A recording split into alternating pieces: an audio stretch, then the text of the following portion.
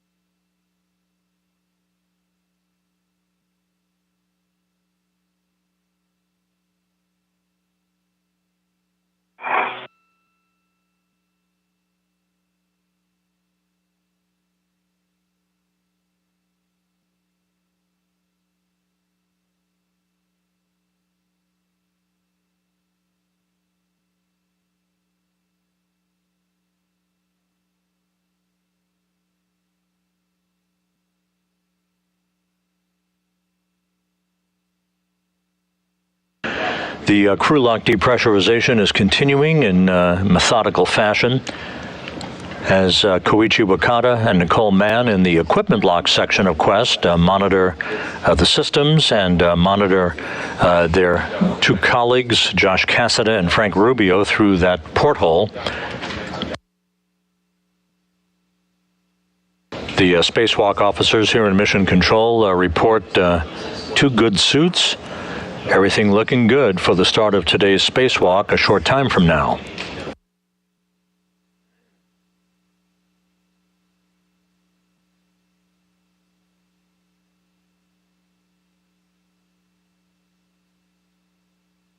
Show airlock pressure at 2.0. EV2, take a depress pump, man ISO, closed. North, depress pump, man ISO valve is closed. On the UIA, switch, depress pump power off. Depress pump is off, OFF. Okay, Blue and Frank, you guys are well prepared. Let's crush it out there today. We'll talk to you on Robo. I'm going to hand you over to Nick, your ground IV, for the initial tether config and the rest of the depress 2 card. Thanks so much, Duke. You guys made it so smooth this morning, and looking forward to working with you in just a couple hours. Duke, thanks for you. Yeah, echo the comments, Duke, Koichi, you guys rocked it. So we are ready. Josh, Frank, team down here is ready to go. We'll take your initial tether configuration if you want to walk us through the tether packs. Sounds great, Nick. We're ready to go.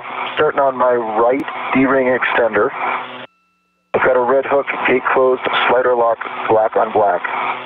That goes to a red reel that is unlocked. There's a green hook on that red reel. The green hook goes to a green reel that is unlocked. And the hook from the red reel is a yellow hook, and it is gate closed, slider lock, black on black on the green reel.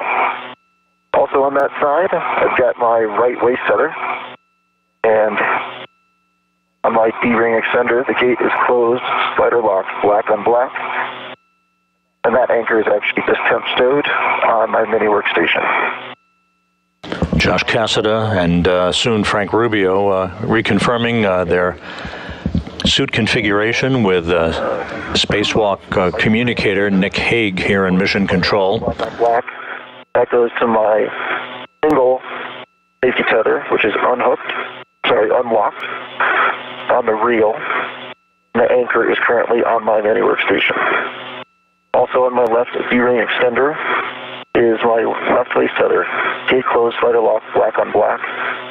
It goes to Frank's anchor hook, and both my hook and his anchor hook are gate closed, slider lock, black on black, and that takes us to Frank's reel.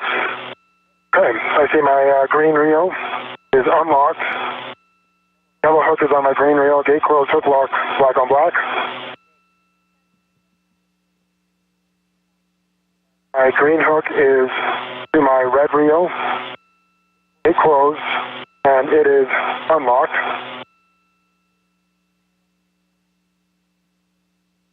My red reel is unlocked. My red hook is on my right D-ring extender, gate closed, hook locked, black on black. And also on my right D-ring extender is my waist tether, which is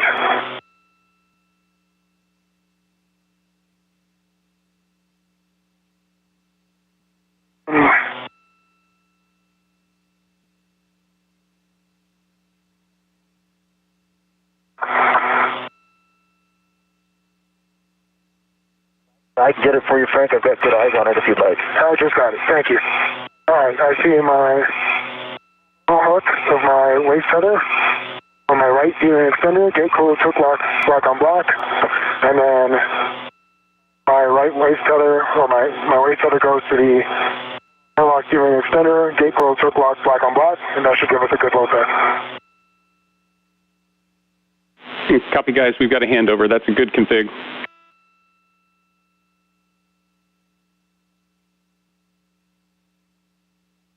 Once the two spacewalkers begin today's excursion, Koichi Wakata will be moving over to the robotic workstation in the Destiny lab. He will be the Canadarm2 robotic operator who will move Josh Cassada around to the work site of the International Space Station at the Starboard Truss for him to join Frank Rubio for the initial installation of the iROSA on the mounting bracket that exists at the Starboard 4 work site. Thank you. And Frank, Josh, back with you after the handover. That was a good tether configuration from both of you. Don't know if you copied before the handover.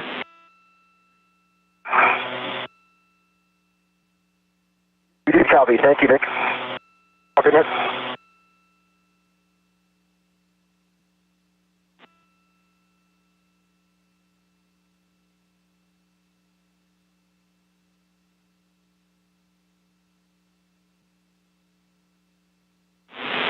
And Frank and Josh, when your crew lock DPDT is approximately 0, you can expect to get the EV alert tones.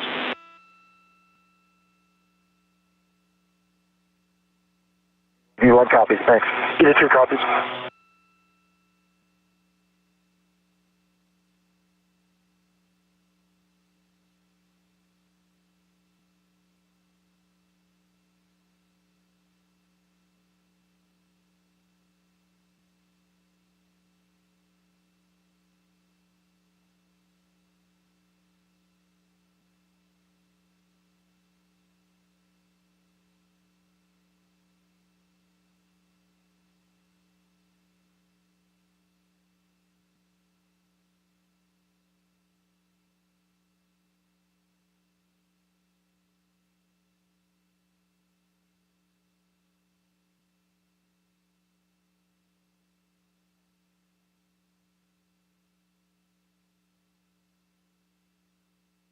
Everything continuing to go very well in the pre-spacewalk preparations. We're about 5 minutes away from reaching vacuum, at which point there'll be a final series of systems checks and communications checks with Cassada and Rubio before the thermal cover on the Quest airlock is opened.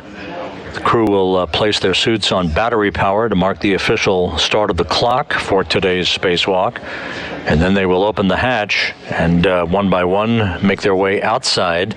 Cassada first, followed by Rubio, to begin moving towards the Starboard Truss of the International Space Station, where the work will take place today to install and unfurl the third in the series of ISS Rollout Solar Arrays. This one to be installed again on the Starboard Truss. Once unfurled and tied into the power system of the legacy or original solar array for the 3A power channel on the International Space Station, will help to augment electrical output from that power channel.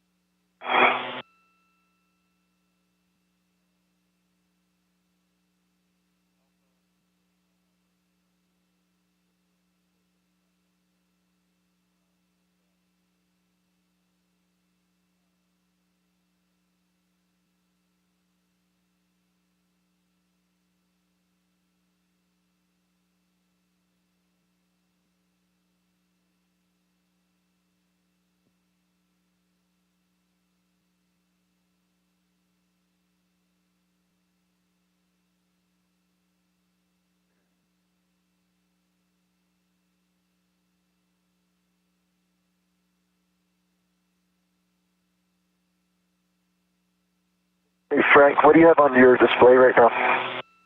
Oh, it's blank. Good.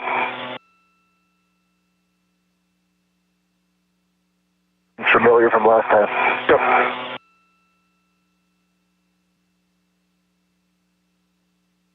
Yep. Just a few minutes away from beginning the 256th spacewalk for space station assembly maintenance and upgrades, the 11th spacewalk out of the International Space Station this year, and the second for both Cassada and Rubio.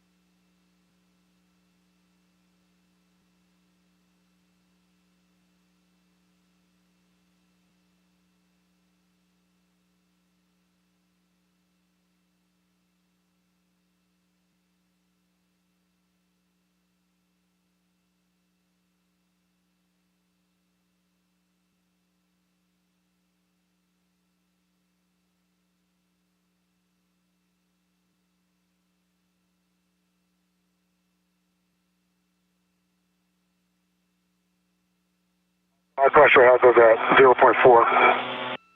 Copy.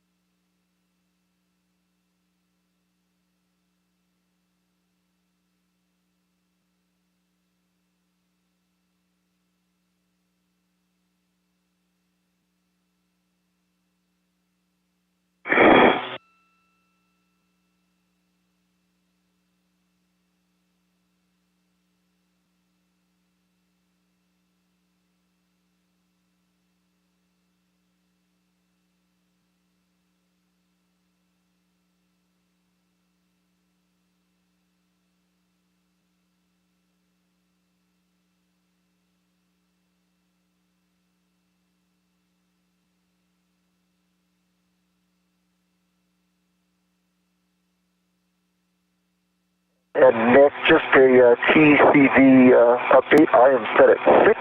Got me a little bit on the cool side now, but I imagine we're getting to work soon. Yep, copy, Josh. You got a 6.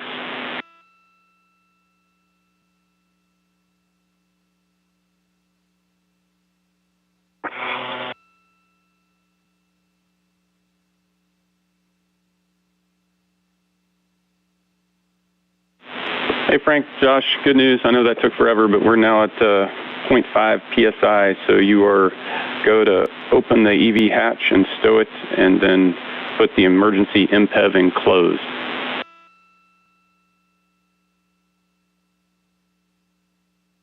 Copy, Nick. That's in work, and I'll let you know when we're done.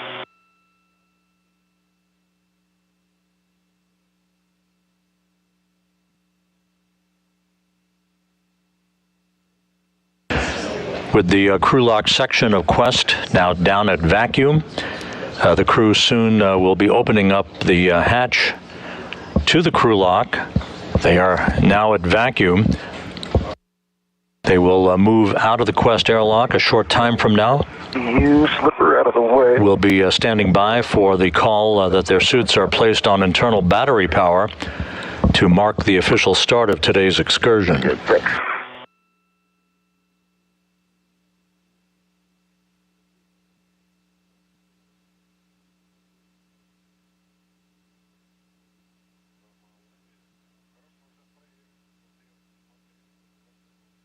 Actually, the way you could help Frank is if Tango Bag moved station.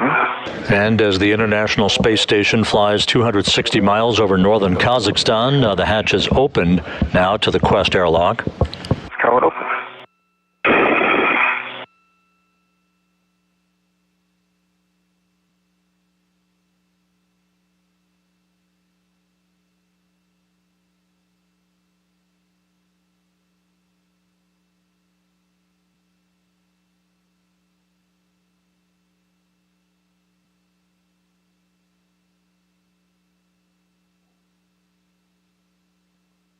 It looks like you're going to launch your visor down. Okay, awesome, thanks.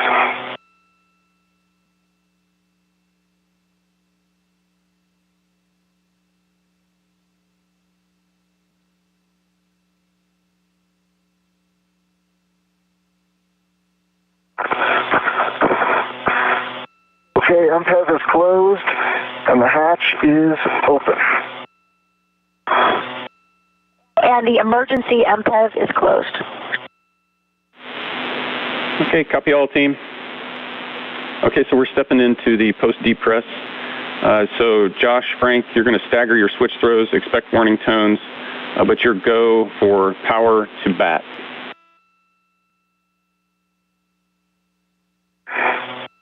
And Nick, you were broken there. Understand we are going power to bat and staggering our switch throws. That's a good readback. Stand by. Okay. Did you also have him broken, Frank? I did a little bit. Now he's good. Okay, I agree. Here comes my battery. I'll let you know.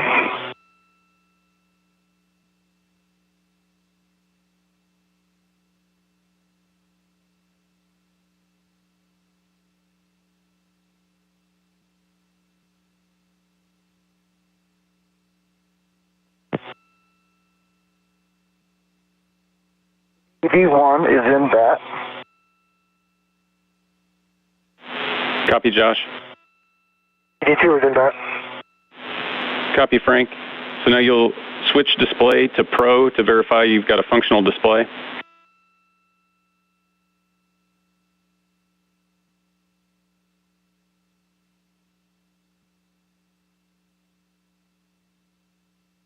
And unfortunately, I'm in the same boat. I have nothing on my display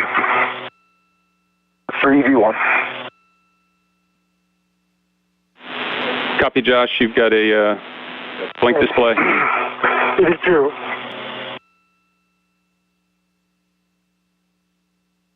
EV2, I have a good display. Copy, Frank. You've got a good display. Okay, Josh, we're going to get into the warm restart procedure.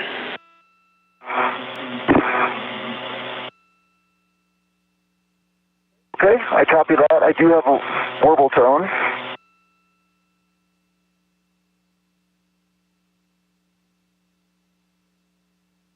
And I put it. My pressure showed 4.2. Copy, Josh. Good pressure.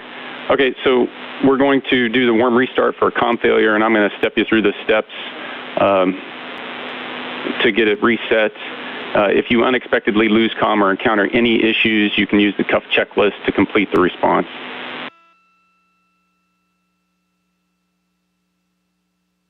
Okay, Nick, I'm on page 28, familiar from last time, and I just want to make sure that this isn't user error since this is the second time in a row. I went to Pro, and I've got a blank screen. That's all you needed, is that correct? Yeah, A-firm, it's not you. It's expected. This happens quite frequently. Copy. Okay, Josh, so I guess the first step, Frank, if you can take EV1 power on the UIA to off OFF.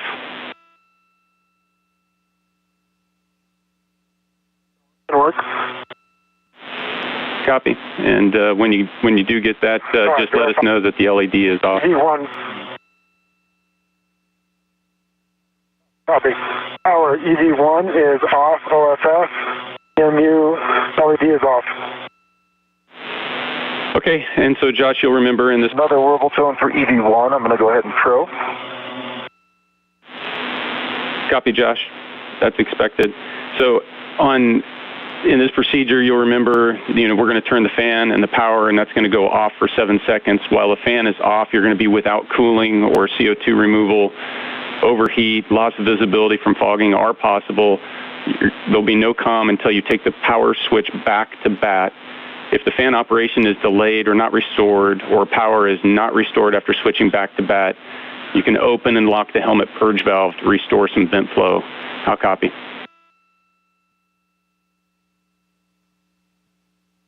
Okay, I understand the steps are going to be power to bat, then fan is going to come off for 7 seconds. I'm sorry, correction. We'll go fan off,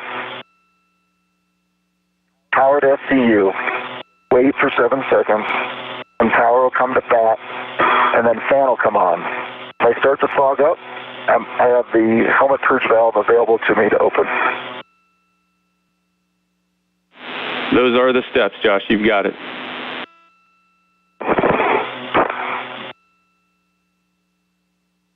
Okay, with your go, I'll start fan off and then power to you. This is Mission Control Houston. The spacewalk underway officially with the switch of the two crew members' suits to battery power at 6:16 a.m. Central Time, 7:16 a.m. Eastern Time. Josh Cassada lost the display on his display and control monitor, which shows him basic suit parameters. So he's in the process of restarting that. This is a common occurrence, no issue, no impact to the spacewalk. So we're underway, 6:16 a.m. Central Time, 7:16 a.m. Eastern Time. Okay, good news. I've got a message that says H2O is off.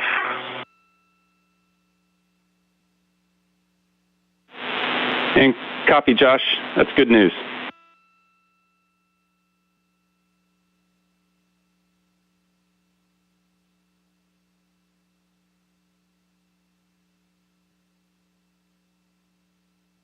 Nick, with your go, I'll go to Pro and give you a display check. Is that correct? And Josh, that's affirmed. Go ahead and Pro, check your display functionality.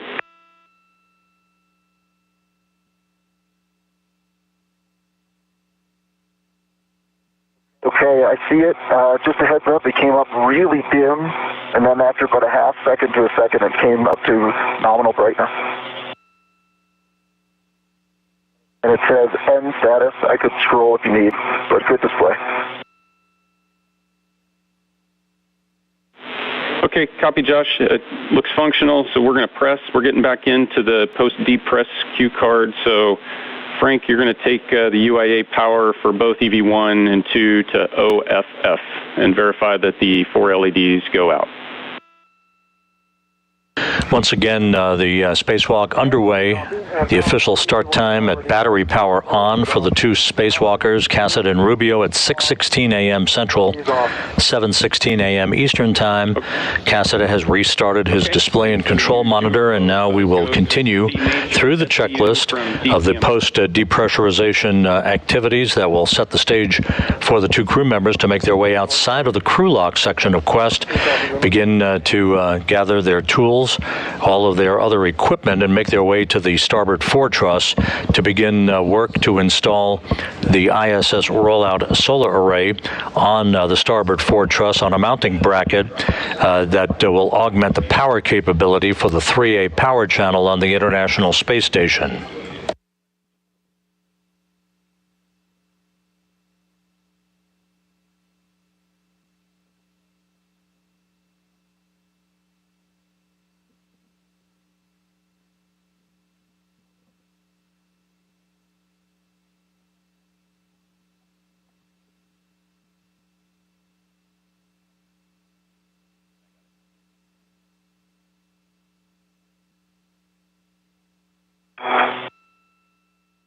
Okay, SCU is debated in the pouch and just try to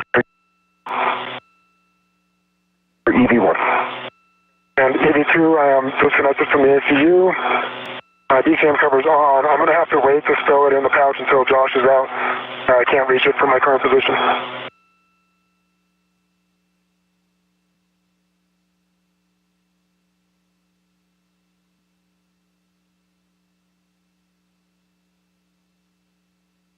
And DCM cover is on for EV1. And copy, Josh. You've got the DCM cover on. SCU is demated and stowed in the pouch. And copy the same for Frank.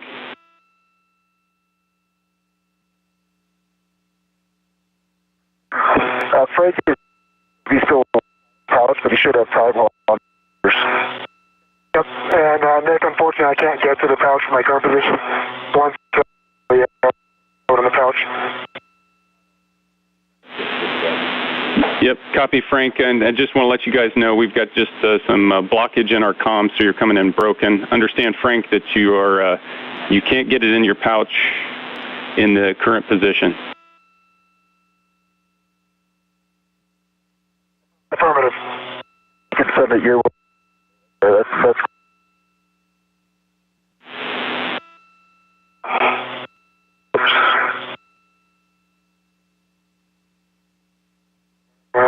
Watch your foot for one. Sorry. That's it.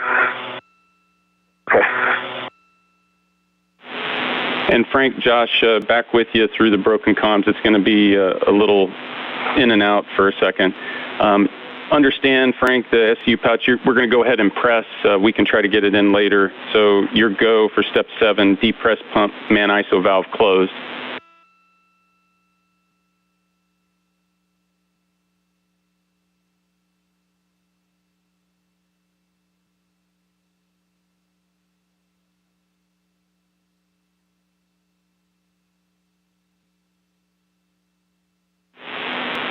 And gents, we're in a handover. Verify, depress pump, man ISO valve is closed. Copy, Frank. Depress man ISO valve is closed. So on your DCMs,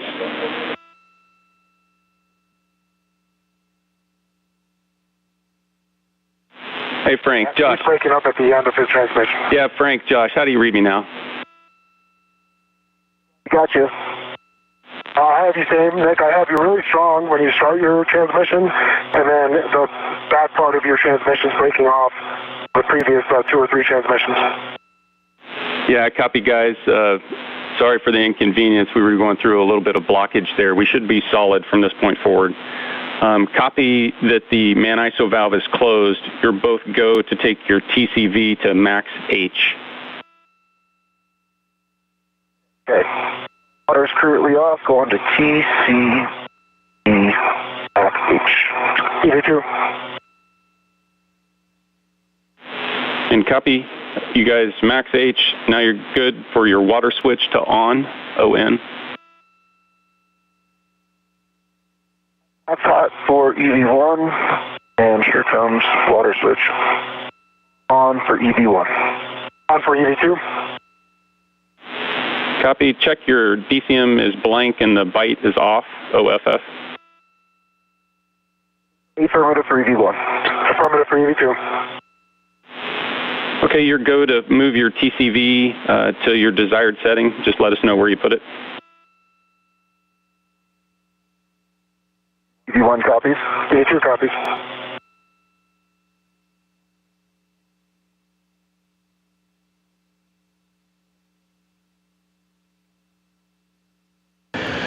So about 12 minutes now into today's spacewalk, Cassada and Rubio are soon to emerge from the Quest Airlock's crew lock section. All of their suit parameters are looking good.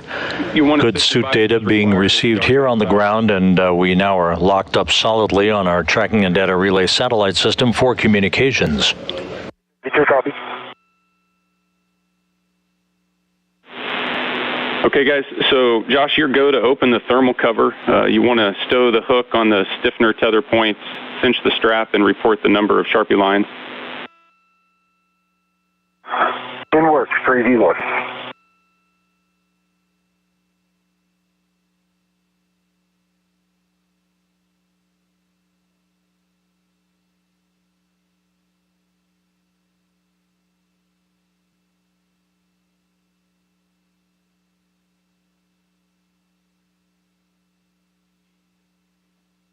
And next, this is EV2. My FCU is in the pouch.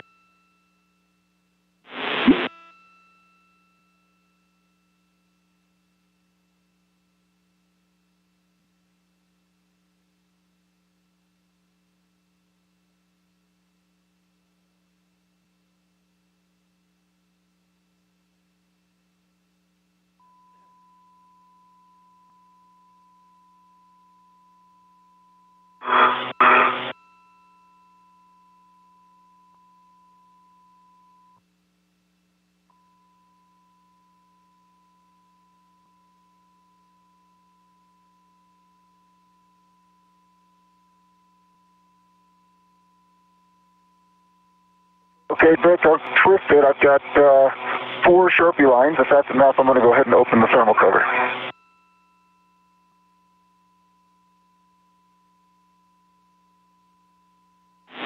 Hey, Josh, if you can get it a little tighter, we'd prefer 6. Stand by.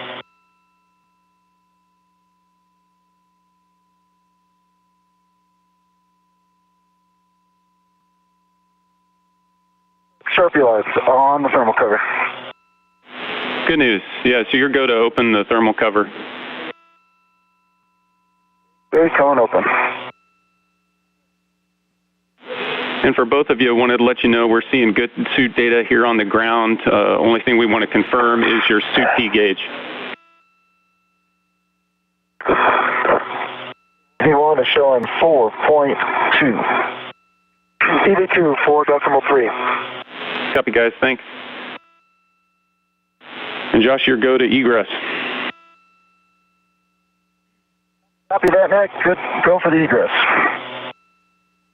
Let's go install a new... Josh Cassada will be first out of the Quest airlock, then will be joined by Frank Rubio as they gather all of their equipment before making their way over to the starboard truss. Okay. Thanks, man.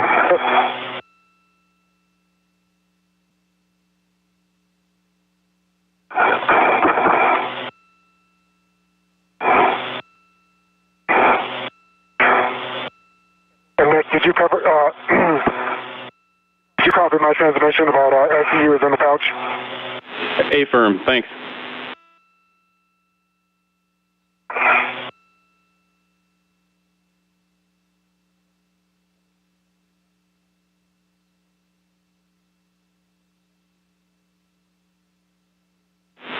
And Josh, as you're coming out, you're looking to throw down your anchor hook on the aft D-ring.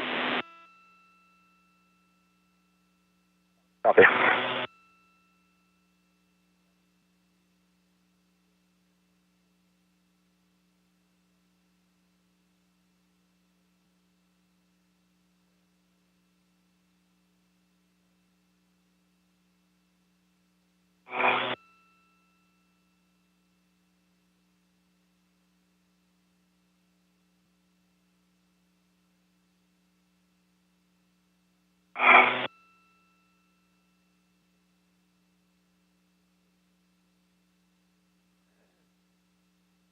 Josh Cassada now outside of the Quest airlock. He is EV1, or extravehicular crew member number 1, wearing the suit bearing the red stripes.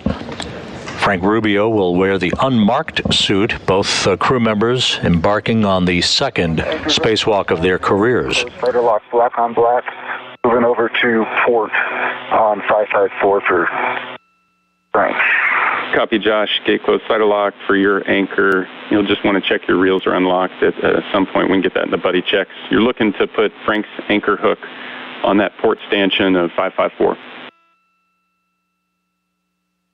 Copy that. In work, and both reels are unlocked. Copy. Thanks.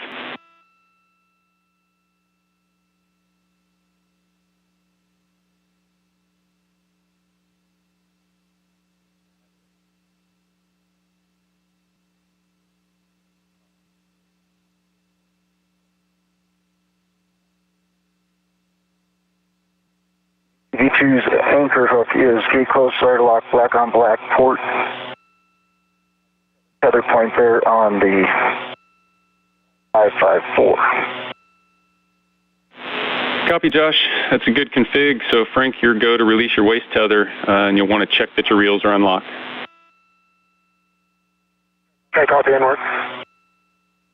And EV2, we just saw that your SCU popped out of the pouch. Okay, yep, copy. Unfortunately, it was stuck between my legs, so I had to...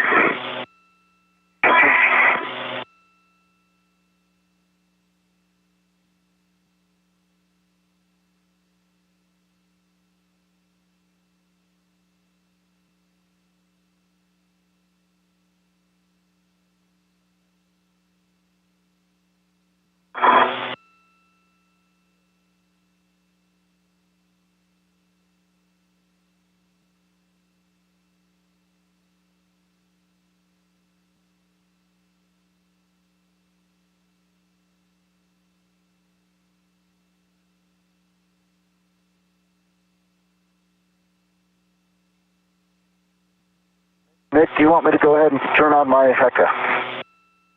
That's from EV1, sir. Josh, checking. And I'm ready for the tango bag when you've got it there, Frank. Okay, A1. And Josh, you've got to go to turn on your HECA.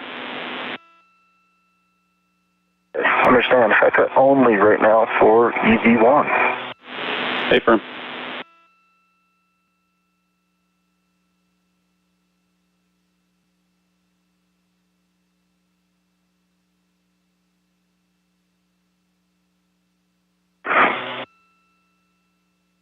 All right, Josh, I am releasing my wave tether. Copy.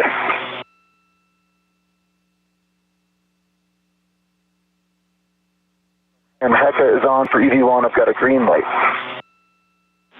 Copy, Josh. Good green light on your HECA.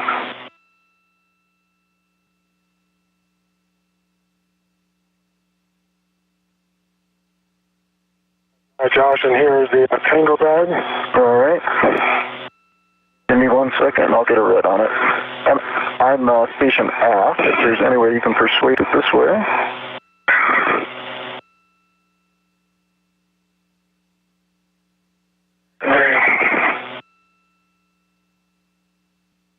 Okay, I got my hand on it.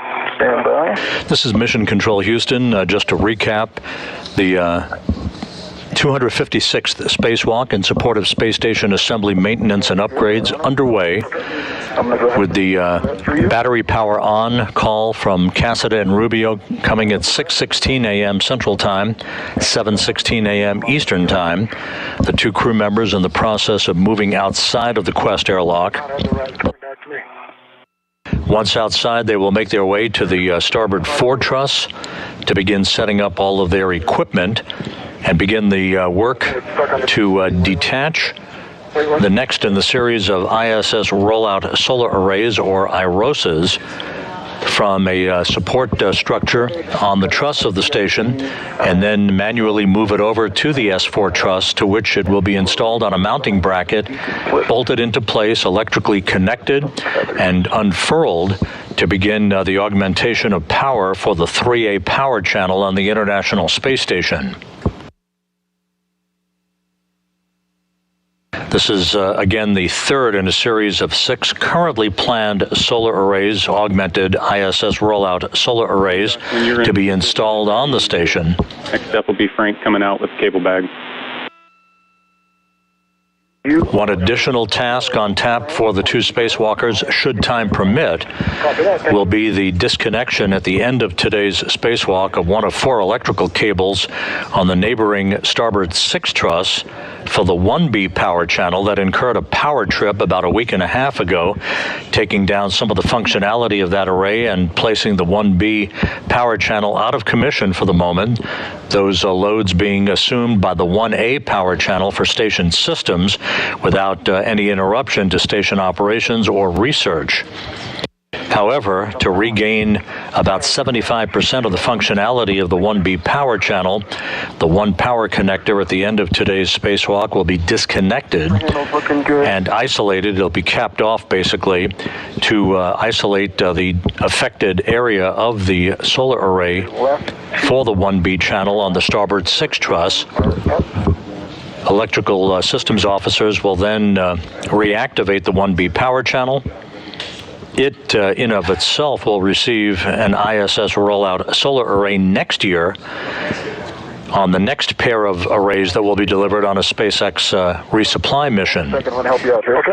If time does not permit the two spacewalkers today to complete all of their work, then an additional spacewalk will be scheduled for this coming Wednesday, December 7th, to finish up either the deployment and activation of the ISS Rollout Solar Array for the 3A power channel, or the disconnection of that 1 electrical cable to bring the 1B power channel back online.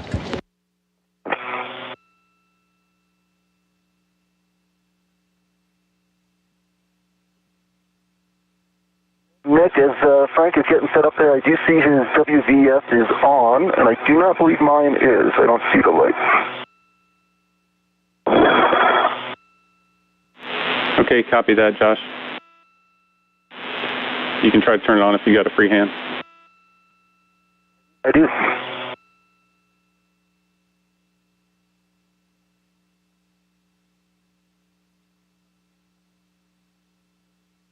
I stand corrected. I got 2 green lights. Copy. 2 green. That's good.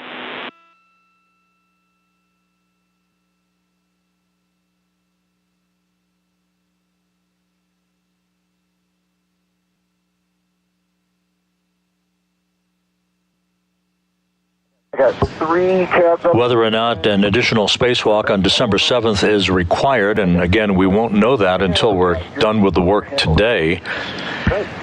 Cassada and Rubio will venture back outside on December 19th to replicate the work they're doing today, but this time on the other side of the backbone of the station, on the port for truss of the International Space Station, taking yet another ISS Rollout Solar Array from a parking place on the truss of the station and installing it on the 4A power channel original solar array on the P4 truss. Others look like they're in a great config. Okay, and I'm feeling a slight pull, but I'm not seeing anything when I spin to the right. With my left foot. Interesting. I see no tethers. Yep, I see you completely clear. Okay. See water resistance. Frank Rubio at the top of your screen, Josh Cassada on the bottom of your screen, still at the hatchway to the Quest airlock as the 2 crew members check and double check to make sure they have all their equipment before making their way over to the work site on the starboard 4 truss. So the reminder, that is down, and your right one is down. Okay. Awesome, thank you. All right, with that, Nick, we've got everything except for HAP check. So my HAP is dry for EV1.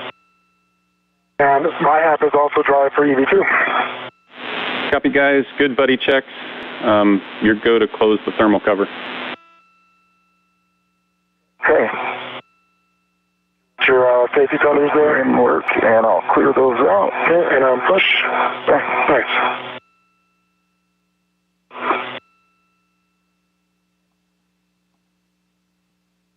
The HAP that you heard referred to by spacecraft communicator Nick Hague is the helmet absorption pad, making sure periodically throughout the spacewalk that there is no accumulation of condensation in the helmet. Everything looks good. The crew will now begin to translate or make their way over to the work site on the starboard 4 truss. Otherwise, all looking good on your tethers. I see good checks. Copy that. Hey, guys. Okay, so What do you think? you're good. Frank, you're going to lead out, translate to the green hook location. Just remind you to put in a fair lead on handrail 500 and fair lead at the CETA spur. Yeah, I copy that. I got up my local and starting out. All right, Josh, I'll stay up there. Sounds great.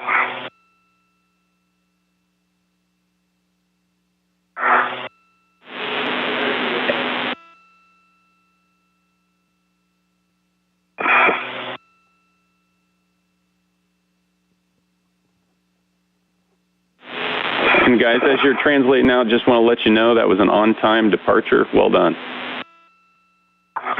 Nice. Great job by the IVs.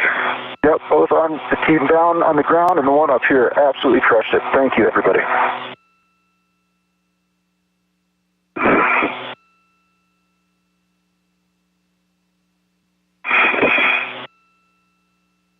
And I got a fair lead on 500. Wonderful.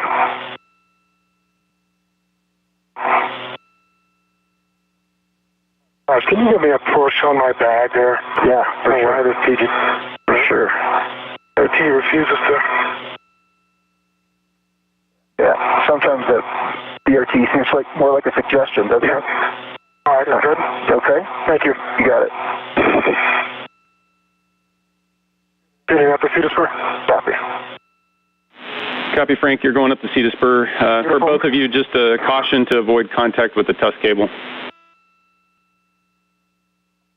Thanks, Nick.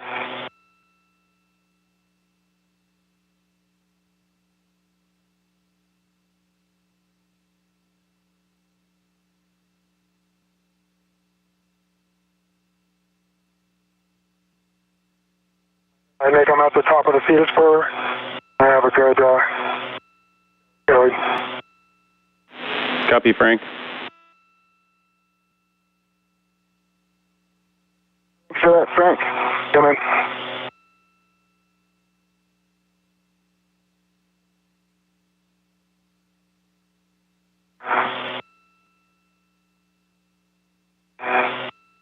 starboard. Copy. Copy, Frank. You're heading starboard. As you go out there, the handrail you're going to be looking for your green hook is 3215, 3215. Copy. Nader station.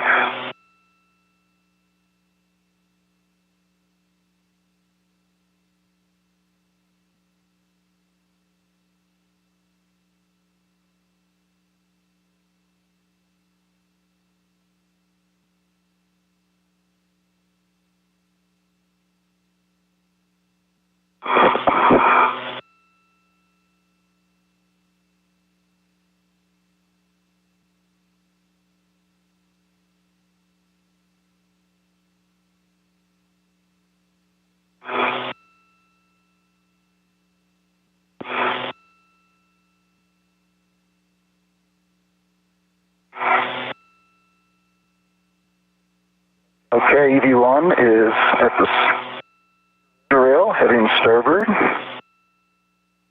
I'm at the port feeder cart.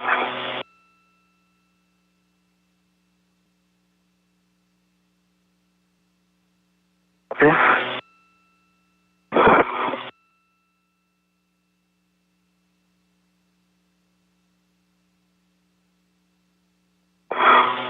And Nick, understand mile marker 6300 is not a bad mark for me, is that right? And we're checking. That's okay.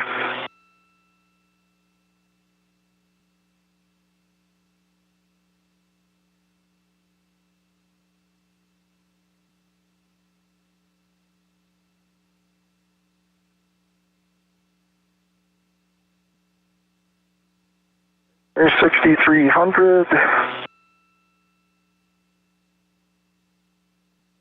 And 6300 should be just above those handrails that are down on the nadir side. Agreed. Thank you.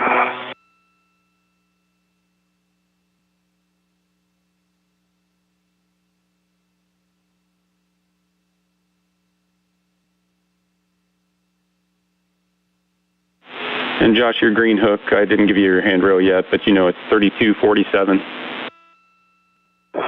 3247, great, that's where I am, appreciate it.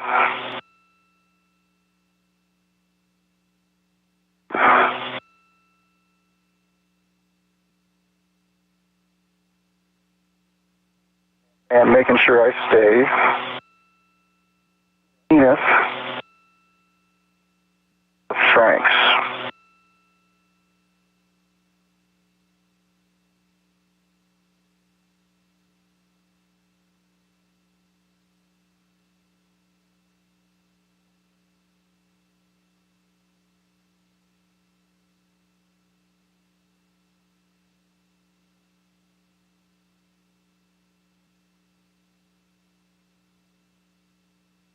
Agree with that, Nick.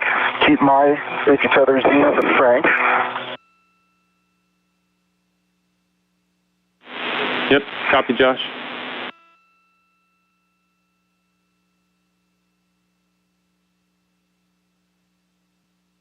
And Nick, I am at the end of S1.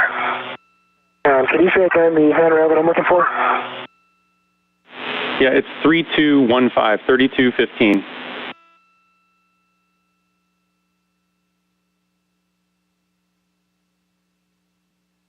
G1's green hook is down on zenith end of 3247.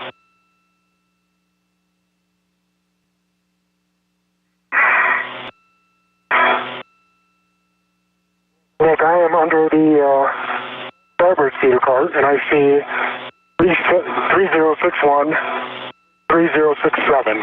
Can you vector me from here? I thought it was supposed to be kind of a diagonal handrail. Yeah, Frank, if you look at the outboard edge of the CETA cart, your handrail is going to be zenith, kind of below mile marker 5820. Copy. EV1's continuing up starboard a little bit. Frank, I will be nowhere near you when I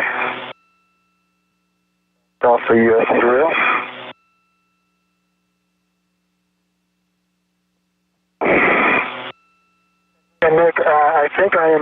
end of my safety tether here.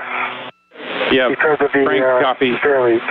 Yeah, Frank, copy. So you're a little too far outboard. So the port CETA cart is what your target is. You're going to be on the starboard side of that port CETA cart, so you'll have to go back under the MT. When you get to that port CETA cart, your handrail is going to just be below mile marker 5820. Copy.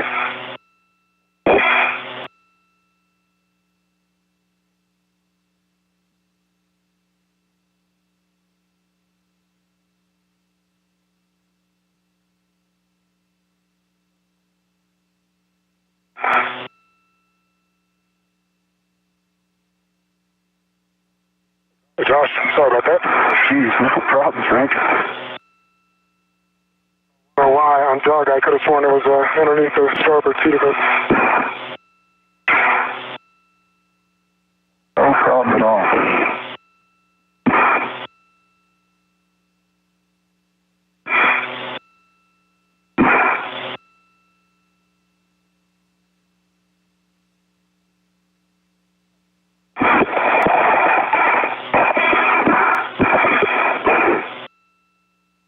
All right, Nick, I am on the Gator stanchion of 3217.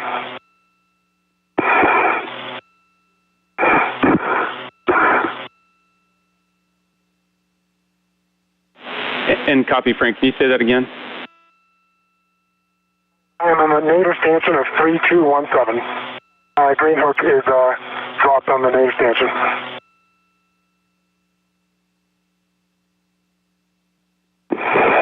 Yeah, copy that, Frank. 3215 is a little bit more nadir of that. It's the long handrail below it. Okay, copy.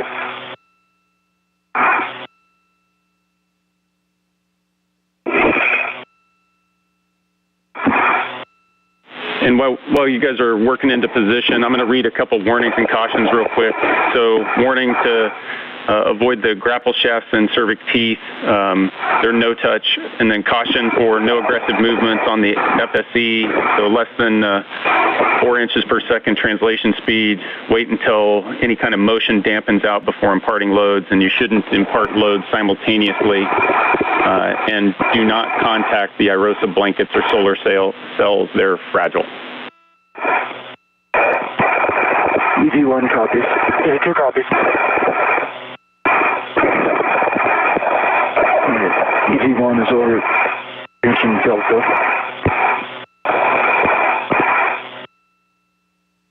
And copy, Josh. You're translating toward the FSC tower handrail to stow the bag.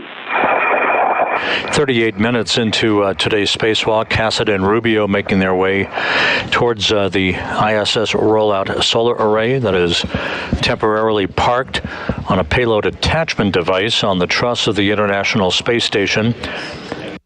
Rubio will be using a pistol grip tool to unbolt the first of a number of bolts that are available holding the iROSA in place.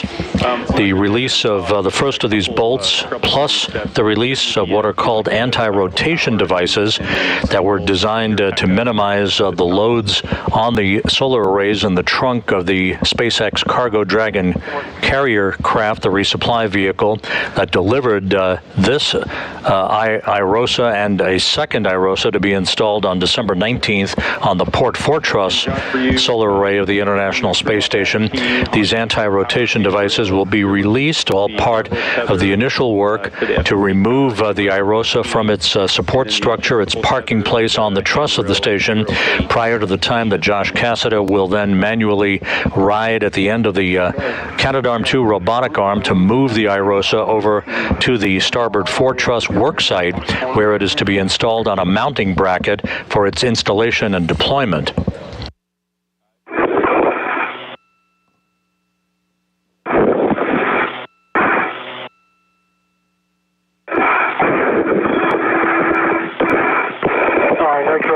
My headset should be on now. I've hit the WBS button, power cycled it twice, and I did not see a green LED. Okay, copy, Frank. Hecka should be on now. We'll check it out, and you power cycle WVS.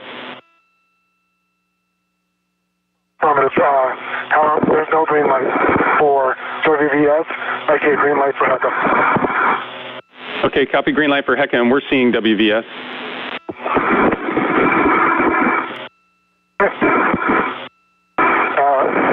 Can I continue to the Starboard Truss? Hey, firm. You're going to stow that cable bag on the square grid alpha using 2 hooks to secure the bag. Copy.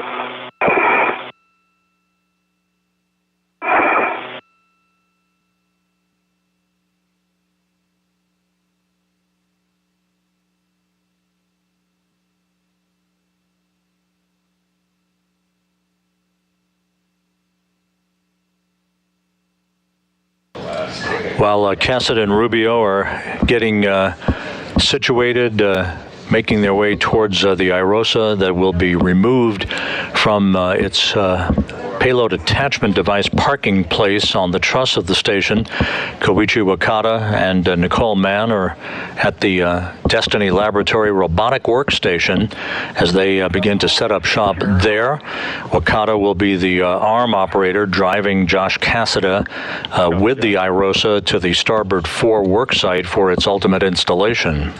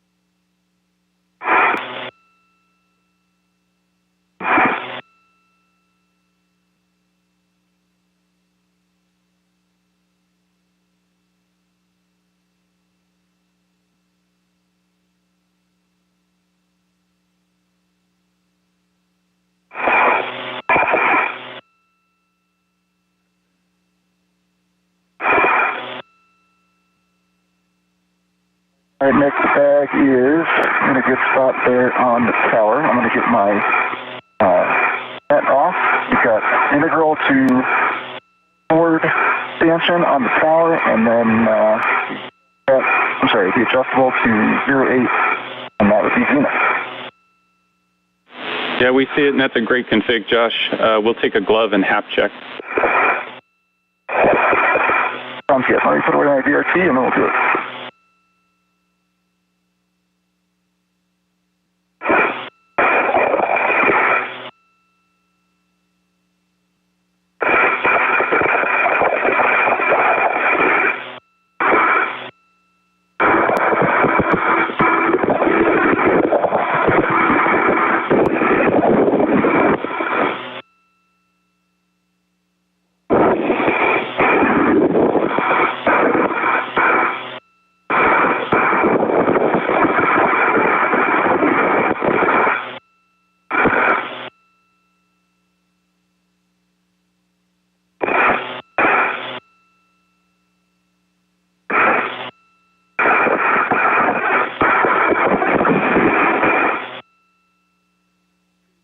Taking a look at my gloves.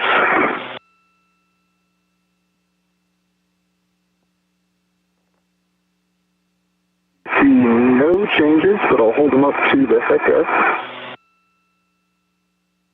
And Josh, we don't need the views. Okay. All right, and the hap is dry. So with that, I am ready for settings for R5. Okay, copy that, Josh. Good gloves, good hap. Your settings for the R5 bolt are going to be Bravo 2, counterclockwise 2. All right, Bravo 2, counterclockwise 2 for R5. That's a good readback. Frank, where are you these days? I am over on the Starboard Pseudoco, dropping off Awesome.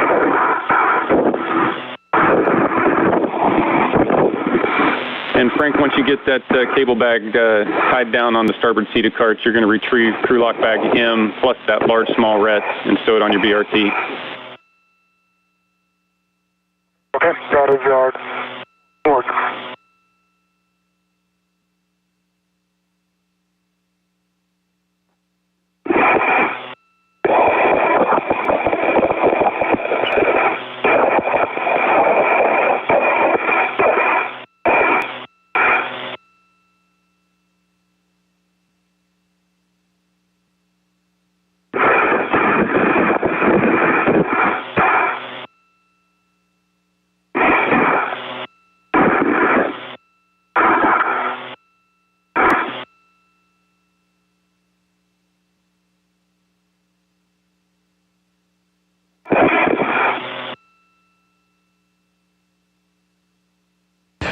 46 minutes into the spacewalk, Rubio and Cassada soon to begin the first in a series of ongoing bolt turning procedures.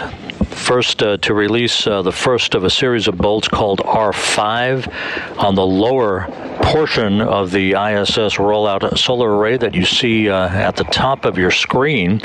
It is mounted on a attachment structure on the truss of the International Space Station after having been delivered to the station last Sunday on the SpaceX Cargo Dragon resupply flight to the International Outpost. The crew will also release the top portion of what are called anti-rotation devices. These are basically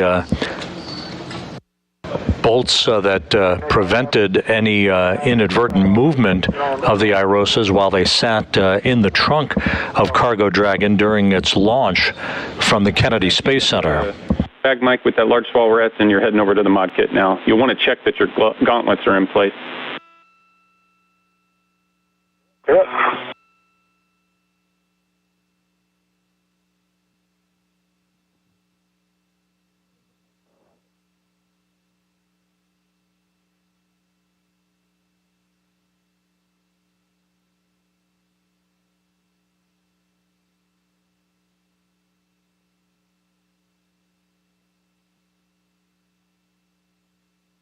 Okay.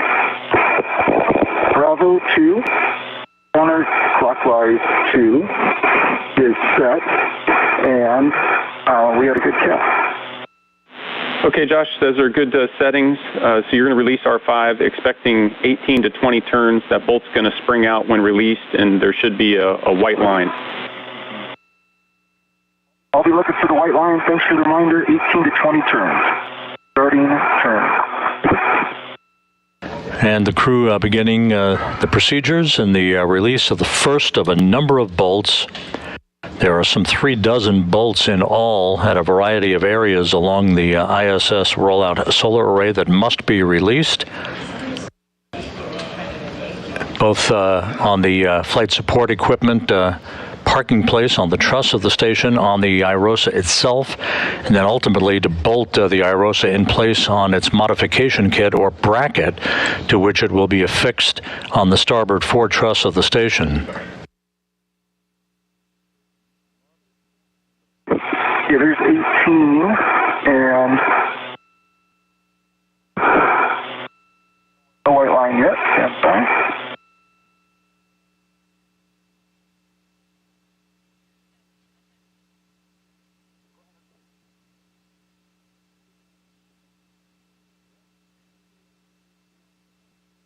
Well, it is popped out. Is there a chance this white line is fairly subtle and hard to see from my vantage point? Okay, Josh, copy you got 18 turns and that popped out. I'm negative. I got a total of 20 now. I did 2 additional, and I can see, and you can probably see my camera here. It is popped out, and I just go hard with the sun here to see if there's a white line.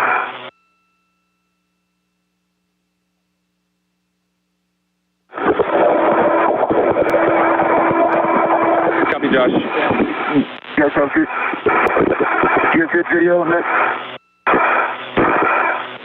And negative, we don't have KU right now. Oh, bummer. But Josh, you've got the number of turns, and if it popped out, we're good to press. Okay. I think the white line is pretty subtle. I see it at the base, I believe. It's slightly different than the shaft of the bolt. Copy, Josh. We're go to press. Everybody's happy. Copy. All right, Nick, I am at the pocket, and I have the large, small reds to the left. The left mid-strut handrail, and then I have the integral to the left lower strut, lower stanchion handrail, or general lower stanchion. Yeah, copy that, Frank, and we'll take a glove, tap, and gauntlet check. Copy that.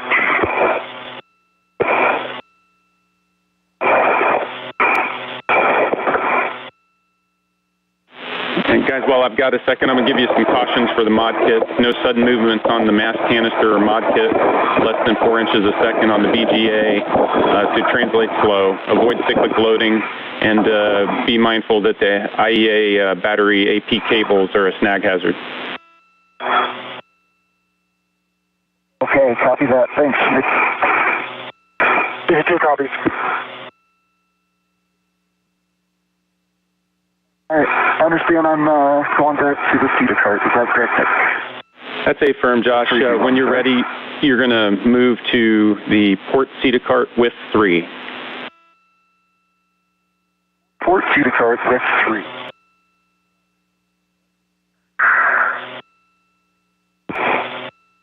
Nick, while I'm out here, the pocket looks good. We have 3 soft captures in the right position, and no fraud on the platform. That's awesome. Thanks. Appreciate the check. Next step is going to be translating back to the FSC. Okay, good work.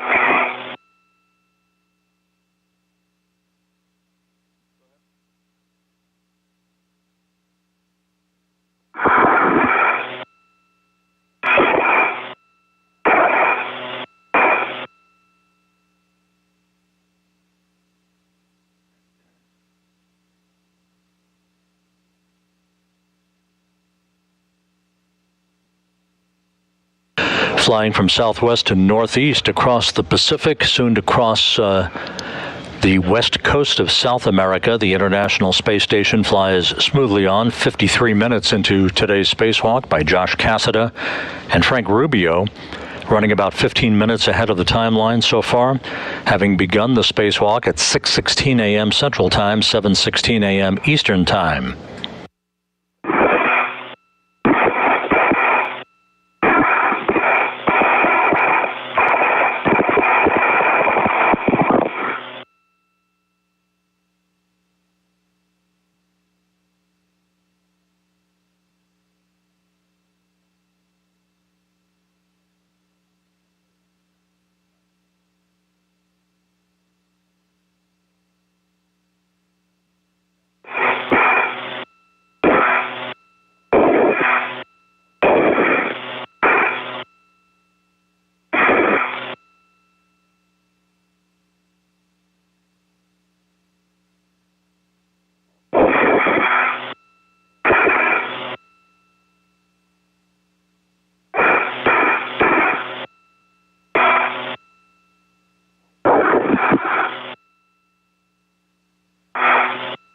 All right, Frank, I'm at the Port Cedar cart. I can imagine a little bit of a traffic jam here.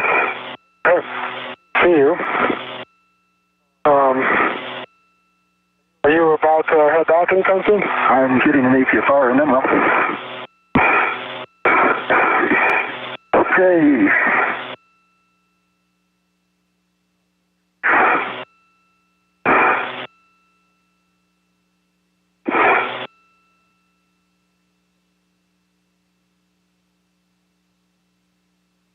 All right, Nick, I'm currently showing Papa.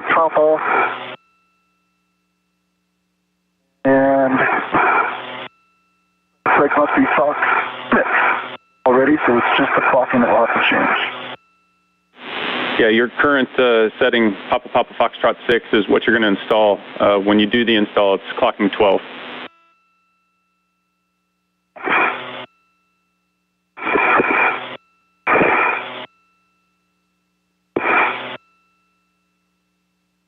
And Nick, if I had Zenith here, my safety tether will go up and up. You guys want me to wait here, or is that okay? Copy, work. Hey, Frank, understand, and we've got a good view of kind of the bottleneck that we've got going on. Big picture for you guys, we're over 7 hours on consumables. We're up 15 minutes on the timeline. You guys are going great. So, Frank, if you just want to hold position while Josh works this, and then we'll let you pass through. Okay, sounds great. While you're hanging out there, if you want to give us a glove and hap check, that'd be great. Apologies, how would you want? All right, so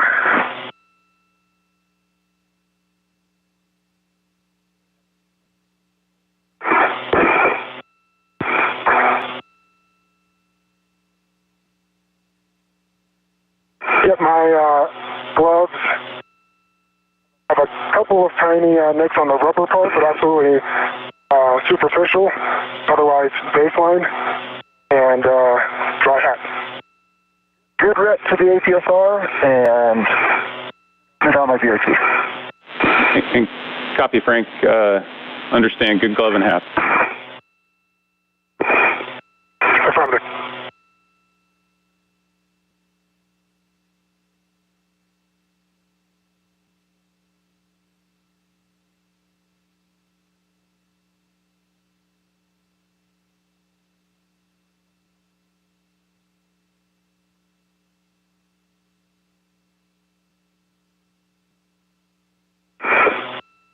White on black and removing. GFR is uninstalled.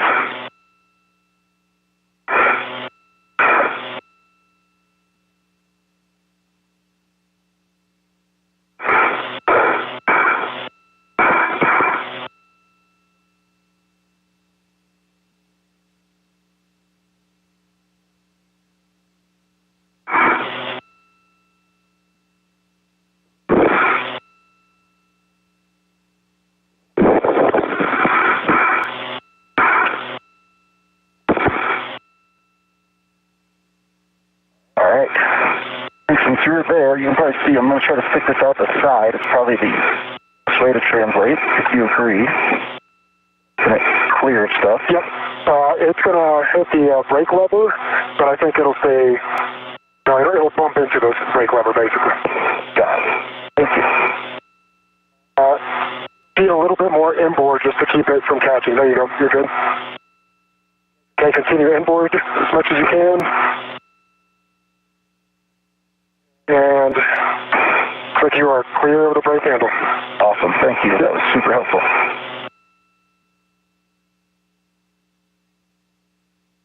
All right, that is your departure point for into the FSE, so I'm out of your way now. Okay, awesome, thank you. And Josh, as you head inboard toward FHRC, you're looking for mile marker 6300, 6300.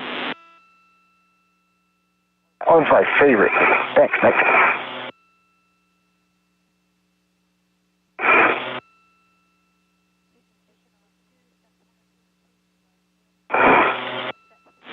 And Frank, you're going to translate up to the tower handrail. You're going to go stanchions, Alpha, Bravo, Charlie to the tower. Okay, copy. Thank you.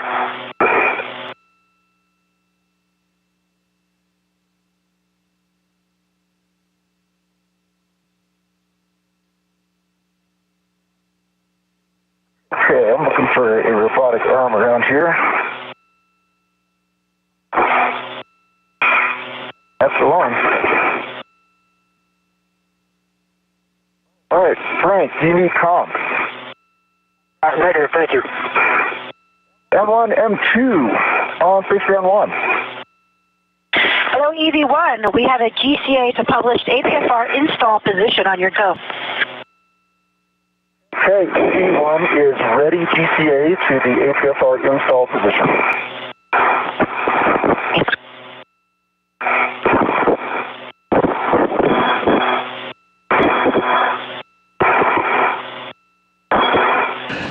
With the first of the numerous bolts having been released by the crew at the 1 hour mark into today's spacewalk, bolts holding the iROSA or the ISS Rollout Solar Array in place on the attachment device on the truss of the International Space Station. Josh Cassada will soon retrieve an articulating portable foot restraint that he will attach to the end of the station's robotic arm that will be operated by Koichi Wakata from the robotic workstation with the assistance of Nicole Mann in the Destiny laboratory of the complex.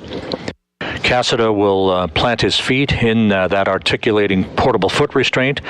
He will ultimately carry the iROSA over to the Starboard 4 work site like a telephone repairman at the end of a cherry picker, and he and Rubio will then begin the work to install the iROSA, bolt it into place, and prepare it for its ultimate unfurling. Okay, we are at the published position. Understood. Stand by. Okay. I think that's going to work. Let's call it GCA complete, and I'll let you know if I need anything else. Copy. GCA complete. Brakes are on. Go for APFR install. Understand, go for APFR install, and I am going to put my anchor over on the SSRMS handrail, and that's a local dismount. I'll do the tether swap later.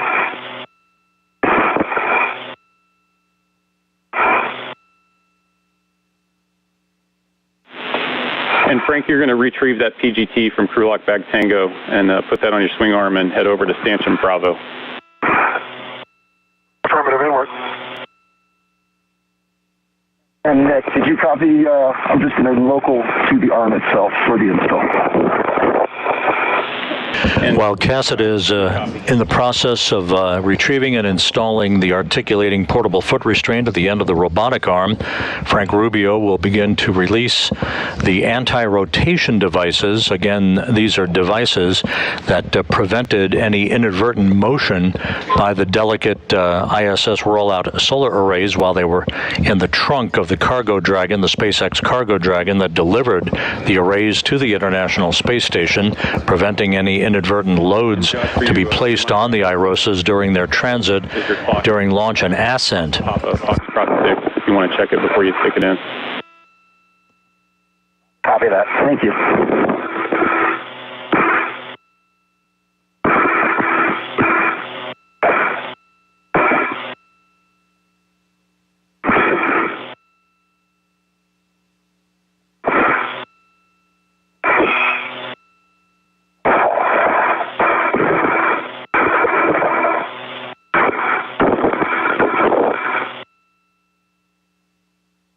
All right, Nick, I have the PGT in hand. There's 2 reds on it. I have 1 red now to my mini workstation to tether the PGT to me. Can I release the other one to the bag? Yeah, Frank, the plan is to leave that ret external to the bag, so yeah, you can release it to the outside. Thank you.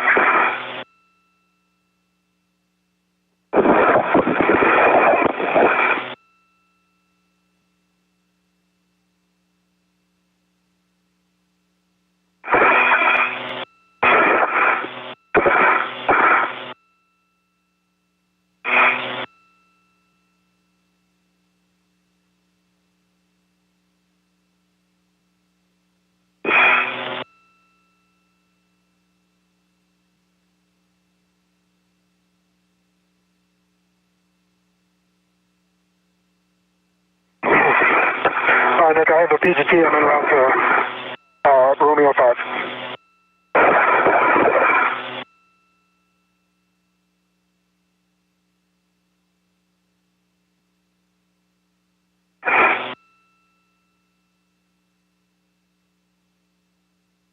Josh, you got me? I do have it.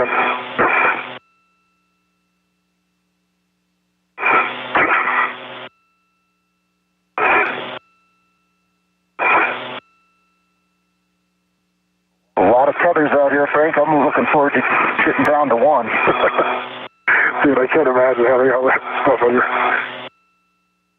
You're doing great with it, though.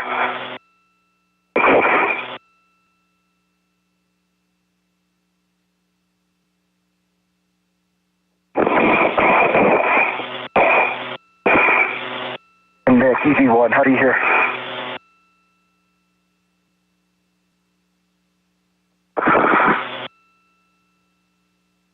M2, EV1, how do you hear? Hey, and Josh, I've got both you and Frank. Okay, sounds good. Okay.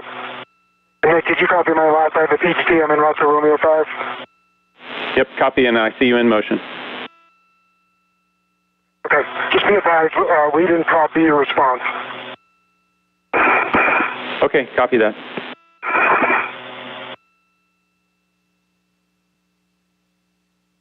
And M2, EV1, you hearing us okay? Hey, firm. We're hearing him loud and clear. Also had this one with you as well, just a heads up. Might have more of that ratty cough. Yep.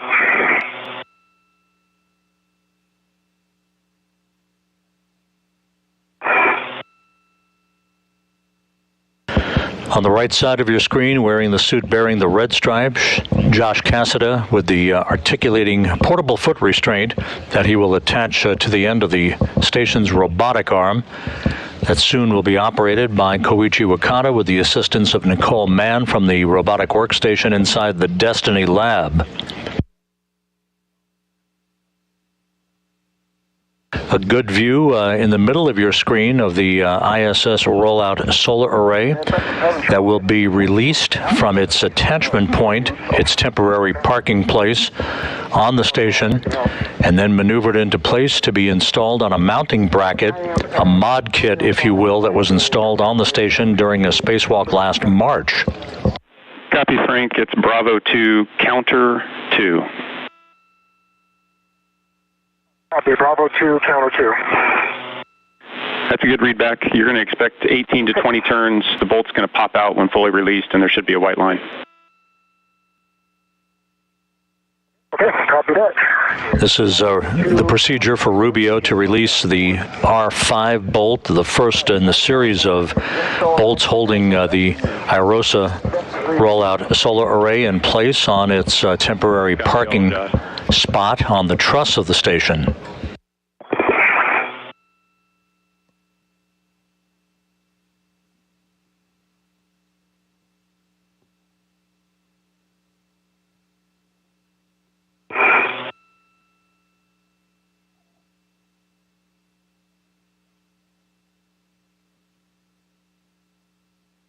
Okay, black on black, good pull and twist test. And I'm going to grab my rep. Yeah, copy that, Josh. And can you check the pitch knob? Oh, yeah. Oh, this one's better than the last one. It can be pressed. Looks great. We see it.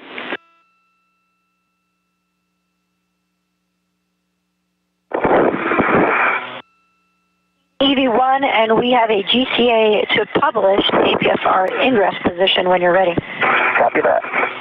In the, maybe 5 minutes or so, we'll do a tether swap here.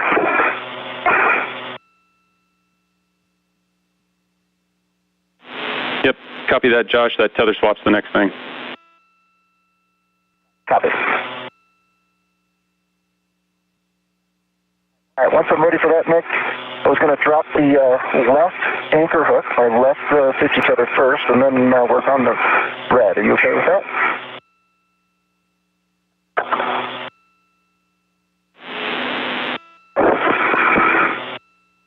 Yeah, we'd like you to work the arm side first.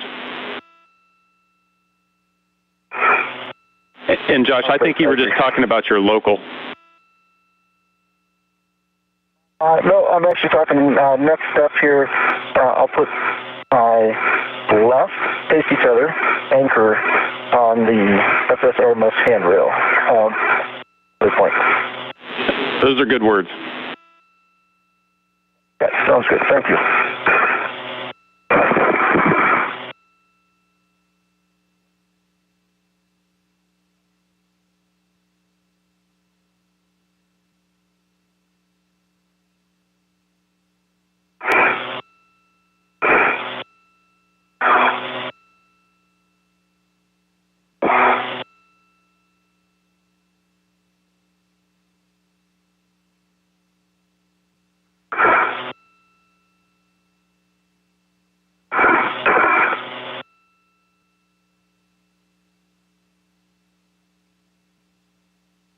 Nick, I have 20 turns on Romeo 5, and I see white line.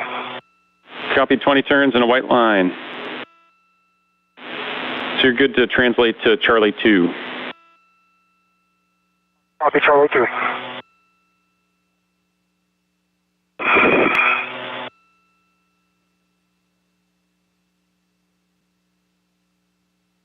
Okay, left safety tether is connected to the SS RMS tether point. In fact, I'm going to move it to the other one. Stand by.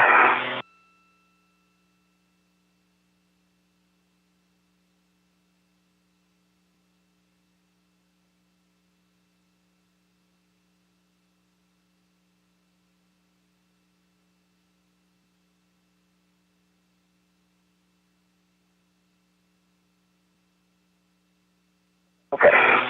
Left safety tether anchor is on the SS RMS business end. Handrail tether point, gate closed, spider lock, black on black. That 85 foot is unlocked, and the red and white crew hook is on my left D-ring center, gate closed, spider lock, black on black. Copy, Josh. That is a good configuration. Understand next steps are lock the red reel and put the red hook on the feeder rail. Is that correct? Hey, firm. You'll just want to keep an eye out for Frank's tether. It is nadir of me, so I'm going to call that good, but thank you for the reminder.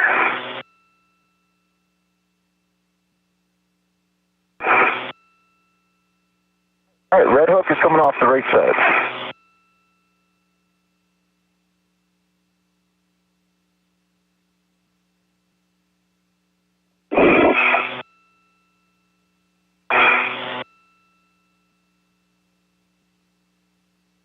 And it is at 6,300, and red reel is unlocked.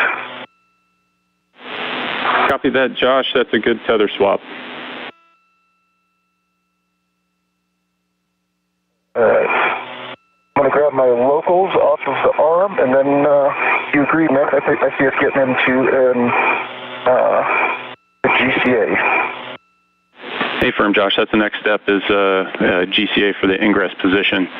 And Frank, when you're in position for Charlie 2, you're going to attach the adjustable equipment tether from your small trash bag to the ARD tether point.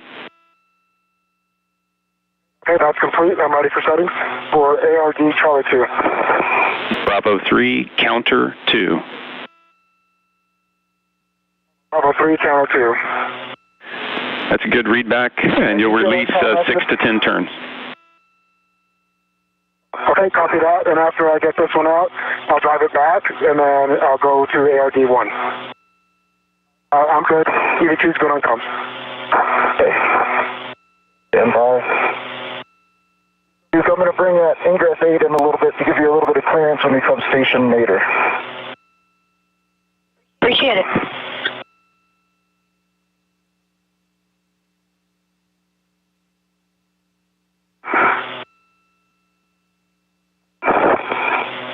Okay. You're good on comm, Frank. I am going to take it for a GCA. You're good. I'm good on comm. Thank you. All right. EV1 is ready GCA, and as a heads up, M1 looks like about 6 inches from the front of the APFR to the structure. I'll keep you clear. Copy. That's what we expect.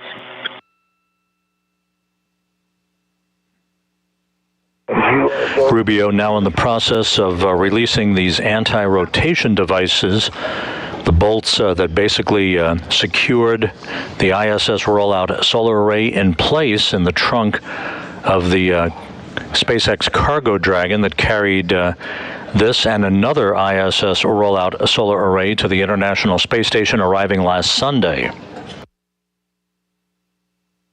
These ARDs are anti-rotation devices designed to prevent any inadvertent loads being placed on these delicate arrays until they arrived at the station for their installation.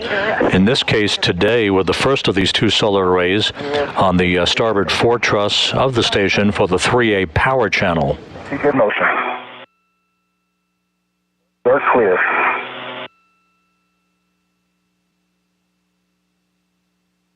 Ramping out motion.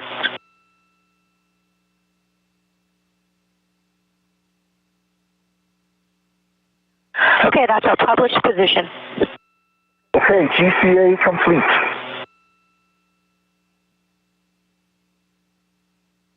Copy. GCA complete. Brakes on. Go for APSR ingress. Copy, go for APSR ingress.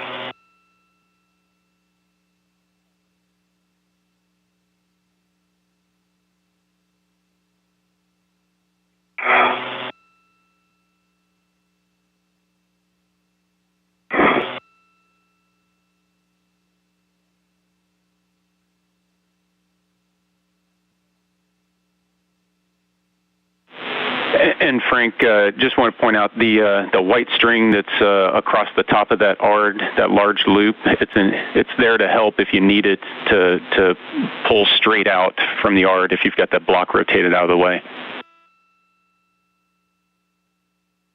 The block kind of keeps floating back into where it's blocking it, unfortunately. I put 9 turns in, so it should have plenty of room.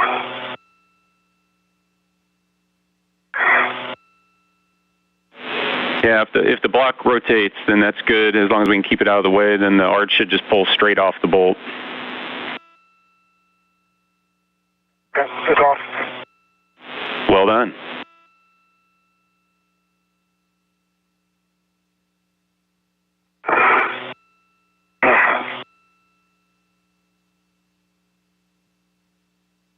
Okay, I'm ready for starting for driving it back. Yep, to drive that back, it's going to be Bravo 1, clockwise 2. Bravo 1, clockwise 2, copy. Yep, and you're going to drive that to torque and give us the turns and light. Copy.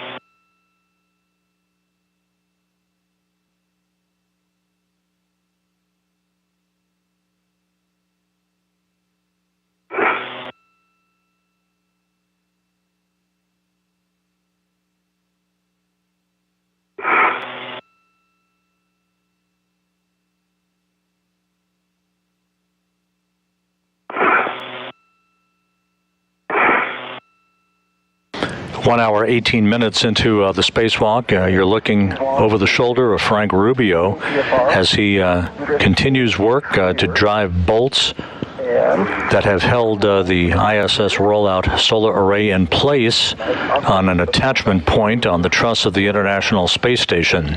There are a number of bolts for a variety of different mechanisms that must be loosened and backed out of their installed position in order to enable Josh Cassada to move the array to the work site at the Starboard Truss for its installation.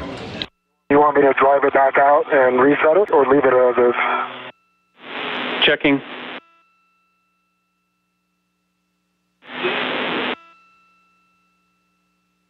And at the current setting, I had, or at the current position, I had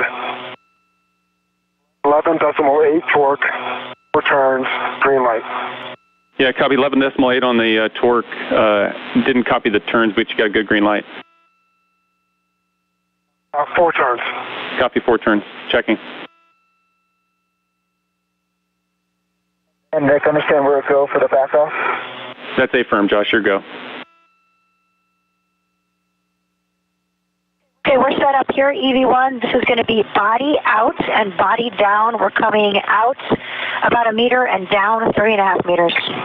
Out 1 and down 3 meters. 81 copies. Thanks. You have a go. Starting motion. Nicole Mann orchestrating the movement of Josh Cassada now, who is affixed at the end of the station's robotic arm to position him for his next work.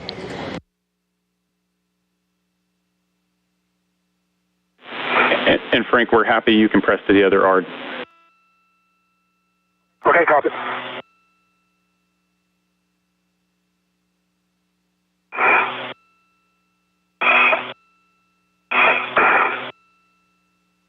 Okay, there's your X, and now we're coming station data. 81 copies.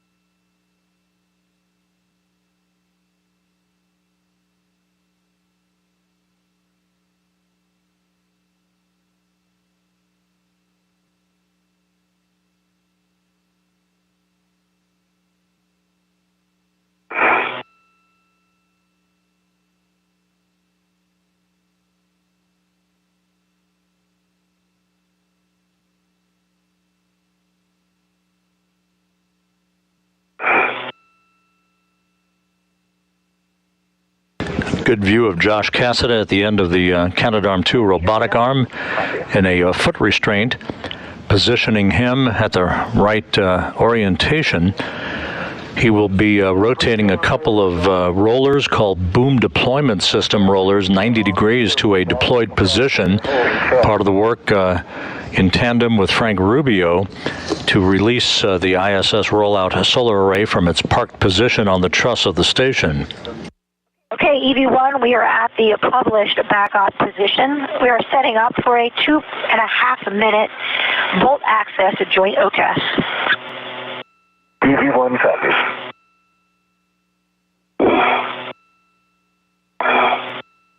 And a panoramic view from 260 miles above the Earth EV1, we're going as the International Space Station passes off the northwest coast of Spain. Stand by. Okay, I'm ready. Starting motion.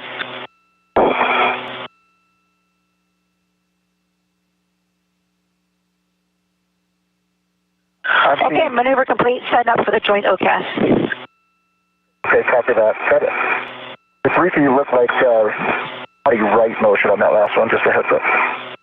Might have been just me swaying here.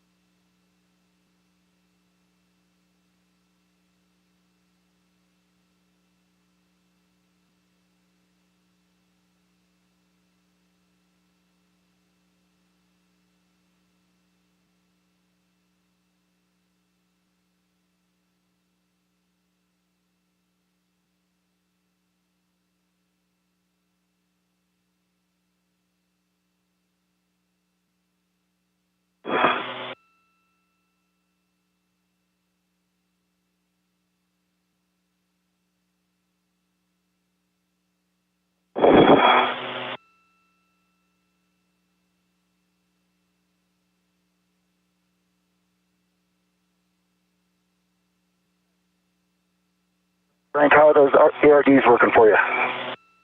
Oh, good. Yeah. More challenging than I expected, but... EV1, we are ready for the joint OCAS. This is going to pitch you back 90 degrees and bring you underneath iROSA. EV1 copies. Here we go. 3, 2, 1, starting motion.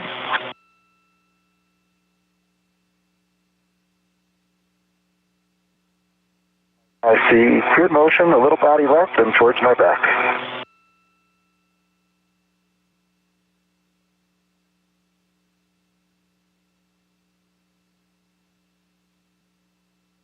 All right, Nick, I am at ARD 1. I am ready to it, and I'm ready for settings.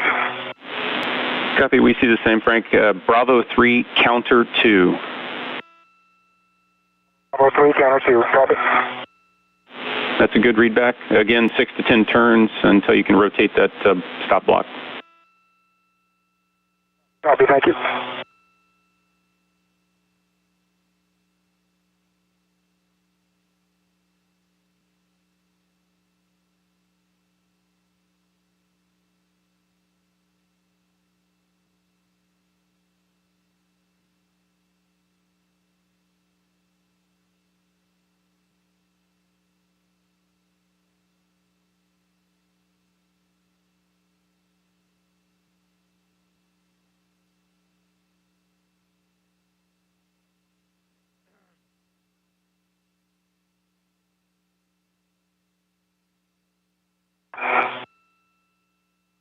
Okay, Nick, I've got... We will be regaining our downlink video from the station momentarily, handing over communications between satellites on the tracking and data relay satellite system. Got it. It's probably too early to tell how much of the maneuvering out to S4 will be at night. Is that right? Ocean's ramping out. Understand, motion is stopped.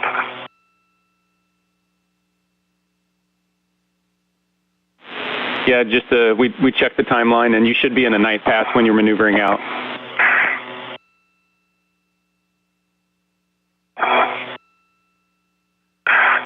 Copy. All right, Nick, unfortunately, I've got 10 turns in there, plenty of clearance between the block and the ARD, but the lanyard snapped while I was trying to pull it out.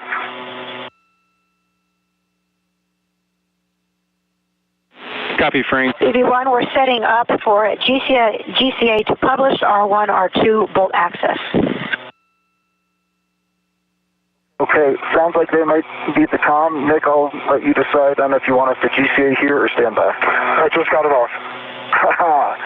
Need any more comm, Frank? I'll just verify settings for putting it back in, please. Yep, Frank, it's going to be Bravo 1, clockwise 2, and then we're going to need the torque and turns. Bravo 1, clockwise 2, copy, thank you. Before we do the GCA for me on R1, R2, is it Alpha 2, counterclockwise 2? Just to get that set up as we move. It's Alpha 4, counter 2. Alpha 4, counter 2, I'll get it set up. D1 is ready, GCA to publish for R1, R2 access. Okay, we are ready. This will bring you body in about 1.5 meters. Copy, body in 1.5 meters. Starting motion.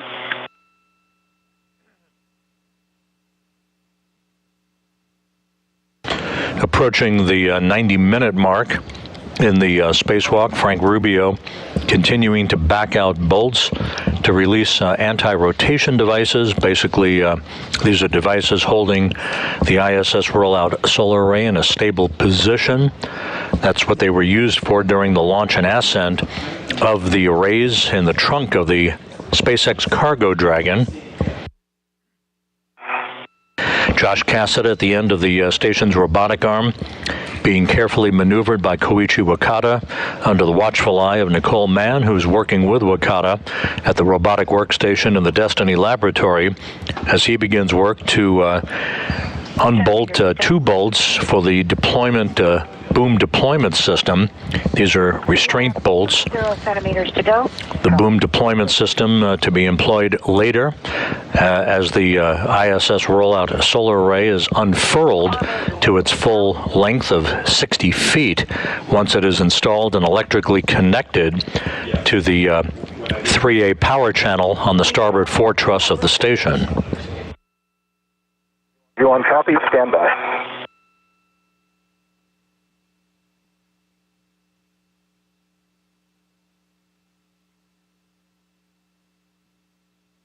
This published position is going to work fine. It's GCA complete. Copy. GCA complete. Go for unbolting. Go for unbolting R1, R2. Nick, I've got Alpha 4, counterclockwise 2, set for R1. That's a good setting. 10 to 13 turns, and the bolt's going to spring out when fully released. Just a caution when you rotate those booms to do it slowly, 90 degrees in 10 seconds. Copy that. 10 to 13 turns, starting now. Good view looking right down the barrel of the ISS Rollout Solar Array. These are boom deployment restraint bolts that Cassada is backing out, so that there are 2 rollers that will be rotated 90 degrees to assist in the freeing up of the ISS Rollout Solar Array from its parked position. Okay, copy that.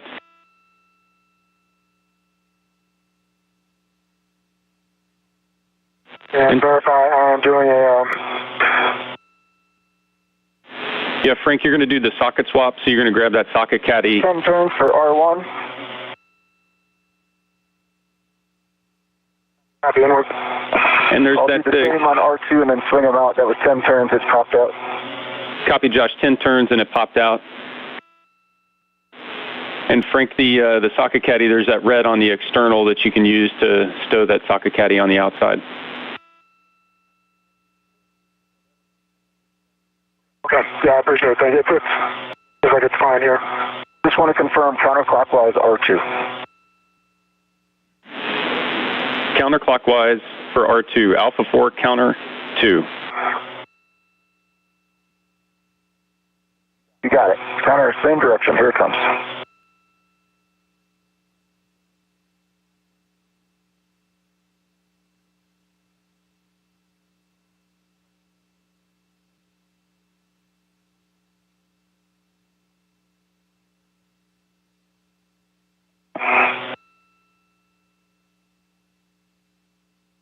Turns. R2 is popped out. Copy, Josh. We see 10 turns and we see a good bolt. Release.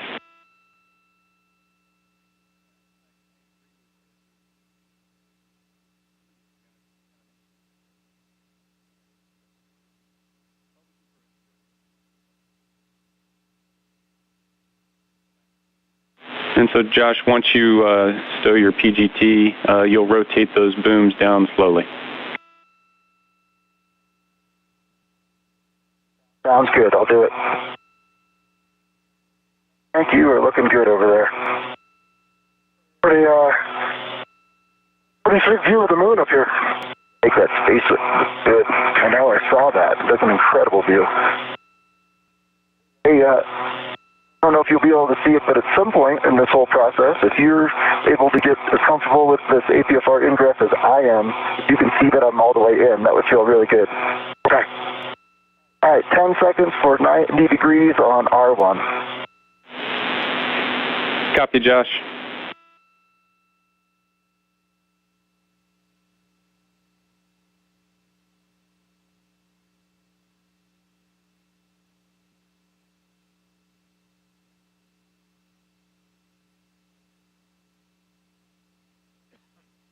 All right, Nick, I have the 12-inch 5/8 on my PGT, good pull test. Then I have the 7/16 12-inch on the caddy, good pull test. Copy, good socket swap. Thanks, Frank.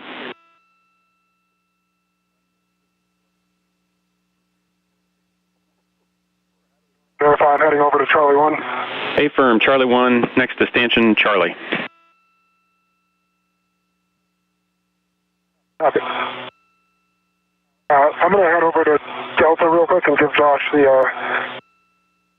system APFR. Josh, I see your right foot.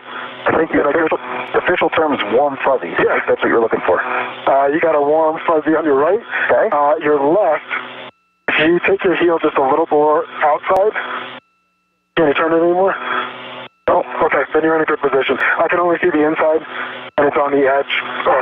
Okay, I think it's just large heels. Sounds good. You know what? You also have a great view when you're over at C2. Okay, sounds great. Thank you so much. Okay, I've got R1, R2 arms at least all the way swung out. Copy, good rotation on both those booms.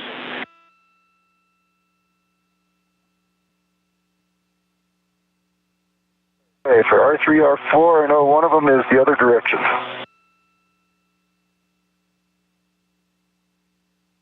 Yep, copy. R3 and R4 is going to be the next step, and you need to assess your position, see if you need any GCA to be able to reach those.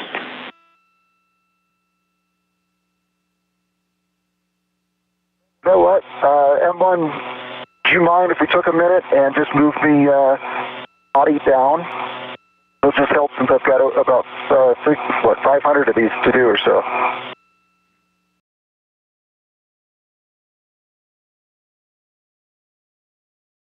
Released the first in a series of bolts for the boom deployment system on the ISS Rollout Solar Array. The first two bolts to be released were restraint bolts. He also manually repositioned two rollers to get them out of the way, setting the stage for the release of another pair of bolts for the outer deployment. All right, this is the weird one. Alpha 3 is set. Clockwise 3 is set. That's a good setting. Half turn on Charlie 1. And on Charlie 2. And you 245-ish. Is that right? That's affirmative. So you might want to reset your PGT counter to help out. You're on R3. You've got good settings. Good luck. Got it. Starting turns clockwise.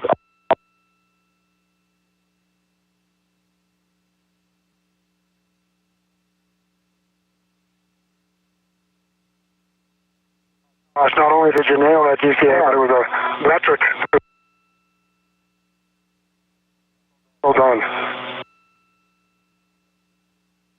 Hey Frank, we've got some choppy comm. You were cut out on your last. It's okay. It was for Josh.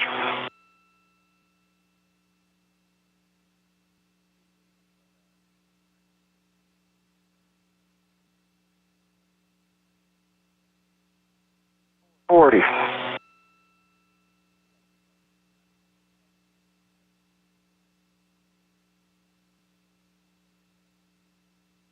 Hey Frank, when you get into a stable position before you work on Charlie 2, we want you to try to readjust your cuff checklist so that it doesn't push your gauntlet down.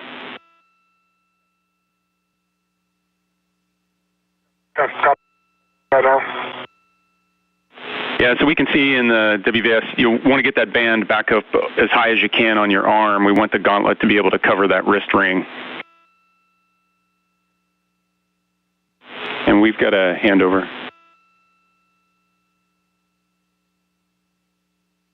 Yeah.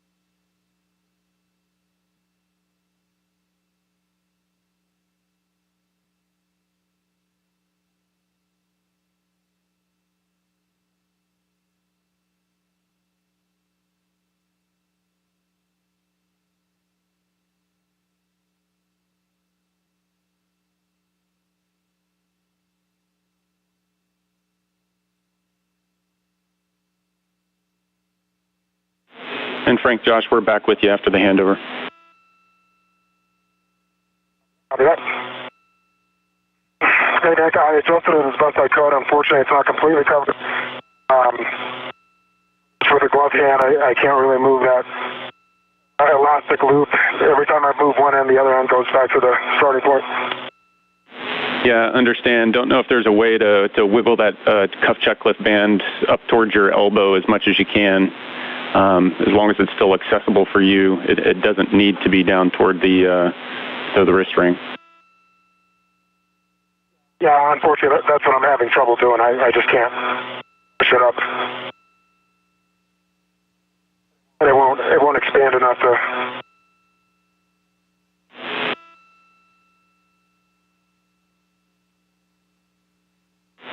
Copy, Frank. So we're going to have you continue to work on the Charlie 2. There's going to be a time in the timeline where Josh is going to be close to you. He might be able to lend a hand to fix that. Okay.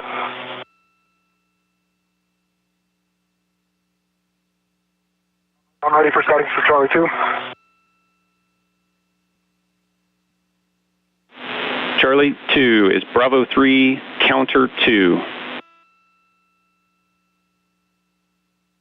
I have Bravo 3, counter 2, and I understand 27 turns. That's affirmative, 27 turns.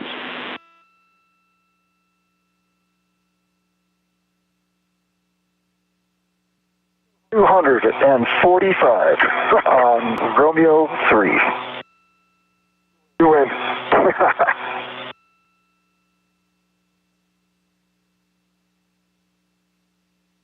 And R4 counterclockwise.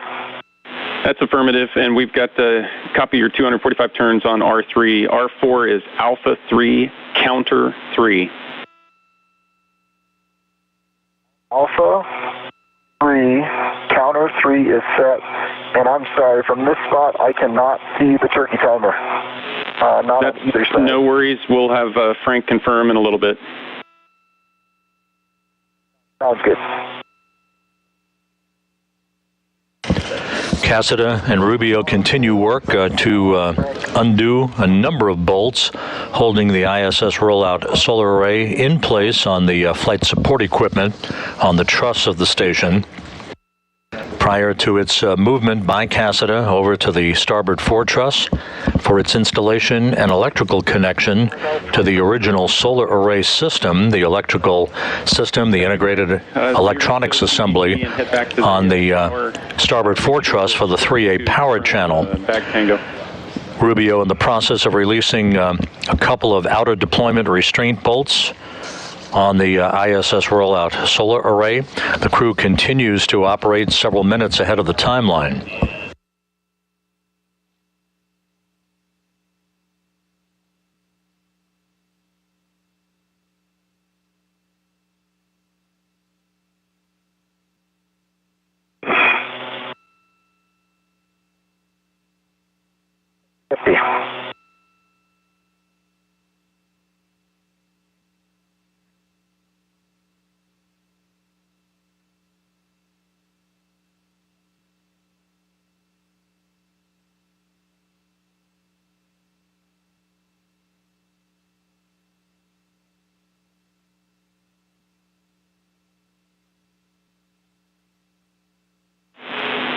Hey, Frank, before you head back over to the crew lock bag, we'd like you to translate over to stanchion Alpha to see if you can put eyes on the turkey timers at the bottom of those root beams. Okay, no problem.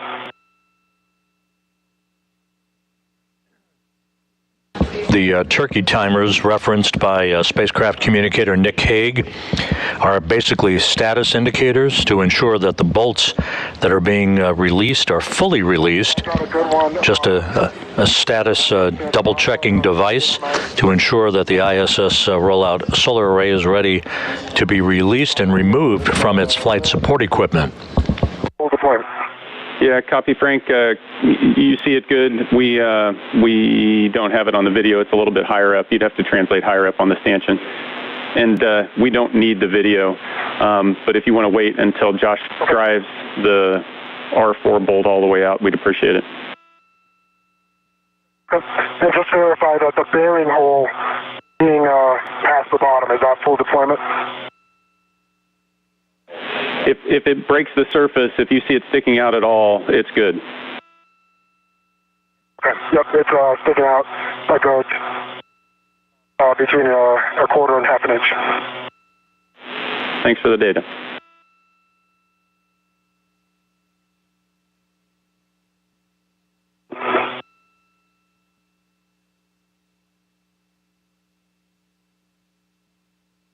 If I'm going to translate to the other side, I should be able to see it from the bag. Okay, sounds like a plan.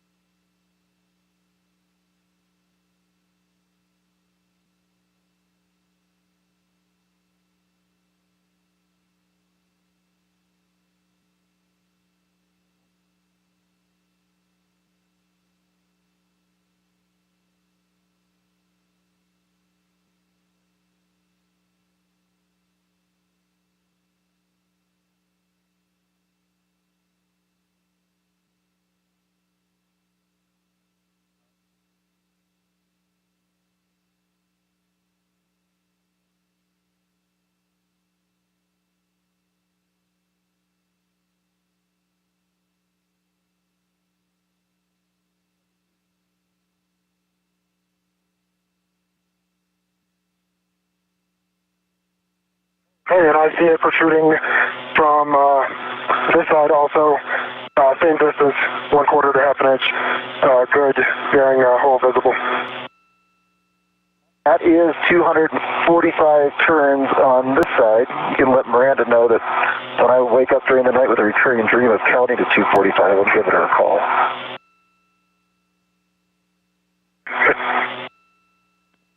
Yeah, copy all, Josh. And copy, Frank, you saw a good turkey timer. You're going to want to retrieve the square scoop out of crew lock bag T. I knew that.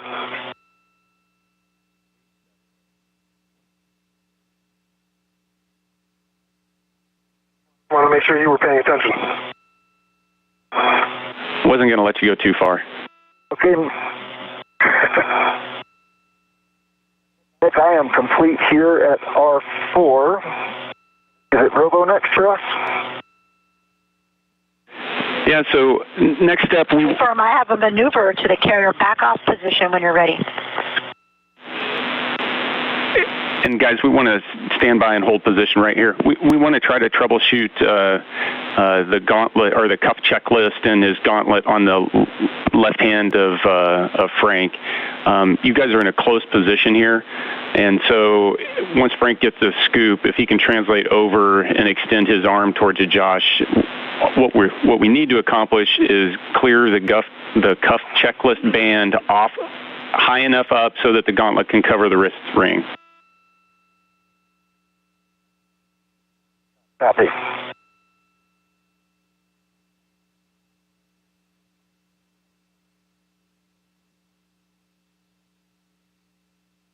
Actually, I think that's going to be hard from this position. I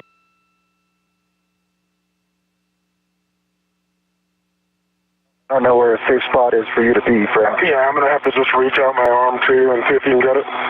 Well, we got to stay clear of the solar array. Right. Yep. Sir, can you reach? No, I don't think so. I would have to GCA if that's what you want. Nick? Stand by, we're talking about it just a second.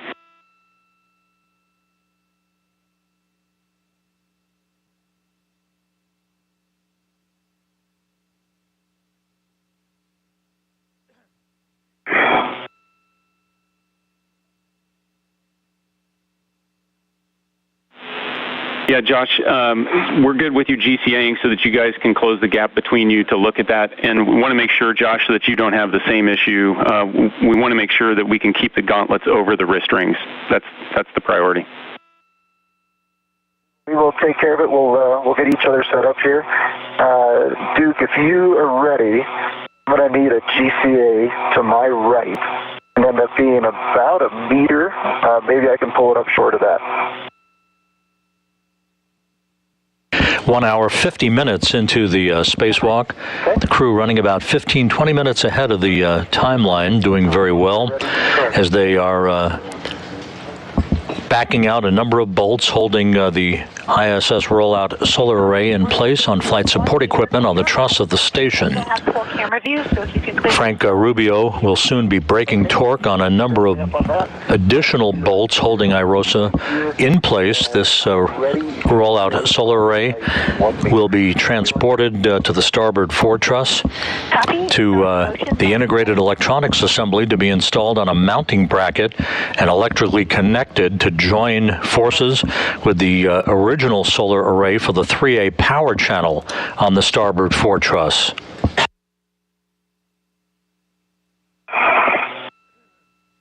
Continue. Copy.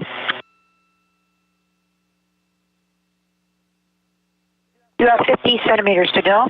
Okay, continue. And ramp out in 3, 2, 1, stop motion. Okay, motion stopped. Like a Michelangelo painting.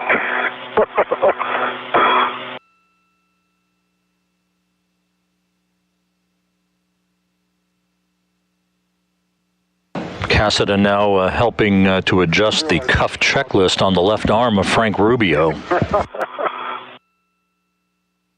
Hold on to your main workstation. Can work with both hands? Great. Spin it around here and then pull it. You know how I'm doing? Yep. Yeah, you're doing. Yep. You can grab both ends and kind of pull out. I'm sure. Yeah. Oh man. Hold on. The International Space Station flying directly over Singapore at an altitude of 260 statute miles, moving from northwest to southeast. We are here. The part in your left hand, have the strap there. Sure. Yep. Right by your thumb. Down a little bit. There we go. Was the part that was caught? Yep. That's what you got. Perfect. All right. You are good. And let's try to get that pulled as far back as we can. Yeah, hold on there. Hold on to that mini workstation. All right, let me know when you're holding. You ready? Okay. Oh, GCA complete. Sorry, dude. GCA complete.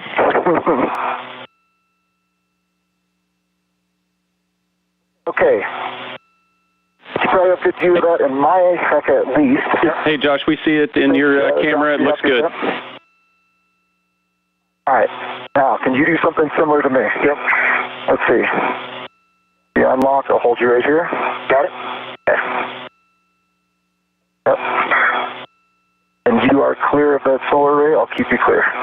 Just watch your right hand on that panel, and I'll try to keep you stable. So after a minor wardrobe adjustment for Frank Rubio, the two spacewalkers continue on in this 256th spacewalk in support of space station assembly maintenance and upgrades. Let's say that. I pulled this side. Can you do that side? That's the problem. We'll just need to be. If I can. I don't think there's a way we can affect our locks, but let's be careful. Yep.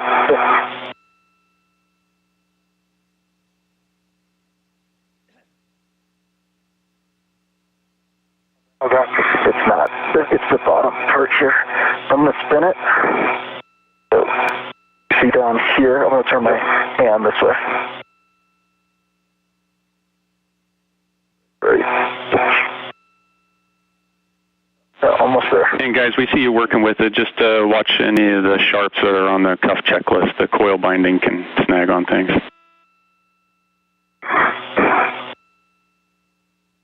Copy.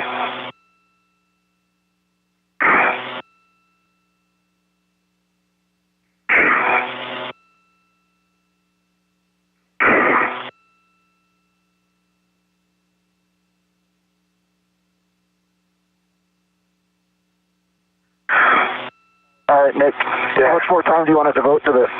Is this worth it? It's also a ton of energy. It's just, unfortunately, the strap is maxed out. Yep, copy, guys. Appreciate the effort on that. It looks like the gauntlet's able to cover it up, so we're good to press. I agree. Yep, and I'll be sure, because I can pull mine back. So I think we're in good shape. Appreciate the attention there. All right. I'll leave it to Nick and M1 to figure out where we go from here on Robo. So I have a maneuver to the carrier back-off position that's going to bring your body out about 1.5 meters, and then we can take out the Y during that flight. I'm good for that, and that is not a GCA, so you have the comm if you need it, Rick. Okay, copy. Thank you. Okay, we're bringing your body out. Copy. Starting motion. Rick, I'm heading over to Charlie 1 to release and put on the A-scoop. Yep, those are good words, Frank. Syncing back up. We've got Charlie 1 full release to do over there, and then we'll get you in position for Charlie 2 to do the final release. Okay, copy that. Nicely good motion.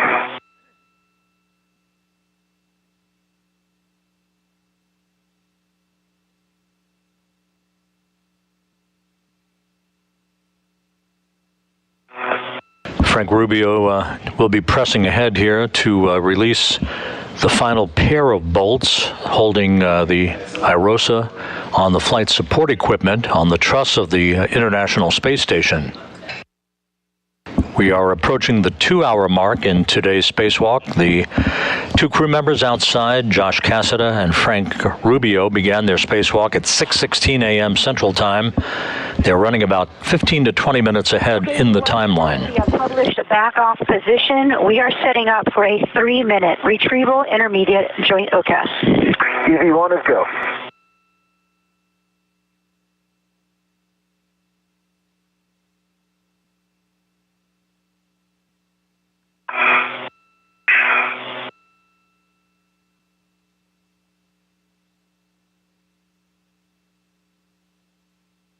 I think I'm set up for Charlie 1. Okay, Frank, your settings are going to be Bravo 3, counter 3. Bravo 3, counterclockwise 3. Yep, 51 to 54 turns, and the bolt should spring out when released. Copy, 51 to 54. Bolt.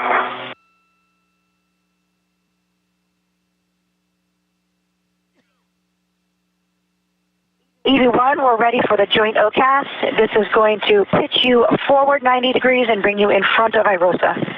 1 copies and ready. 3, 2, 1, starting motion. See good motion.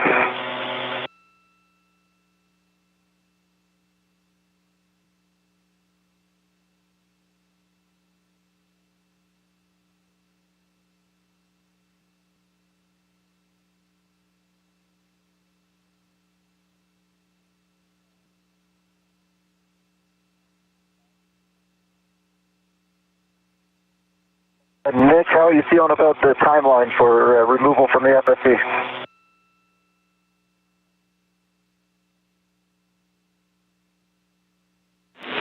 Hey, Josh, you read our minds. We were talking about down here. We're on timeline. Consumables are looking great. Looks like we're going to be go for release. That's awesome news. You guys have put together such an incredible plan.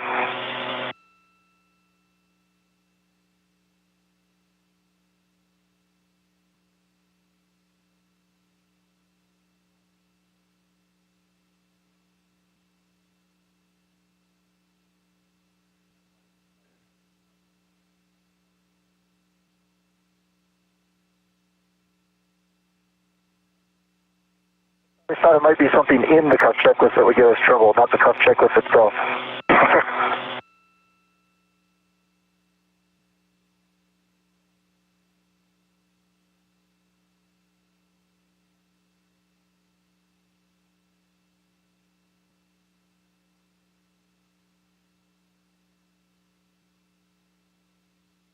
At the 2-hour mark in today's spacewalk, flight controllers here, very comfortable with where the two spacewalkers are in the release of all the bolts, and have given the crew a go to release the iROSA from its flight support equipment.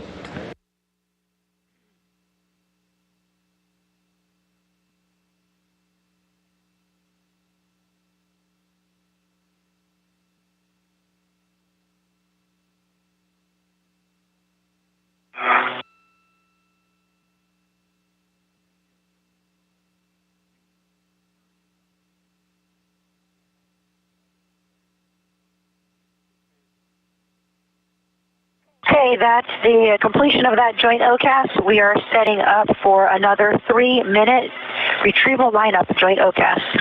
EV1's ready.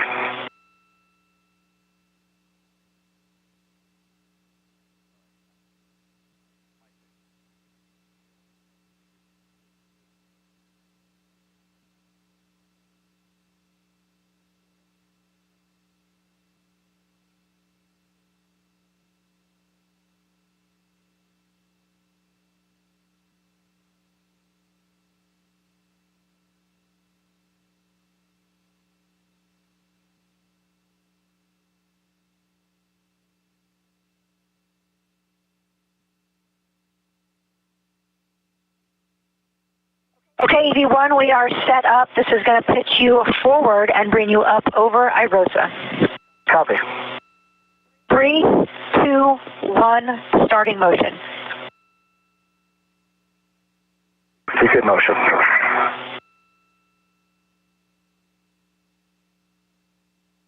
Hey, Nick. What's about Charlie 1? with you. So I've got 54 turns. The bolt is really loose, but I guess when you say it pops out, I physically be able to push it back in?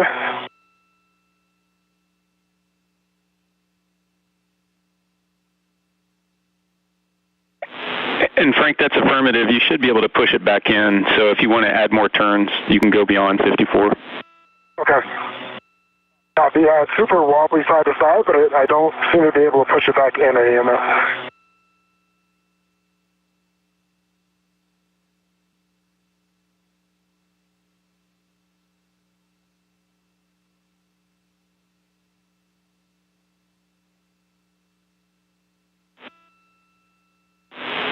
And Frank, we're happy with that bolt. It looks like it's released. Okay, copy.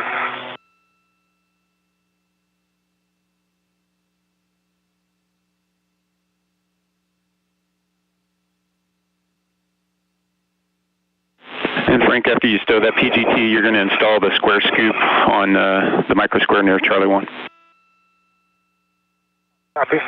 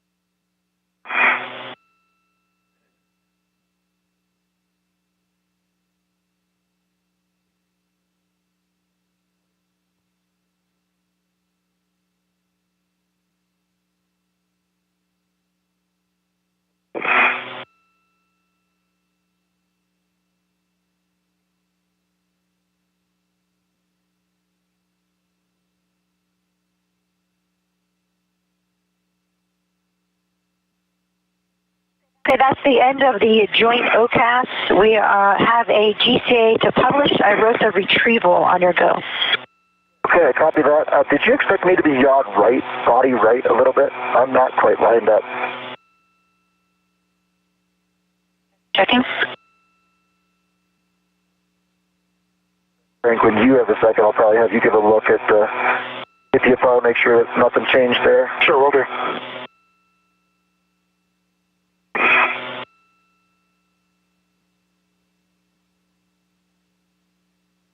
And EV1, your yaw is 0 and should remain that as you come into iROSA. When we bring you in, it's just body in. Everything else should be set up. All right, Nick, I have that scoop on Charlie 1. It is in lock position, 45-degree angle towards the bottom of iROSA. Copy, Frank. Can we get a quick glove and hap check? All right. Can I steal the comm after your hap check? Yes, and I have good gloves, good hat, EV2. Copy, good gloves, good hat. Frank, I'm going to steal the comm.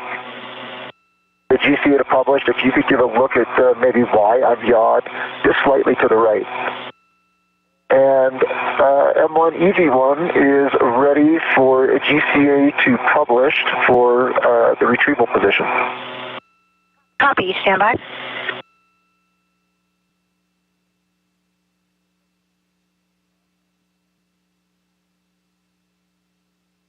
Josh, it does look like your footplate is yawed slightly towards your... It's the plate, it's not... Actually. Oh, correct, sir, you're right. That was just me. Okay, that looks better. The plate looks good? Yeah. All right, dude, ready GCA, no need for yaw.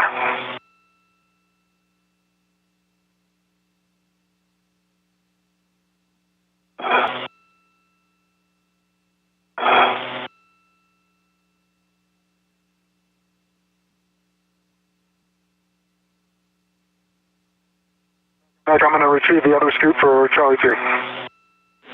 Affirmative, and you're going to get the square scoop with the long duration tie-down tether on it.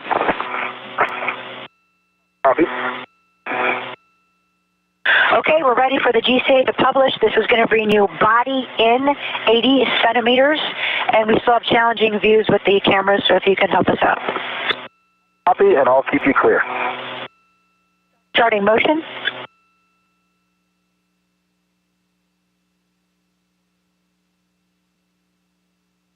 I see good motion.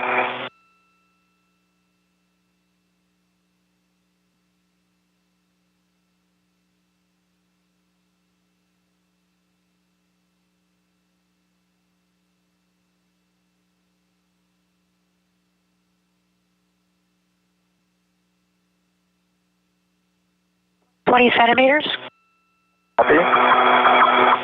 Ramping out.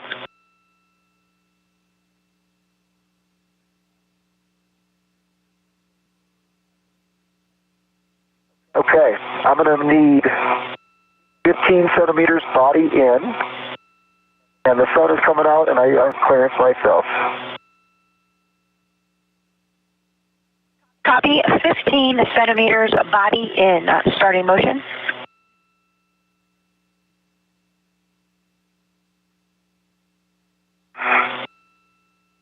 I see good motion. Ramping out.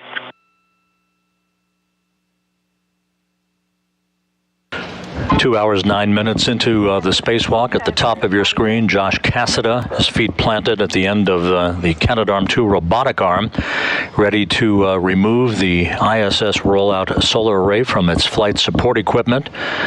After Frank Rubio drives two final bolts that are holding the array in its place, Cassada then will bring the array over to the Starboard Truss work site to begin work with Rubio to install it at the appropriate position adjacent to the original solar array on the Starboard Truss that governs the electrical output for the 3A power channel.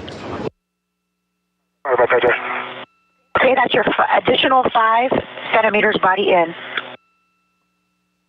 Didn't really see it, Duke.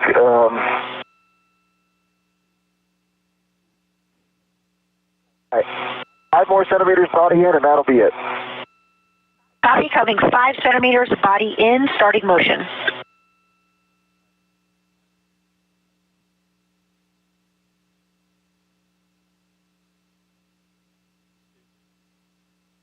Okay, that's an additional 5 centimeters body in. I didn't call it because I didn't see it. We will call that good. GCA complete. Richie, you are a smooth operator. Okay, that's GCA complete. You have go for iROSA retrieval. V1 copies. Nick, I've got a ret on the scoop here on the right. It is from my video workstation on the right side. Copy that, and we see that. So I've got a lot of checks that we can start rolling through. Okay. It's the first time my hands have gotten a little chilly. I've never used the glove heaters before. If you've got any advice on it, I'll take it, but I might have to turn them on for this next maneuver.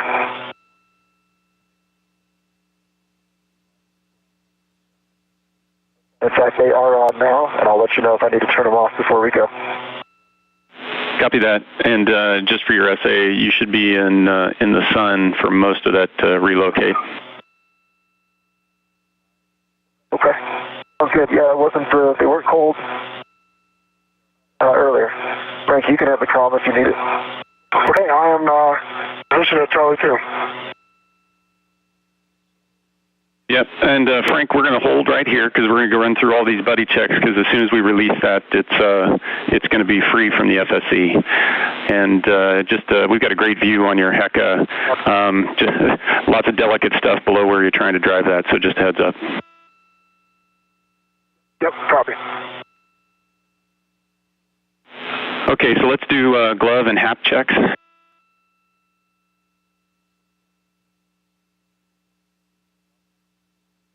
The sun's not in a great spot for me on this one, but no deltas to the gloves for EV1. No deltas for EV2. Copy. Deltas dry for EV1. I have for EV2. Okay, and so let's, Josh, you want to make sure your tools and tethers are clear. Back me up on that if you would, Frank. This side looks great, and I see you routed to the square scoop. And the side of the footplate that I can see looks good. It looks clear. Sounds good. So we are clear. Copy. So then visors, glove heaters, cooling, just like we said, you're going to be in the sun for most of this translation. Any risk of my hands getting too hot with the gloves on, glove heaters on? Affirm, that's a risk. Not do that. Okay, so glove heaters are going to come off. Copy. Visor, let's open them now, do water checks, and then visors will come back down. If you bring your visor up so I can see if you've got water. 2 hours, 13 minutes in. Josh Cassada about to pull the ISS Rollout Solar Array away from the flight support equipment to move it toward the Starboard Truss worksite for its installation. Josh, you want to make sure that your heels are secure. Hey, give me one more check on that. They feel secure to me. The left one was the one I think you were looking at earlier. Secure for me. Hey, heels are secure, Nick. Okay, one last check. Gauntlets. I am closed on left and right.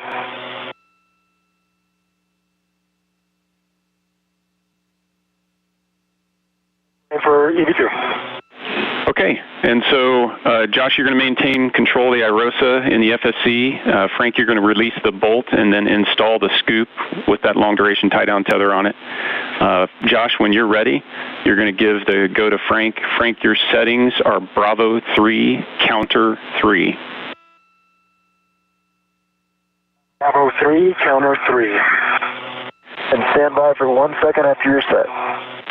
And Frank, those are good sets. Frank Rubio about to release the final 2 bolts holding the array in place on the flight support equipment. Cassada ready to pull that array out of the FSE to begin movement over to the Starboard Truss worksite. Bravo 3, counter 3 set. We'll be back momentarily with our video capability from the International Space Station, just now passing between satellites on the Tracking and Data Relay satellite system. Release it, I'm going to have to push it away from me. Once you get it on there, if you can confirm that, I just want to plan ahead. Sure. That was going to be a little harder to get off when we get over there to the mod kit. Okay, with that, you've got my go for sure. And guys, we're 10 seconds from a 20-second handover. Verify I have a go to release EV2. You have a go. Okay, all right, let's do it, Frank.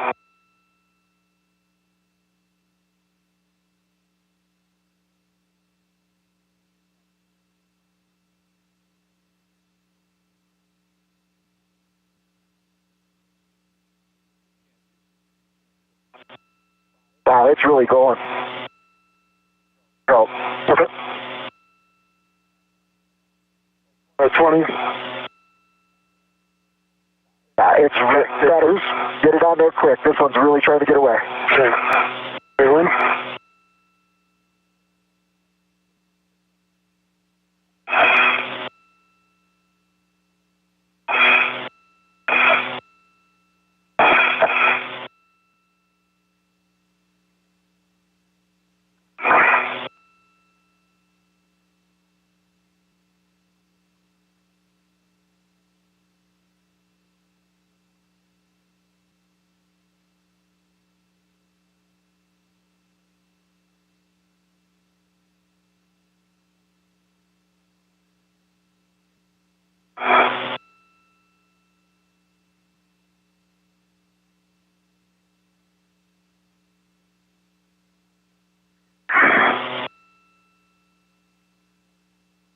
Watch that upper iROSA.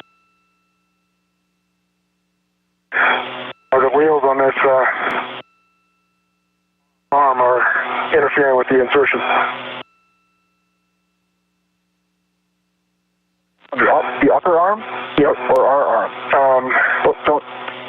It's trying to get away here, Frank. Okay. Hold on, I gotta put it on lock.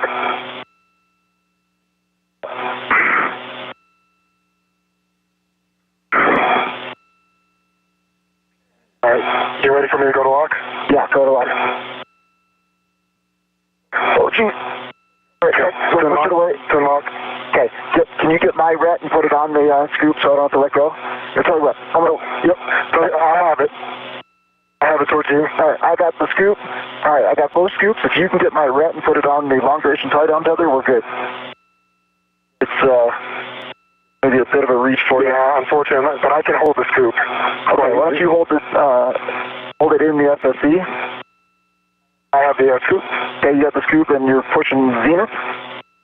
Pushing zenith? Towards you. Towards me. That's good. All right, stand by. All right, and am I close? Okay, let's Tell me which way to go. let me have the ret. Okay. Okay, you take the scoop. I'm back to the scoop. 2 hours, 19 minutes into the spacewalk. Rubio and Cassada working in tandem I gotta release my ret. Go for it. as they begin to move the ISS Rollout Solar Array away from the flight support equipment, upon which it was launched in the trunk of the SpaceX Cargo Dragon. Okay.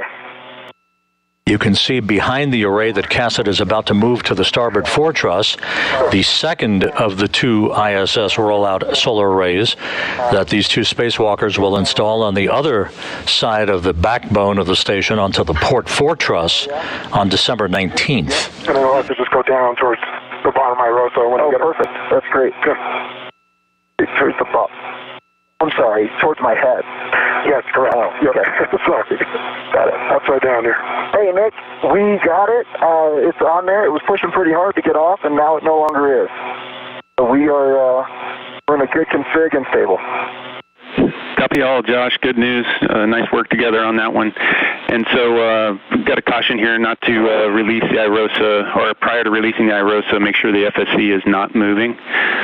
So when Frank gets into a good position,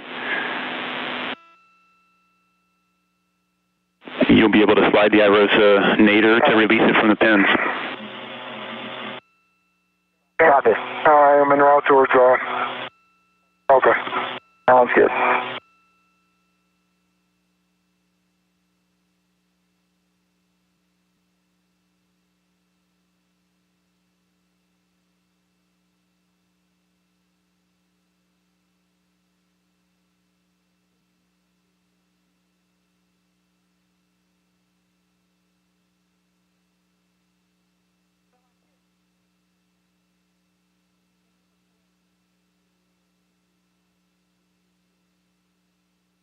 And Duke, you understand that Frank is making his way to Delta for watching?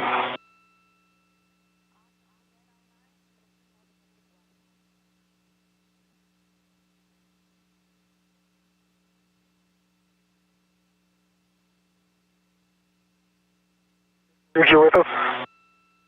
I heard you, Josh. Okay, sounds good. Okay, so Frank, I see you in a decent position. And so if you're good with it, and then Josh, you're able to slide the iROSA nadir, and that should slide off of those pins that are on the FSC, then you'll have it. Copy that. We're going to get a hold of Duke here first. Okay, we are standing by and ready for the maneuver to publish iROSA removal on your go. All right, stand by. We're going to release from FSC first. And if everybody's go, Frank, are you go? You're go. All right. So we're going to go nadir slightly, and you can help guide that if you want.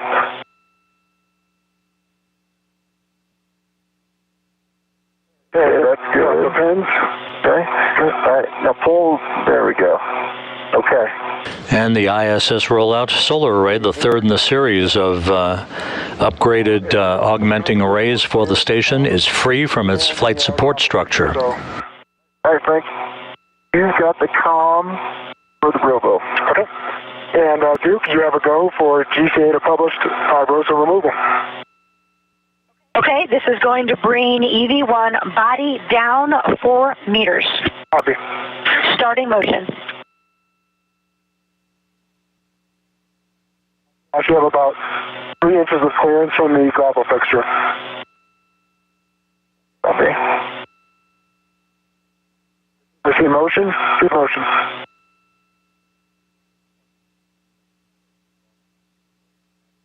Clear the grapple fixture in about 10 inches.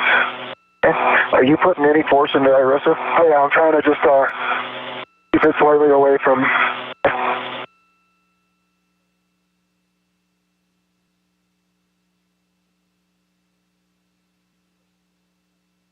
So about 2 inches of clearance.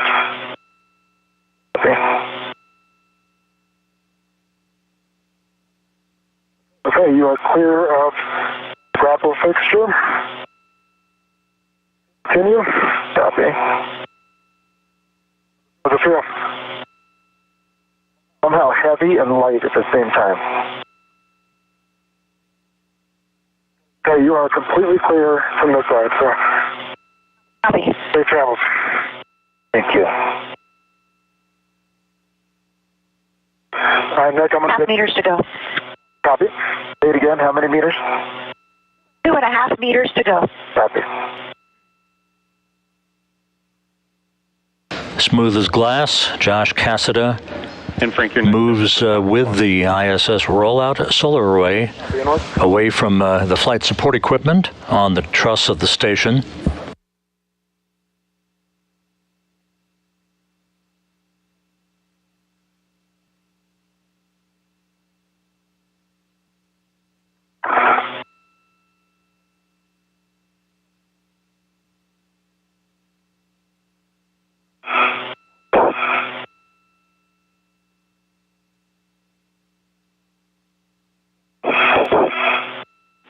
And Frank, big picture here, you're going to put that 12-inch on the socket caddy. The socket caddy is going to end up in the crew lock bag, and then you're going to install your 2-inch from your trash bag. Copy. We have 1 meter to go. Copy.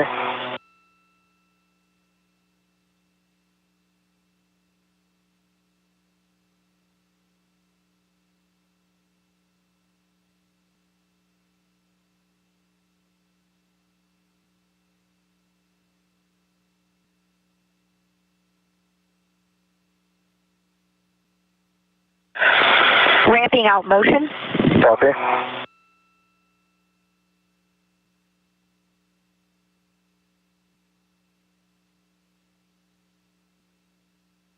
Okay, that is our published position. We are setting up for the 2.5 minute iROSA pitch joint OCAS. Copy.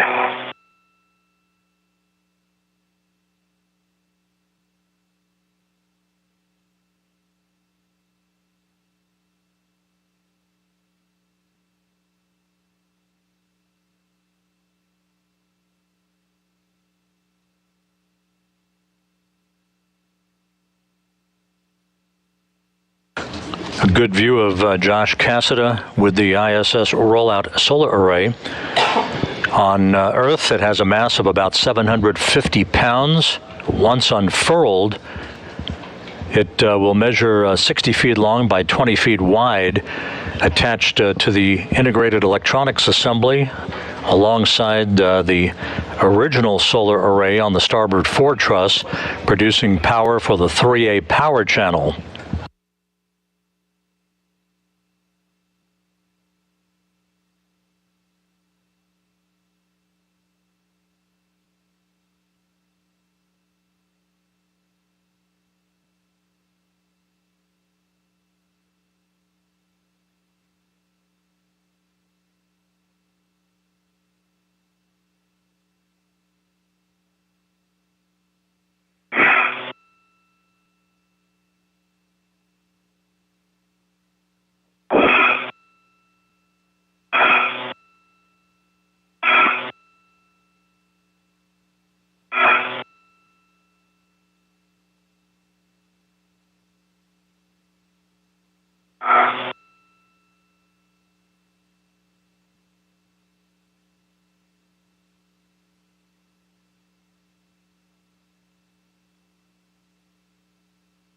Hi, Nick. I have a good socket swap with a 2-inch on my PGT, good pull test, and a 12-inch back on the caddy, good pull test.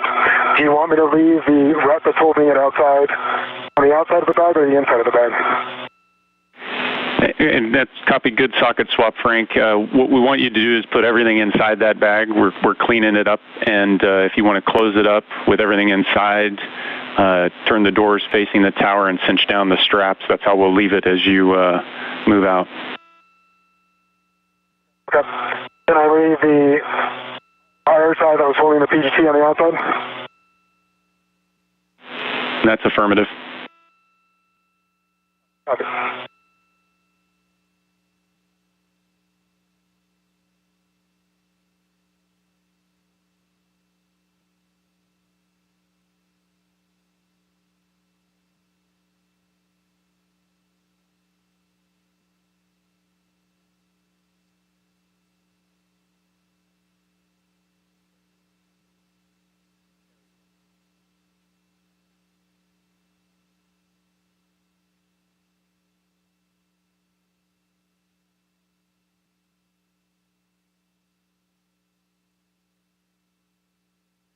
Okay, EV1, we are set up for the joint OCAS. This is going to pitch you up and bring you in front of the FSE. Okay, I copy. Just a heads up, can't get a whole lot of pitch on it, so we'll take the 3, 2, 1. That'll be super helpful. Okay, are you ready? Understand pitching on my back. Pitching up. Hey, firm, pitching up. EV1 is ready. 3, 2, 1, starting motion.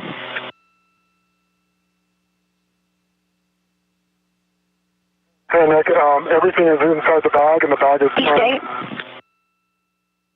Copy. Yep, copy that, Frank. You've got the doors closed. We'd like the doors facing the tower, and if you can cinch those straps as best you can that are holding it in place that's perfect.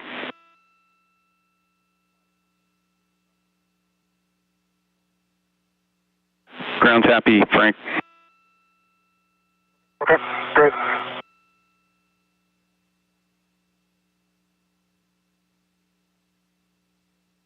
Okay, and verify from here I go to the left side of the market. Yep, Frank, the next step is going to you're going to relocate Josh's red hook. I'll copy, thank you. And Frank, that's out there on the cedar rail, mile marker 6300.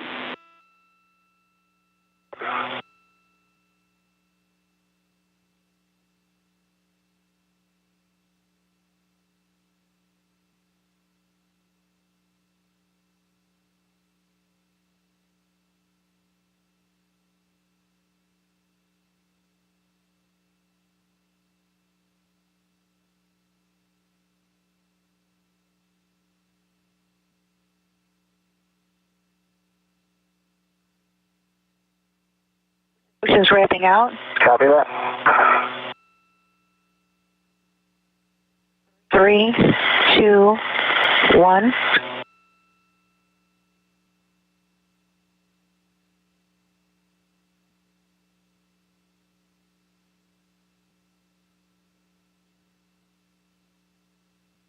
All right, I've got the hang of it now. Nicely done. We are in pause hold. And you guys are smooth. Copy. You know, that's Koichi. All right, we're setting up for a 3-minute outboard joint OCAS. I understand. Outboard. EV1 is ready.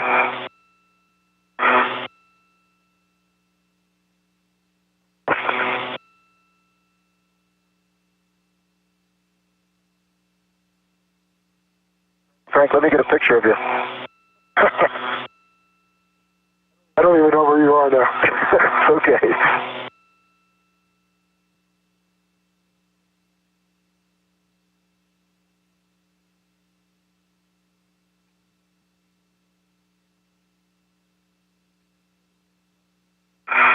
EV1, we are set. This is going to bring you body left and body down a little bit. Okay, body left, body down. EV1 is ready. 3, 2, 1, starting motion. I see good motion. Oh, this one's faster. Wow, a lot faster. Okay.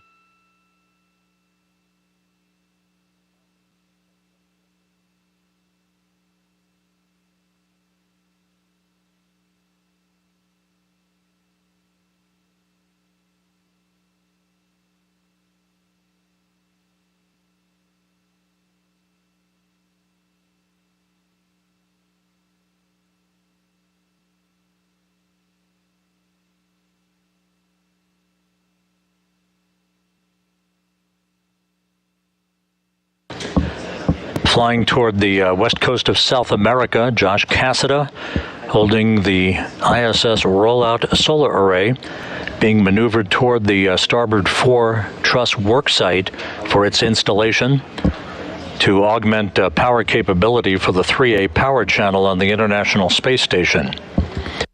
We are 2 hours, 34 minutes into the spacewalk, everything going very smoothly, the crew running ahead of the timeline for the day.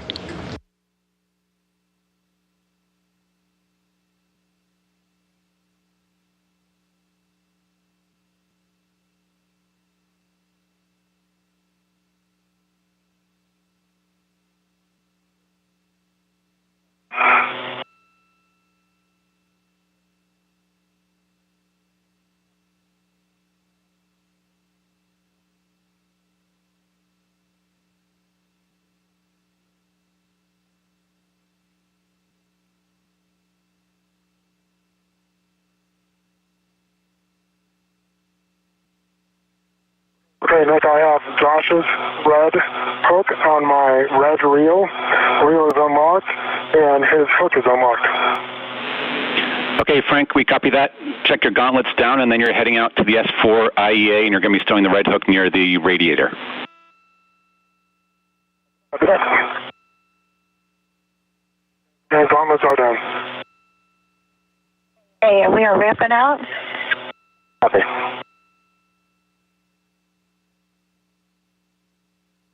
Okay, that's pause hold, and we are setting up for the next, it'll be a 3-minute IEA lineup FORO cast.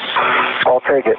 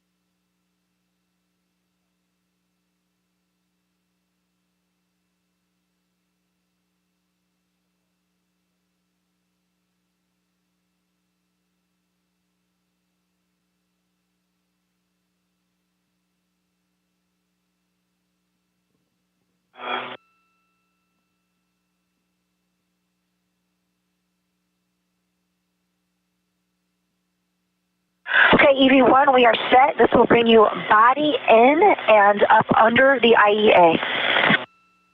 EV1 copies, and I'm ready. 3, 2, 1, starting motion.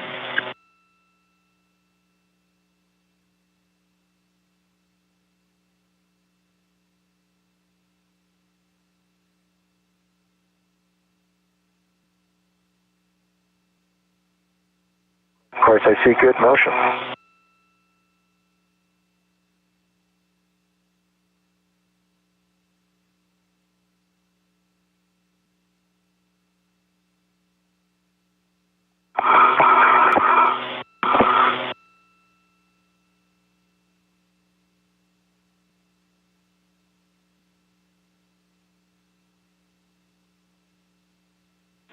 And Frank, Nick's back with you. Got a caution here about the red hook location is going to be near an IEA radiator, so just be aware of that. The handrail you're looking for is 2217. On there.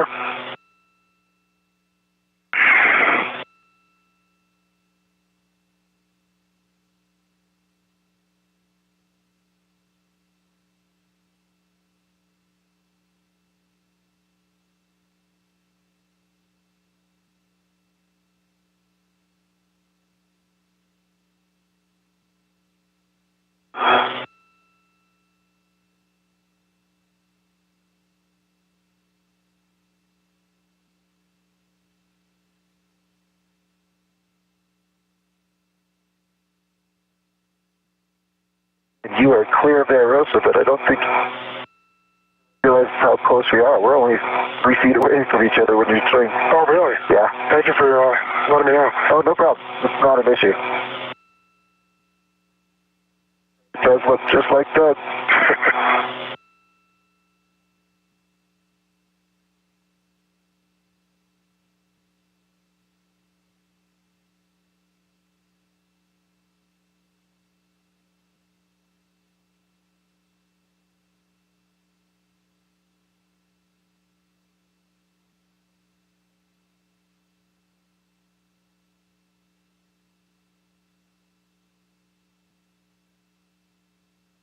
Ramping out motion.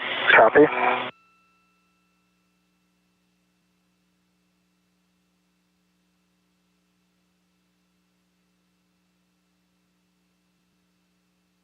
Next will be red hook. Josh's red hook is on 2217, the inboard stanchion. Yeah, copy, Frank, 2217, you got that down. Just on the edge of our view here, it looks like you might be crossed back at the, just right where the Sarge is at. Just want to have you double check those safety tethers. Yep, it looks like it went under. I'll fix it real quick. Copy, thanks. Okay, we are pause, hold, and setting up for the GCA to publish iROSA install. Okay. I think we can do that without Frank in position. Do you agree? The published position? I've got good clearance. I can see on this side of the iROSA, so station Zenith, I can see just fine. A copy, and we have good views as well. We're setting up.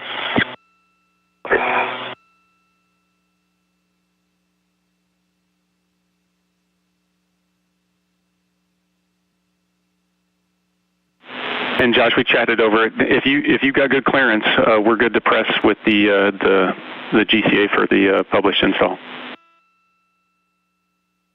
I've certainly got good clearance from right and forward, and from my chin up, from my chest up. I'm going to go configure here, interrupt. Okay, copy that, Frank, and you're going to head out into the left side of the mounting bracket.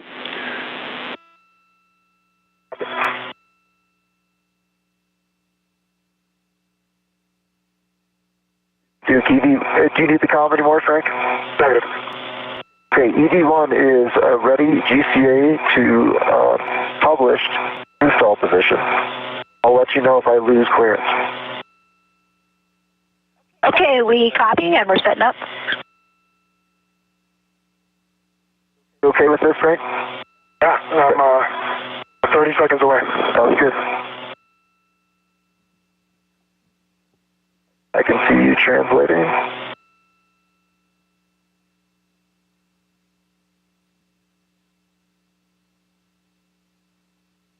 No rush, Duke, but we are ready, GCA.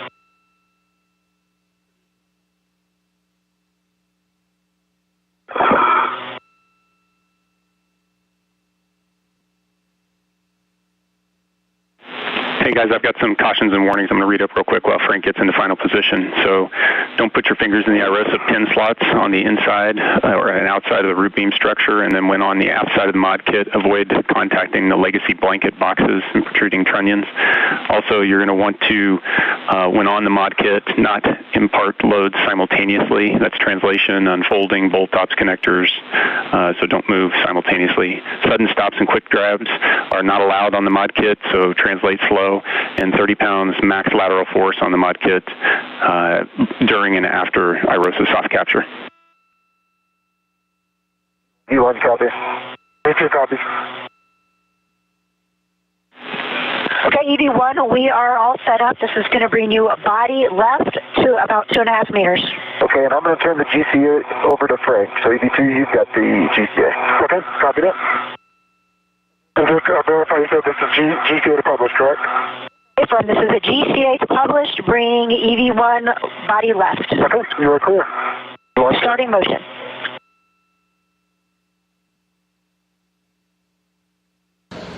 2 hours, 43 minutes into today's spacewalk. Josh Cassada and Frank Rubio about to begin work to install the ISS Rollout Solar Array onto its mounting bracket on the Starboard Truss of the International Space Station.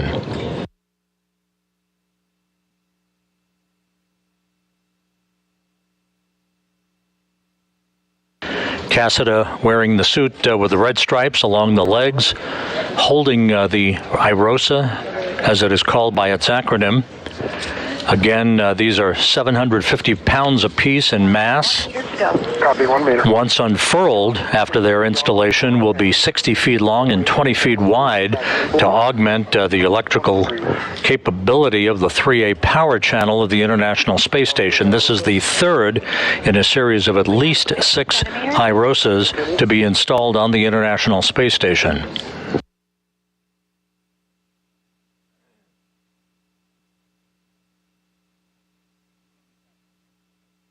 We are ramping out motion. Copy.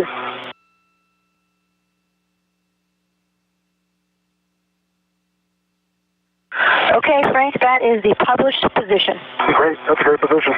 Frank, I think we're going to need a little bit more body left for me, so in closer to you to plug in. Okay. Just because I'll be at the far end.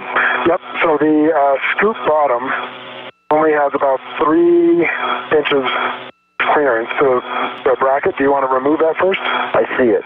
Why don't we do it this way? We'll move this way, GCA, and then take off the scoop. Careful.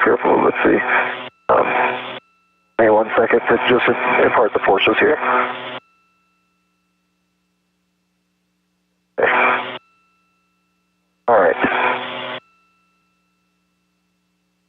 Okay, Yeah.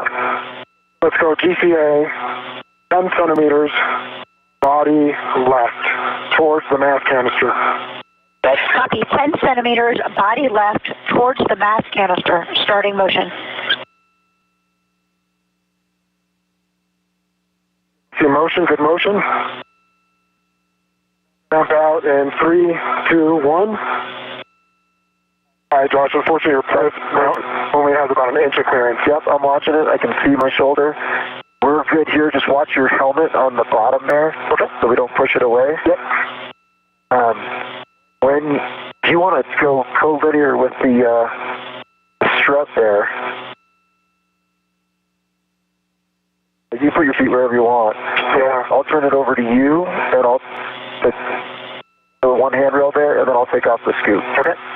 I've got this handrail. Okay, let us know if you're done with the GCA. We are GCA complete.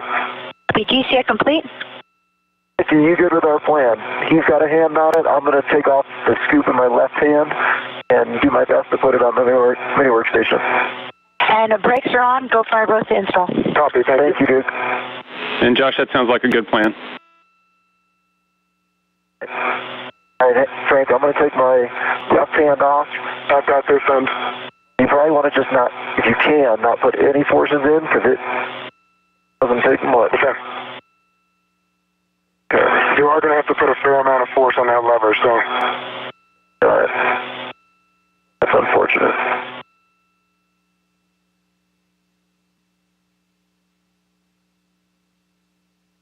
I'm going to go through. Yep, through capture and all the way to release.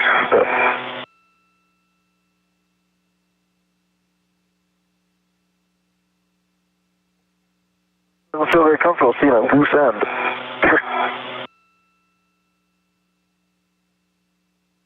It looks like you're past capture. Looks like you might be in release. It's hard to tell from there. You don't. Yep, you're good. Okay, that's a touch. I'm not going to put this in my mini workstation. Nope, just let it float. Should be clear. Okay, let's go bring it towards me to align laterally first. Let's say about 20 centimeters. Translate towards you. Correct. Continue. Watch your hand. I'm going to do the pitch. Let's see, my roll for our frame of reference. Okay. I'm going to roll it your end you. Cassada and Rubio in the process of installing the iROSA on a mounting bracket on the starboard foretruss. There'll be two soft capture features properly engaged when the iROSA itself is correctly aligned on the mounting bracket. Yeah, we are on the platform and aligned. We just got to bring it towards the soft capture features. All right, straight back. We'll stick it in the holes first and then go to the soft capture, yeah? Okay, yep, ready? Yep. Continue. Push, again, continue. 4? Yep. Okay.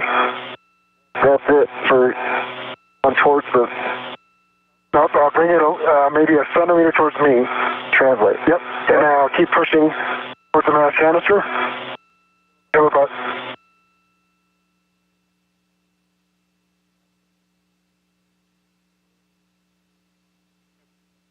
Doesn't seem to want to go. I need to probably check the soft capture features. I can see they're the same, and they are cocked and locked, okay. Like they have not triggered. Okay, we're aligned. I see the tabs are almost perfectly centered.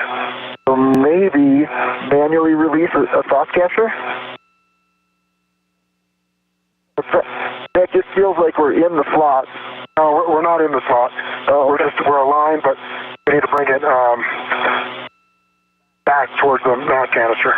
About 2 inches. There we go. Something's blocking it.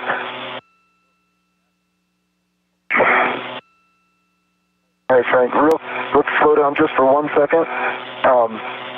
I can't go any closer to the mod kit. I'm taking my right hand and pushing. Yep. So there's something blocking it. Okay. And when you pull yours, we yaw. Okay, let me check.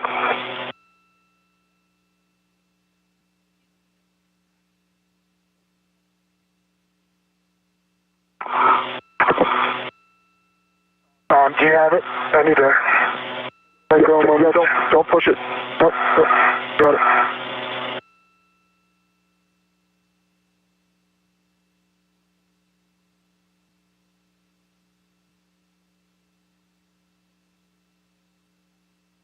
Yeah, I don't see the soft capture features up, so they should not be the ones blocking it.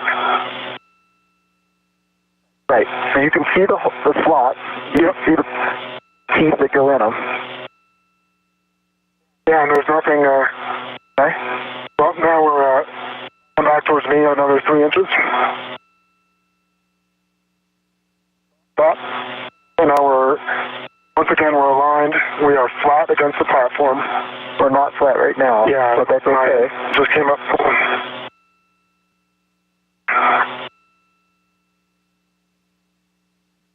Okay, we're aligned. All right, can we go straight aft?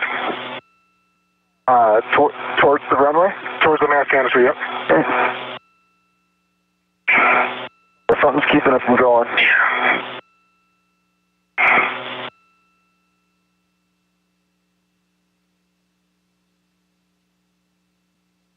Okay, both are in, both of the tabs are slightly in there.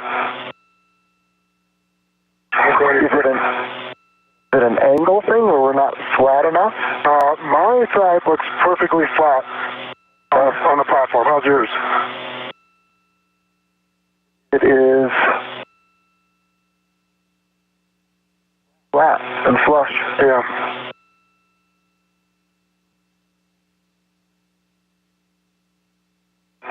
Hold on for 1 second. Get away from me. Hey, Nick, I got a question about the mod kit.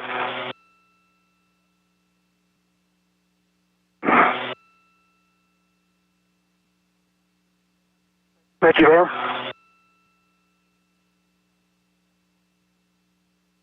For you there. Yeah, I got you, Josh. I have you loud and clear. All right, so on the mod kit, there's an arrow that I think is the very center of the mod kit. It's a label, and there's a left label and a right label. Can you confirm that the hinge will be lined up with that arrow? Checking. If that's the case, Frank, we're going to need to translate your way about a ½ inch. Don't know how that makes sense with your spot. Well, right now, That would make sense, actually. We translated back towards you a little bit. Okay, so let's go a little bit towards you. Okay.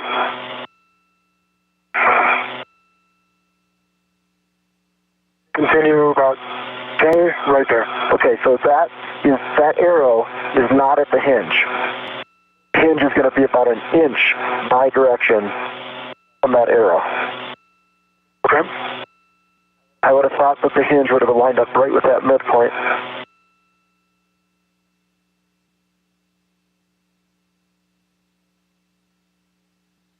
Yeah, Josh, that arrow should line up dead center with the hinge. Okay, Nick, then I'm sure you can't see very well my Heka. The problem is, Frank's got the slots aligned, but that arrow is not where the hinge is going to be. That arrow is about, right now, a half inch towards him, meaning the hinge will be a half inch mod kit right from the arrow. We were able to open it. Yeah, copy, Josh, and we can see it in the WVS. We're talking about it. Okay. So I got to let go real quick just to realign my body. Got it. You got it?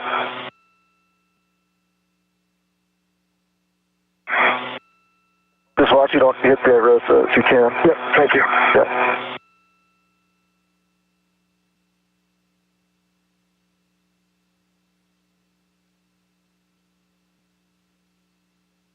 All right, so right now our yaw is off a little bit. The tabs are aligned, but my tab is no longer.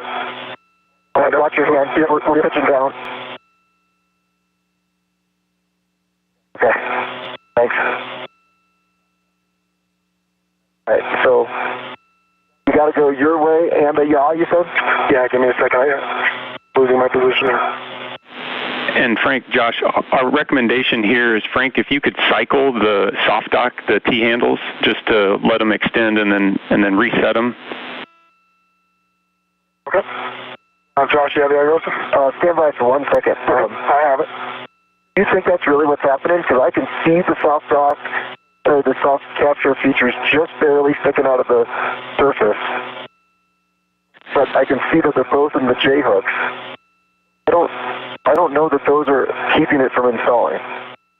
Yeah, copy that. I'm pretty sure it's not, but yeah, we want to make sure they're just not cold stuck in the open position. Okay. Oh, I see. Okay. I have the iROSA.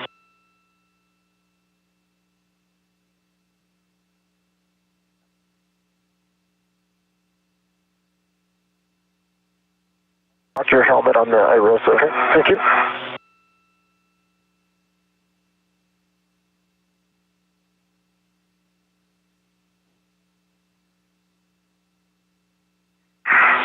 And there's definitely some friction to these. Yeah, and Frank, what we'd like you to do is have them full deploy, if you can fully extend them so that they would be in the deployed position, and then reset them for the capture. Okay. I don't know if you see that, but it just takes a lot of force. There's a lot of friction. Watch your helmet. Yep, we're watching in the Heka. Thank you.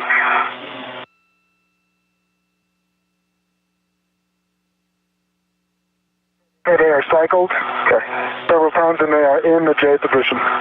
So, Nick, if I understand, have Frank get these in for slots and then manually release the soft captures, correct? Yeah, if you've got it lined up and they're not extending, that's an option to manually release them. We try that, Nick, or Frank, should we do that? Sure. I'll do my best to hold it in stock. Let me see if I can get you aligned, and then... Okay. Looks like it's going to need to translate your way at least an inch. And then roll towards you. Yep.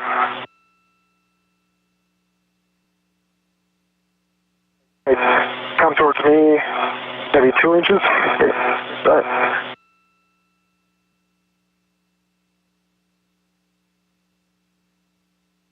Ready.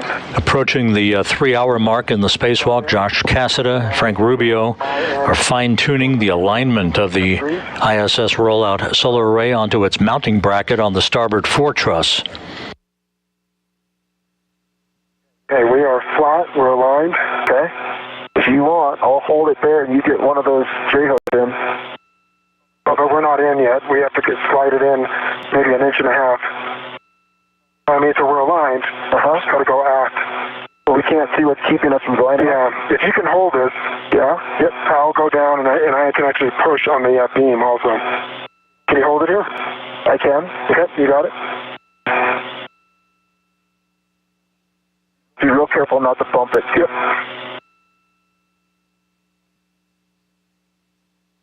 And I can see our yaw is off from this angle. Unfortunately, the sun is right in my eyes and I can't maintain the angles. And Frank, Josh, just looking at your helmet cam, it looks like one of the soft dock captures did go down. I don't know if it's engaged or if you're going to need to reset it. It is not engaged. The reset? Okay.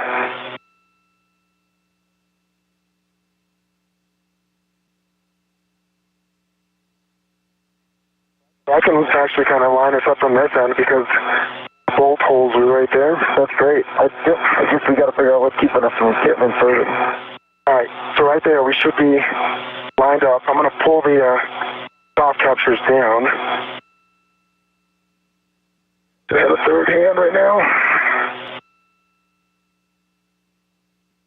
That's good. Yep, that's what it was. I can't wait to hear that lesson learned in the debrief. Okay. That's one. What's your helmet? Okay, that's two. Well, you said he did it. We got 2 installed. Holy cow. No kidding. There's a huge sigh down here. Well done. That's not the way it was supposed to be, but it worked. All right, nice job, Josh. I know you've been muscling through that. No, it's okay. I'm just trying to blink the sweat out of my eyes. Yeah. At the 3-hour mark, the iROSA is now engaged and mounted on the mounting bracket on the modification kit on the starboard truss. A little elbow grease required, but nonetheless, iROSA is on its mounting bracket on the S4 truss. A couple second breather here after struggling with that. That's more than cool. Nope, the sun's setting. I did too. Yeah, that sun setting is going to help. All right, my ret is off. We are saying we're installed because we've got 2 shaft captures. So the ret is off. The scoop is going to stay on for now, correct, Frank? Or correct, Nick? That's affirmative. Okay. Koichi and Duke, we are installed and ready for the back-off maneuver. Copy, we are setting up for the iROSA back-off.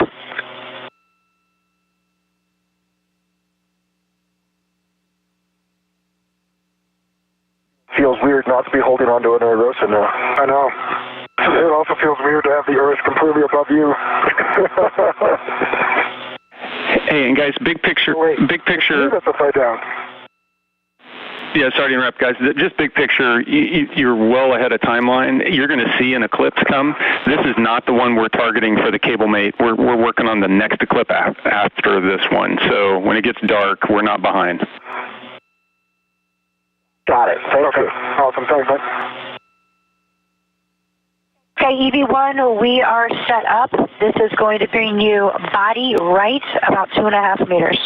With the iROSA installed on its mounting bracket, the next step, once Cassada is backed away at the end of the station's robotic arm from the work site to provide clearance, will be the release of final hinge restraint bolts that will enable the iROSA to unfold like a flip phone to its pre-deployment orientation.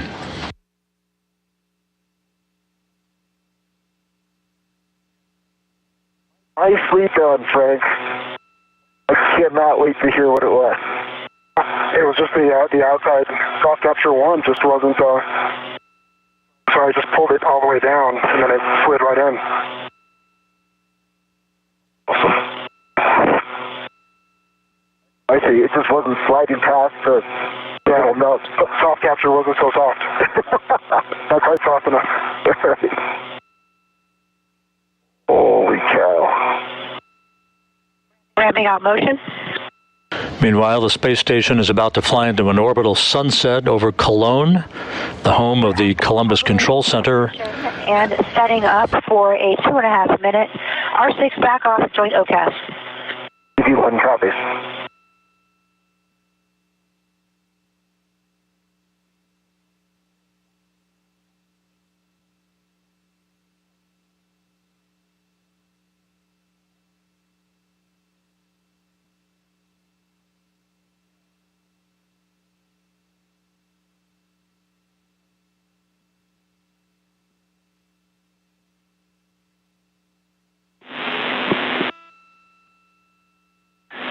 Hey, Frank, we see you in position, waiting for Josh to get in position through these JOCASs. If you can go over to that third soft capture, the one we're going to use when we unfold it, we'd like you to try to cycle that one as well to see if we can get ahead of the game.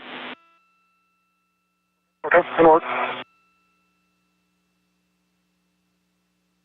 And 10 seconds to a handover.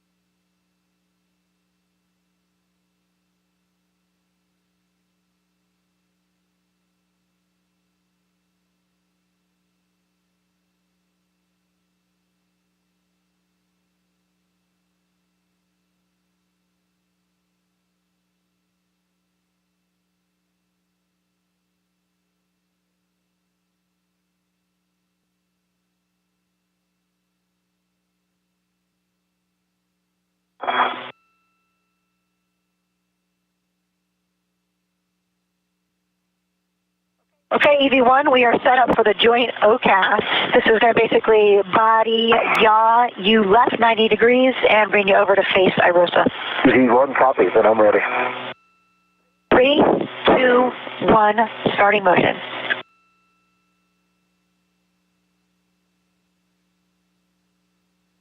I see good motion.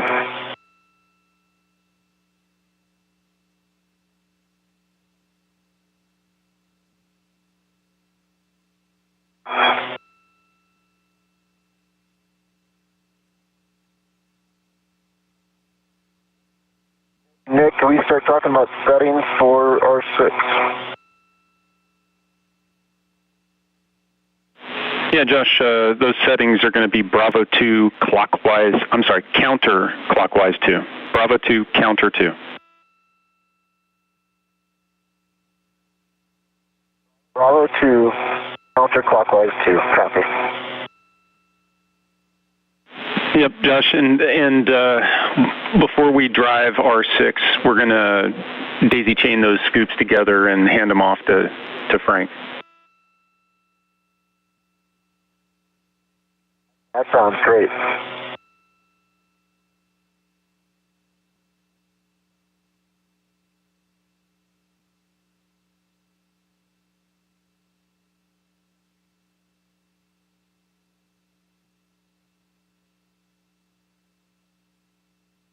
All right. Copy that we're going to cut to, with the long duration tight on tether, get that other scoop off, and then I've got Bravo to R2 set for R6 when we get there. Yep, copy all. Those are good words, Josh.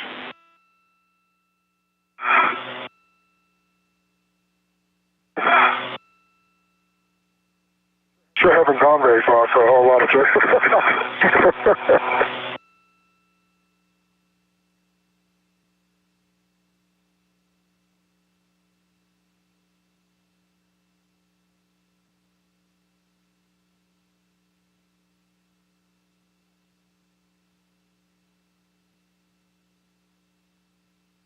feel the same thing with that right soft catcher? No, that one seems to be a lot easier to move. Oh, wow. Yep. Great. Okay, that's the end of the JoeCast. We are set up for a GCA to published R6 approach. EV1 is ready for a GCA to publish for R6. Or GCA?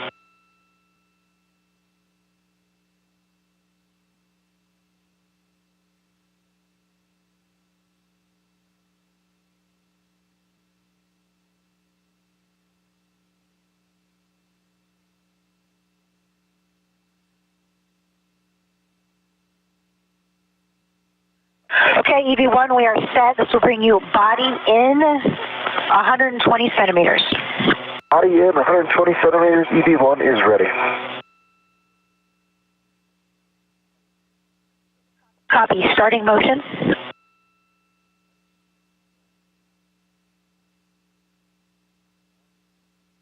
I see good motion. Okay, our cameras are degrading. If you can watch your boot plate and your ingress aid. Got them both.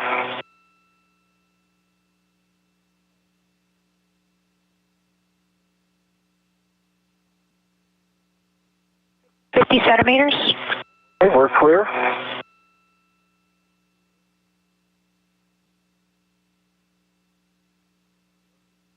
Ramping out. Concur.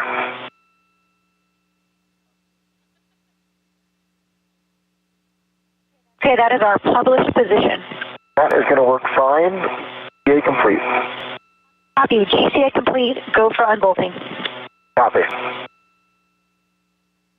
I've got the other end of the long duration tight end tether on the scoop here, and I'm happy to release. Yeah, copy, Josh. You've got those on each end of that long duration. You're going to pass it off to Frank.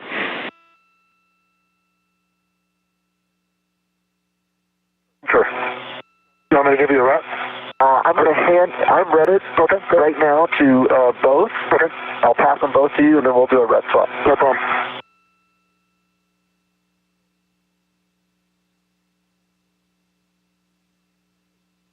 Okay.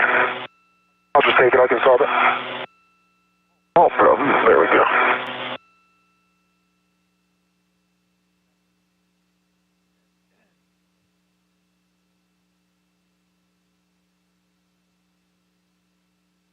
Slowly pass you on.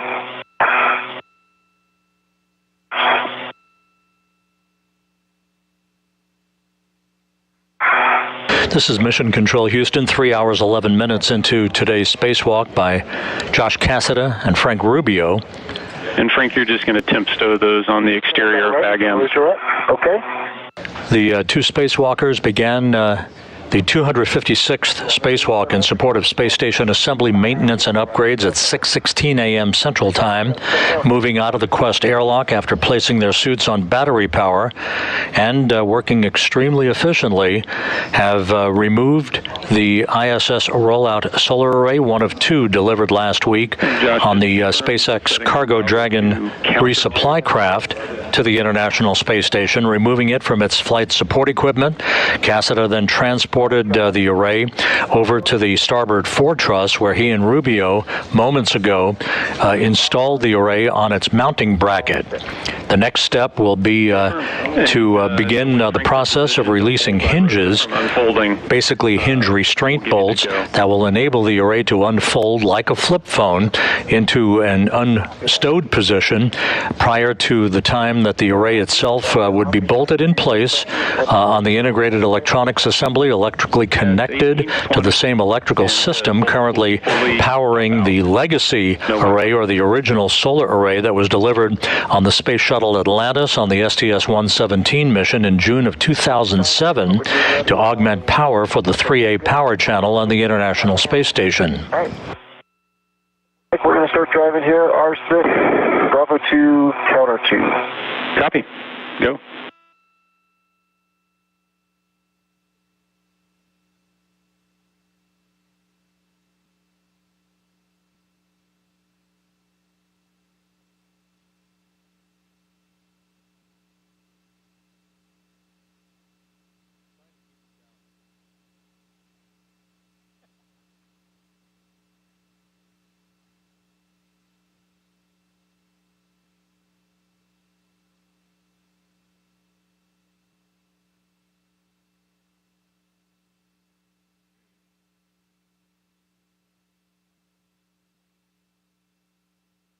There's 19 turns. It has popped out, and actually this one does have a white line. Copy, and we see the white line as well. So you can stow the PGT, and then you'll work with Duke to go through some maneuvers to get in position for the unfold.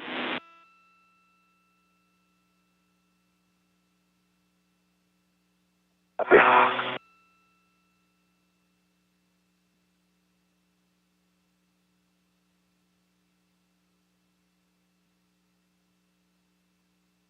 Just make sure I didn't miss anything there, Nick. It's stow the PGT and maneuver, is that right? Yeah, affirmative. It's you're going to go to a R6 back off position and then work for the APFR egress maneuvers. Great. Sounds good. Okay, and we have a maneuver to the R6 back off when you're ready. All right, stand by. All right, EV1 is ready for the R6 back off. Okay, this will be body out, 120 centimeters. Copy, body out, 120 centimeters. Starting motion.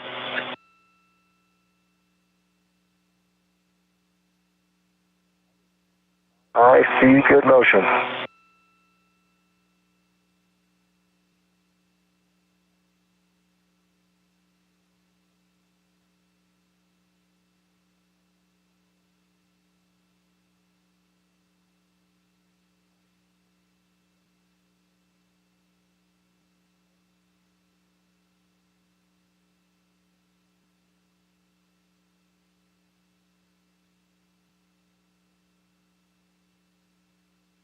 Fifty centimeters.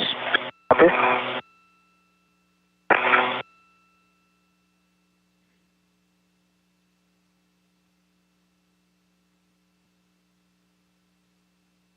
Ramping out motion. Copy. Okay, that's our published position. We are setting up for a 3-minute APFR egress JOCAS. Okay, stand by. Frank, I'm seeing your safety tether go right over my head. I'm assuming it's not caught in my helmet. Unfortunately, with your light shining right on me, I can't.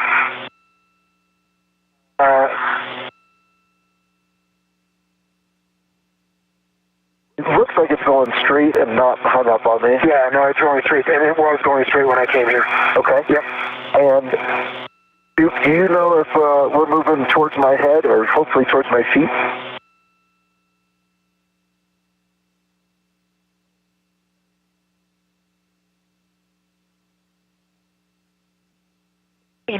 Either one for big picture here. First, we're going to yaw you right 90 degrees, and then we're going to move you body left back towards iROSA, and that's your egress position. Okay. Just for your essay, I've got Frank's safety tether going right over my head, like I can almost touch it with my hand. Is it a problem just to give me 10 centimeters towards my feet, and then we'll definitely be clear?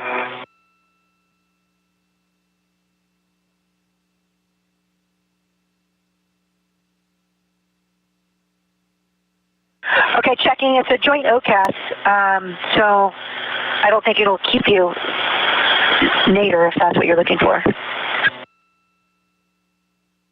I think we got to send this one over to Robo. I can't say for sure that I'm not going to go right through this safety tether on this joint OCAS. Hey, Josh, we were chatting about it. In this next maneuver, there's no body up motion. If we do go body down, we'll need to change up some modes, but you shouldn't go body up at all in this next maneuver. Perfect. Thank you so much, Nick. That Duke, I am a go, and I'll keep an eye on the safety tether as best I can. Copy, standby.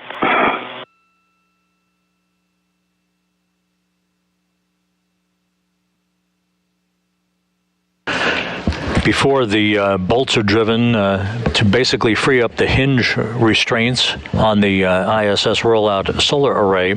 Josh Cassada will be placed in a position to leave the articulating portable foot restraint that he's been mounted on at the end of the Canadarm2 robotic arm, which has been driven by Koichi Wakata with the assistance of Nicole Mann from the robotics workstation in the Destiny Laboratory of the International Space Station. See good motion. And I am opening from the safety tether with that motion, so that's great. Good to hear.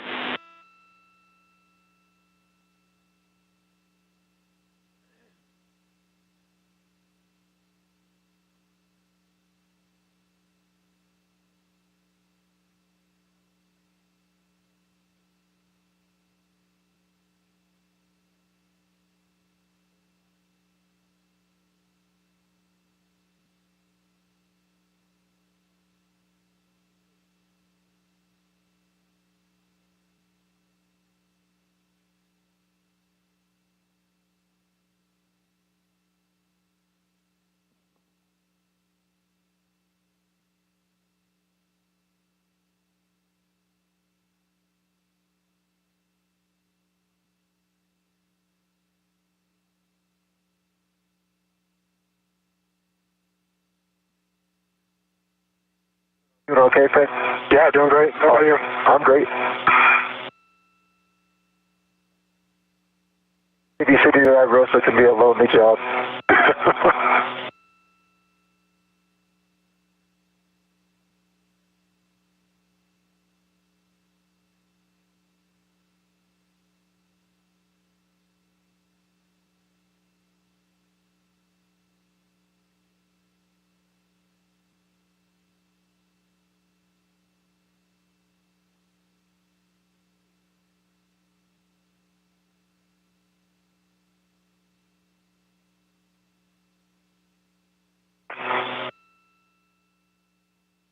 Amazing how quickly your brain adapts. Like I see myself being right side up, and I'm sure you see yourself being right side up. Yeah. Join you here shortly. Well, go slow when you get off, because it'll be a little disorienting. Yeah, absolutely. Thank you.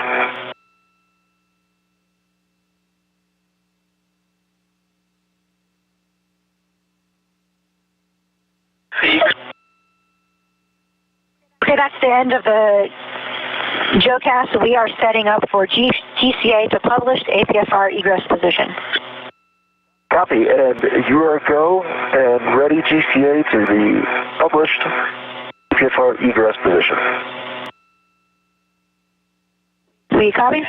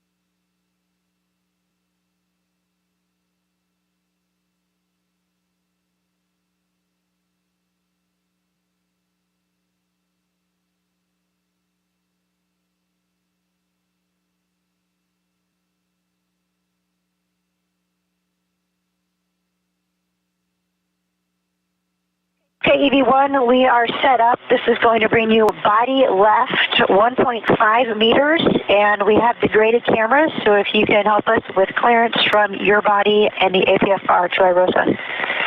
Okay, that's going to be hard because we're moving towards my left shoulder. But I can see right now all of iROSA. We are currently clear. Okay, if at any point you lose iROSA, let us know and we will pause. Okay. Starting motion.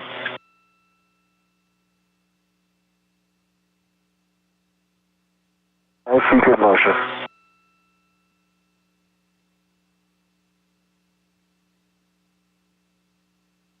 We're clear. Copy, 1 meter to go. Copy.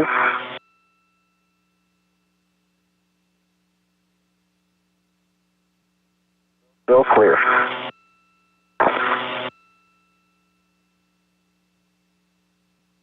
Near iROSA, I cannot see my boot plate or anything below me. 40 centimeters. Copy.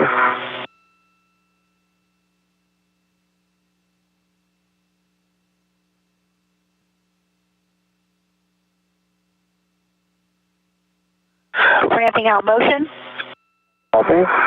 I'm going to need to continue GCA. Let's go body back. 20 centimeters. Okay, copy. Body out 20 centimeters. That's right. Starting motion. And you confirm you have clearance? In front of me, yes. Behind me, no. I can see you're clear. Okay, we're coming. Body out 20 centimeters. Starting motion. Copy.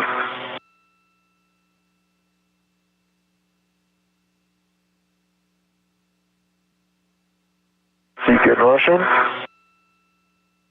10 to go. Continue. Ramp out. 3, 2, 1.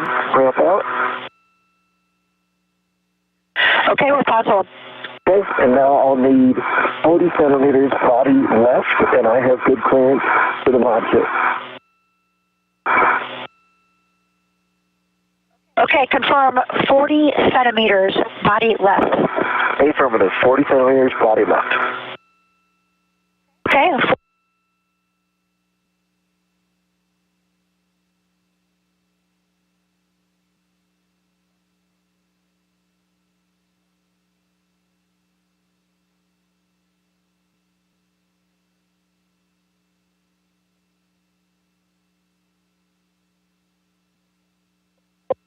Three, 2, 1, ramp out. Pause hold. Copy, GCA complete. Copy. GCA complete. Brakes are on. Go for APFR egress. Copy, go for APFR egress. And Josh, you'll want to just use that ingress aid only when you're egressing. I know the mounting bracket might be in easy reach, but just use the ingress aid. And when you're done with it, you want to stow it in a low profile. Okay, I am egress now using only the ingress aid. Now I can touch the mod kit. My understanding is correct. Affirm. Understand your egress. You'll want to stow the ingress aid in a low profile. Understood.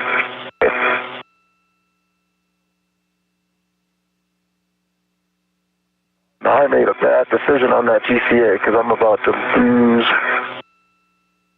the length of an ingress aid.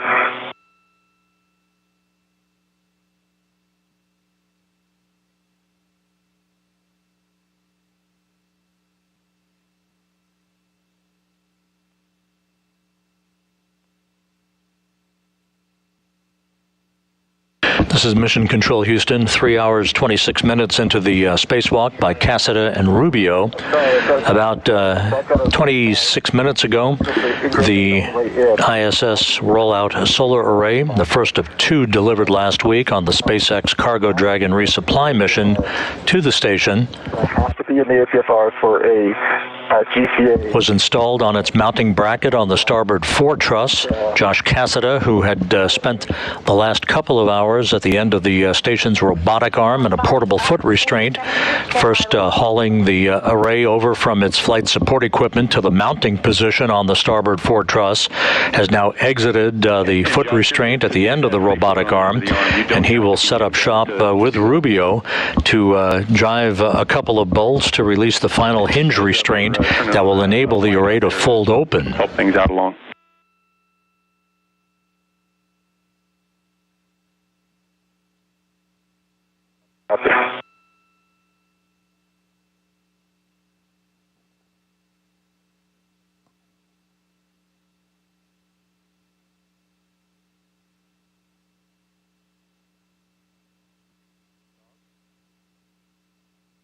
Disregard, we will not need the GCA. Copy, no GCA required.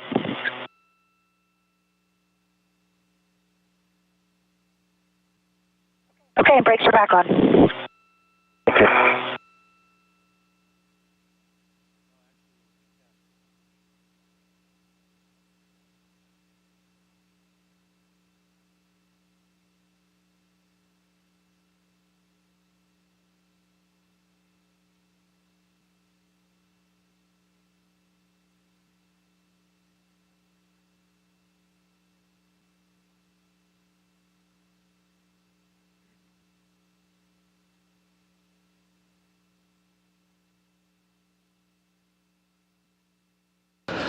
Once the array is folded open, then Cassada will be working to drive a series of bolts that will affix the array to the integrated electronics assembly on the International Space Station.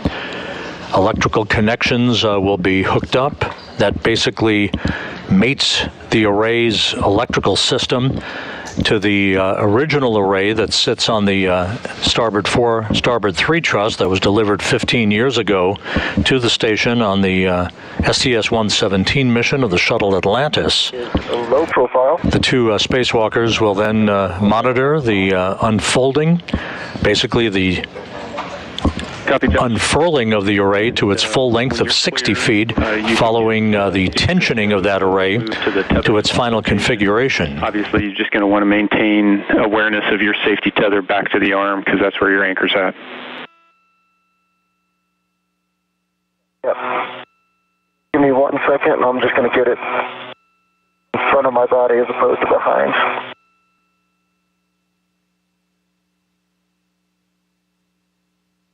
And Josh, as you're working that, you're going to want to eventually get a fair lead on that lower right structure, and lower strut, or lower handrail to help keep your safety tether clear. Copy that. Sure. Yeah, we'll want to put that in after the maneuver. After the maneuver, okay. With that,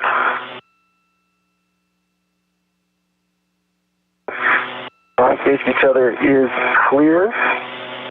This is the third in the series of at least 6 iROSAs that are being delivered and installed on the International Space Station. The next one, also carried to the station on the SpaceX Cargo Dragon a week ago, is scheduled to be installed on the port 4 truss of the station by Cassada and Rubio on December 19th.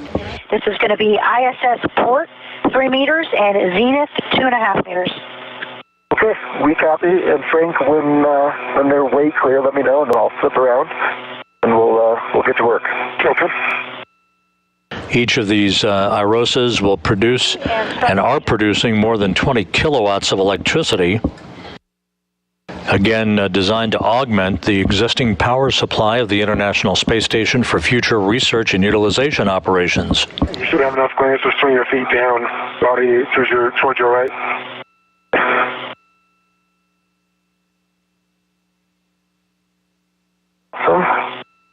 Now we want. Okay.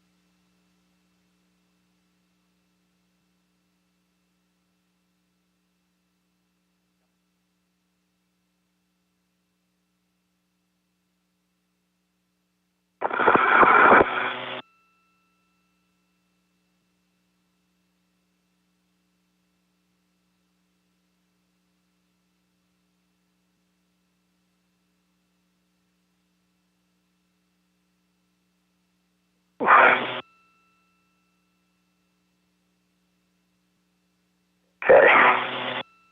That's making it hard, because it's moving on me.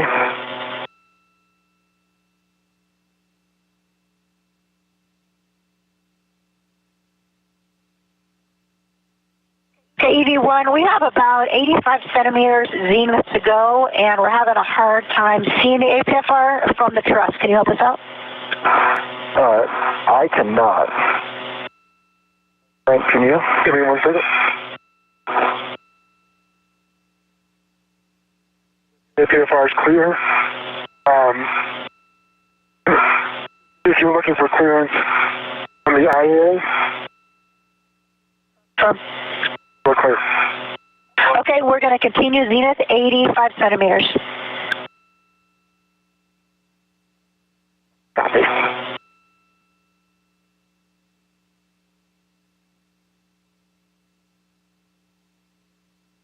Thirty centimeters to go.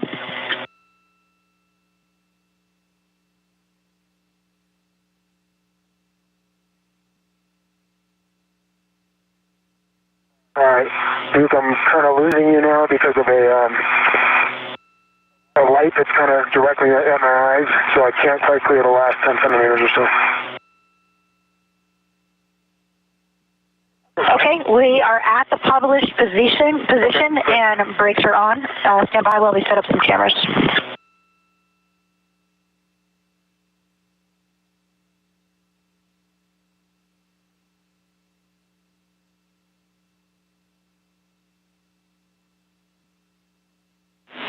And so, Josh, once you get that fair lead in on that lower strut, then you're on the right side to get into position for the unfold. I got a warning that when we do that unfold, it's a pinch point, so keep clear of the hinge on iROSA. Okay, understood. DQ, copy.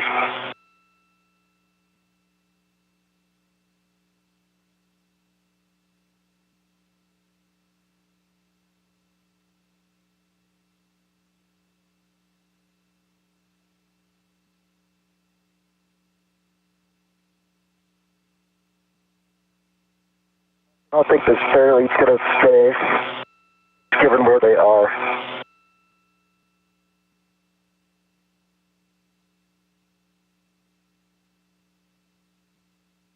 So I've got SA on my tether. It's going across the front of my body to the right. Actually, just oops.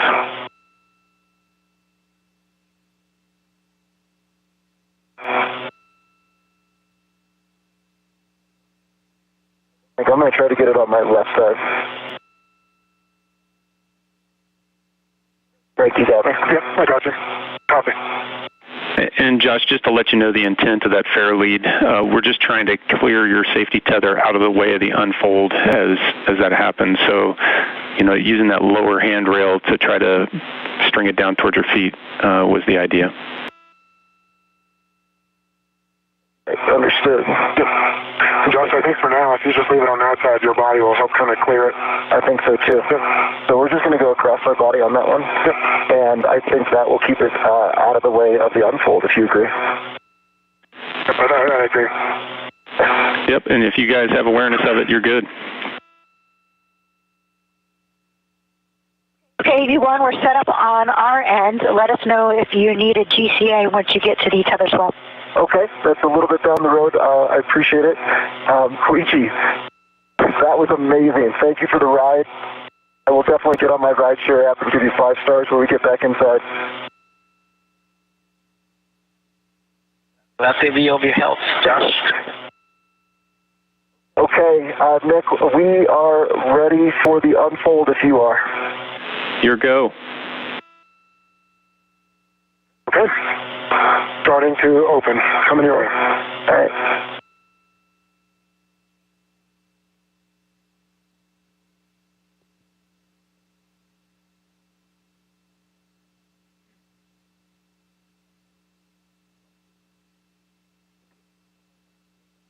And the soft capture is armed. Watch those fingers, and here it comes. Real clear. Okay. All cables and tethers are clear. Yep, you're clear on this side.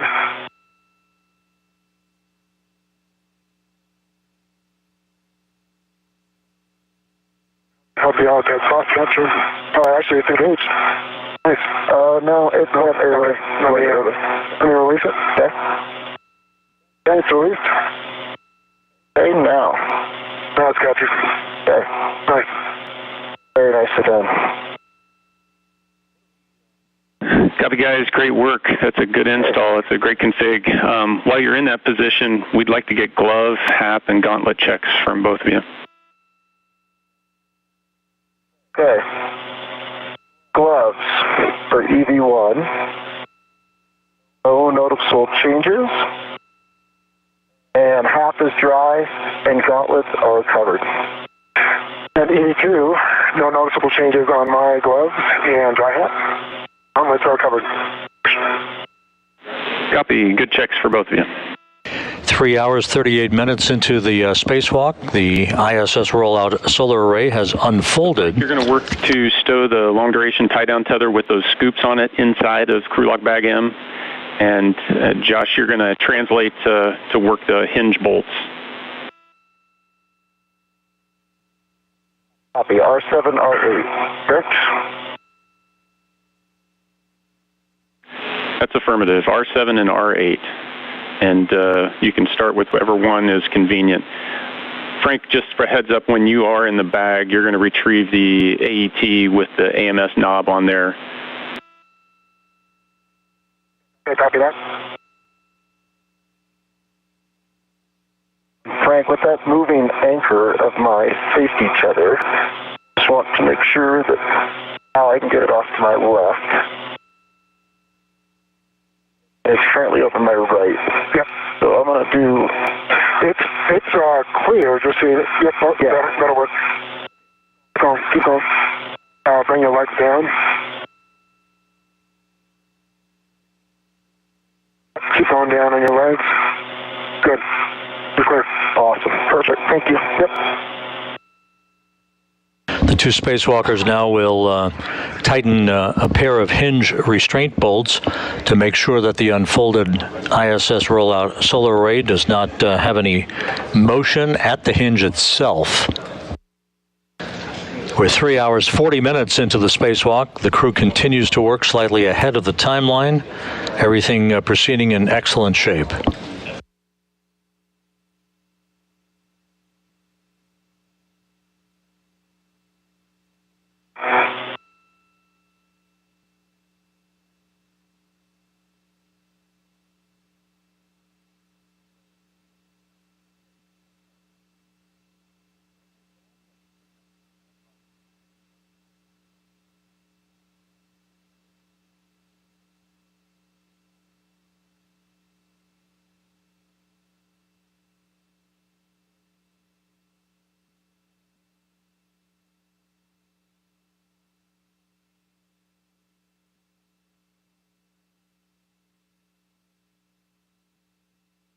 Okay, R7, R8.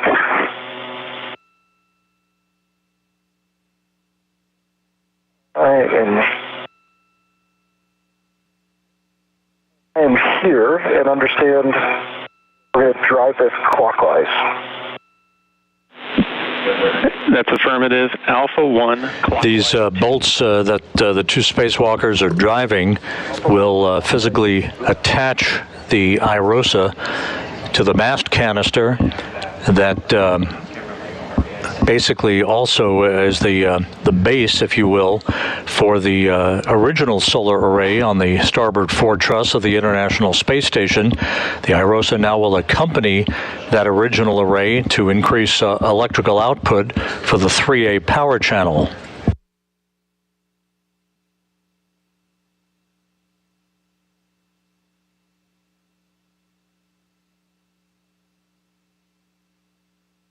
Okay, Alpha 1, clockwise 2 is set.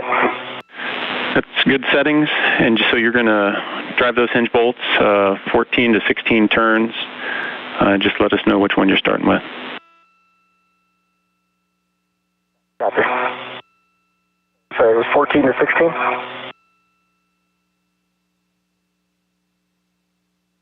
That's what I heard.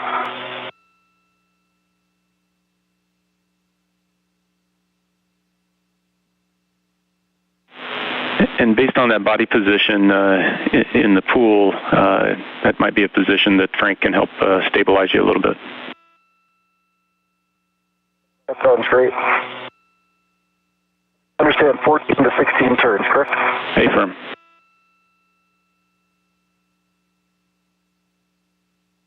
Here.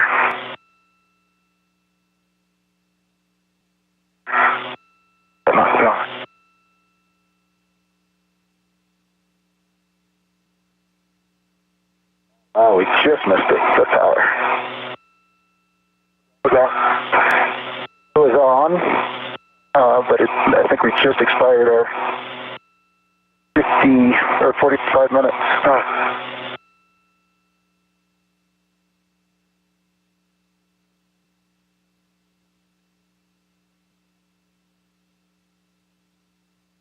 Okay, just to say it again, Alpha 1, clockwise 2. Okay. Those are good settings.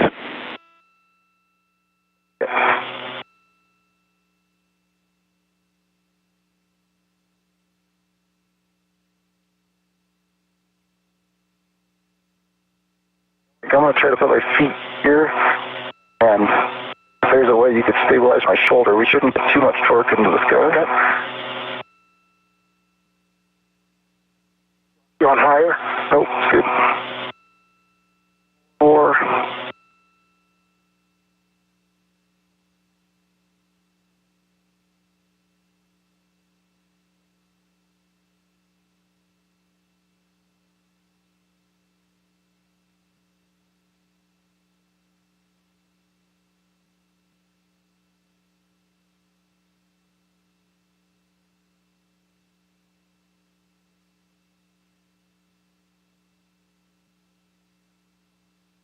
Okay, good green light. Actual torque of 2.4, and I had 17 turns. Copy, that's a good R7. Sorry, I didn't tell you which one I was doing. That's for that Hecka. Alright, leaves R8, and Frank, if we could do something similar. Okay. My feet a little bit parallel with the mod kit. That's perfect, thank you.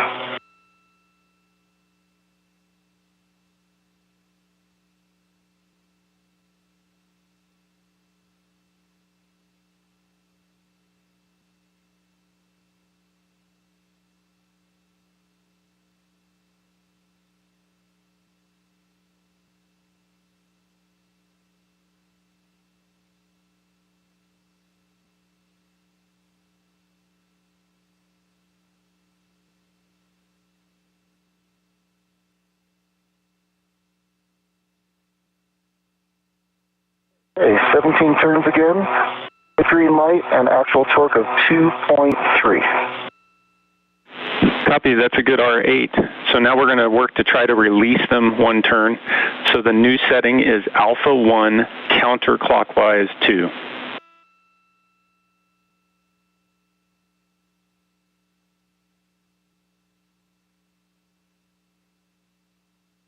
Alpha 1 is set. Counterclockwise 2 is set. And I'll try to go get R7 first here, and we're doing turn or less, correct? Copy, one turn or less.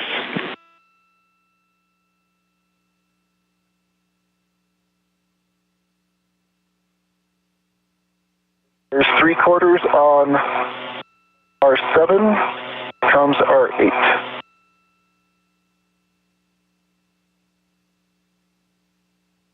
Three-quarters on R8. Copy. A good release on both R7 and R8. You can stow the PGT, and then Frank's going to hand you that AET with the AMS knob and cap keeper. Copy.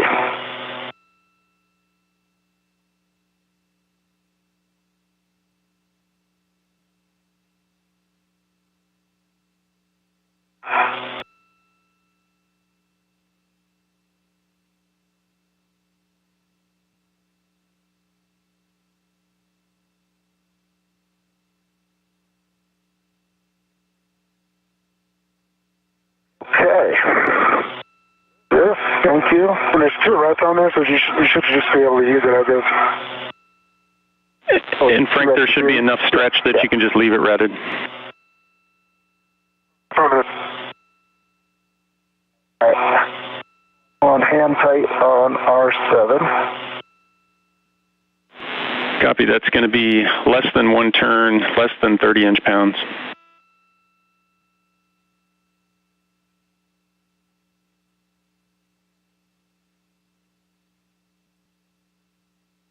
Hey, that's less than 30 inch-pounds, and that was about half a turn. Copy, Josh. Good R7. R8.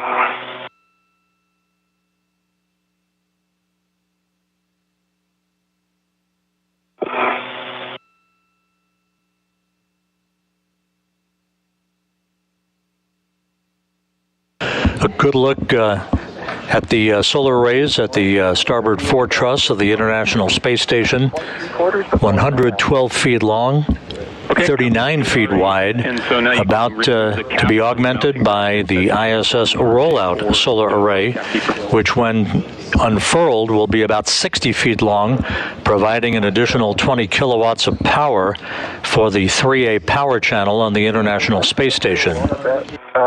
Safety cutter on my left side, and now we're moving around. Just make sure, I think it's still in a good config. It is, yep. Awesome. All right.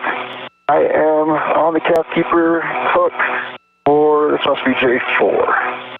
J3. No, J4, correct. Okay. Sorry, I saw your end effector. Yeah, that's okay. I do need to move that for sure. Okay. J4 is off. And let's put this, that's a lot going on there. I'll just grab a hand on the shoot. Yeah. Oh, I see what you mean. Yeah, right. That's okay. That's super there it is. Thank you.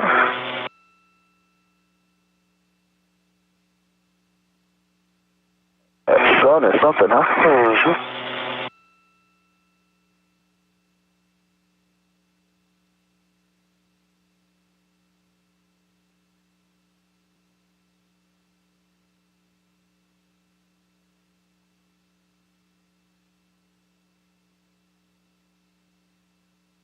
Right.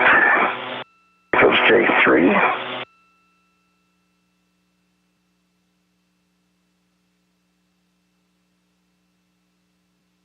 That might keep happening, Frank. Yeah, I'll put it on for you. Oh, sweet. Oh, that sounds good.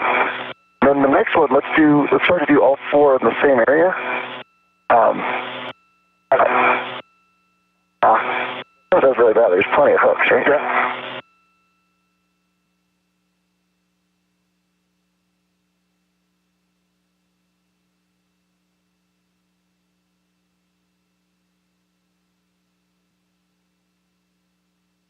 Oh, that's awesome. Thank you.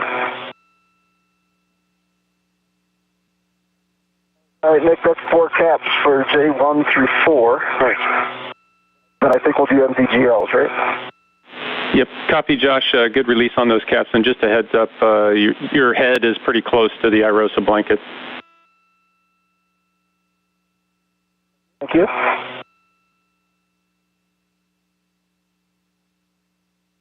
Way out of the sun. Rosa's already attracting it. And so we're going to use a cap keeper from the bag and get the caps on the pre-routed cables now. You can grab yours first, too? Sure. Good idea. I do. I have it. Hold it here for me. Okay.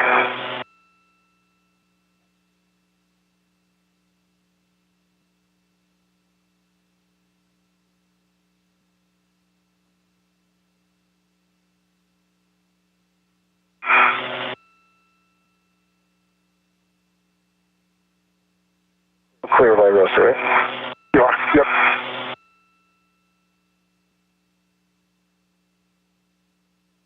All right. Get into that cap. Pull forward over center now. Coming aft.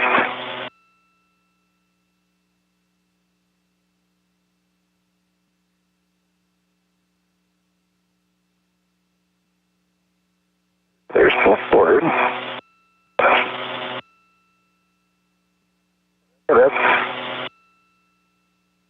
That's full aft.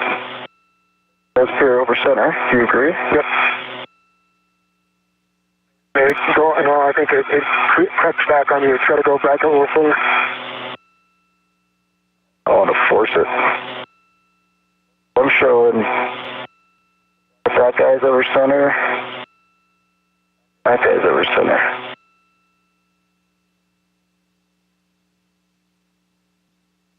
Got a good view in the heck of there, Nick?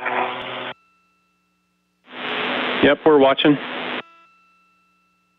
I don't want to force it here. Got a good demate. I'm seeing 2 over centers. I go ahead and try to remove the cap. Doesn't want to come any further aft.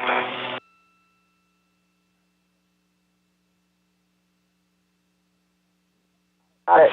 And Josh, if you... Center.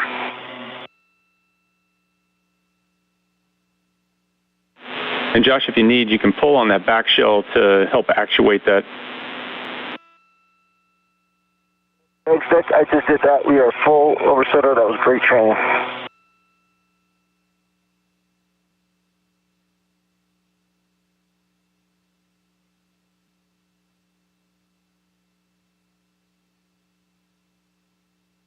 It's quite a Medusa, huh? Yeah.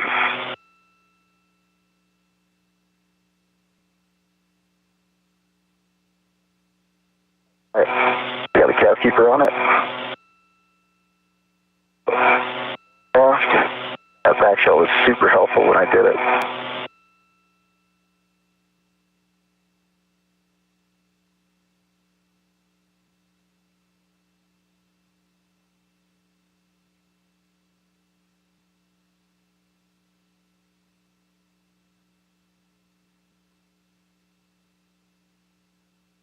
I remember these being so hard inside.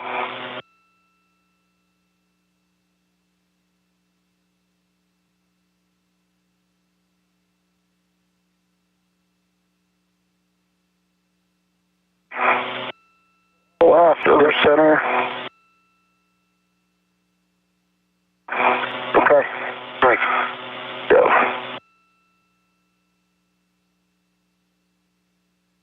Hey, Nick, 3 and 4, or at least the connectors for 3 and 4 are demated. Copy, Josh.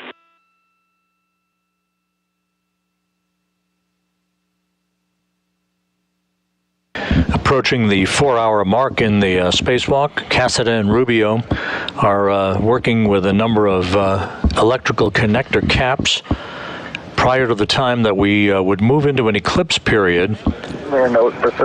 We will not do any electrical mating or demating of cables during daylight to ensure that the integrated electronics assembly and the solar arrays that exist on the space station are not electrically charged at the time that that delicate work is taking place. The ISS Rollout Solar Array is bolted into place on the starboard truss of the International Space Station. It has been unhinged or unfolded into its unfolded position, and now a series of cables will be connected to mate the new augmented solar array to the existing solar array on the starboard truss, ultimately to produce about 20 additional kilowatts of power for the 3A power channel on the International Space Station.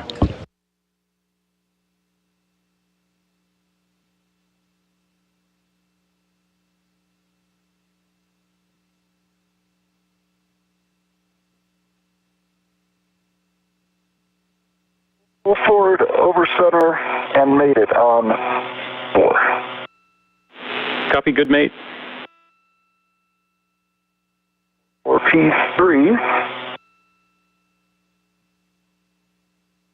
pull aft over center, no FOD, no bent pins, good EMI band, and going on. Good checks, you're good, mate. 3.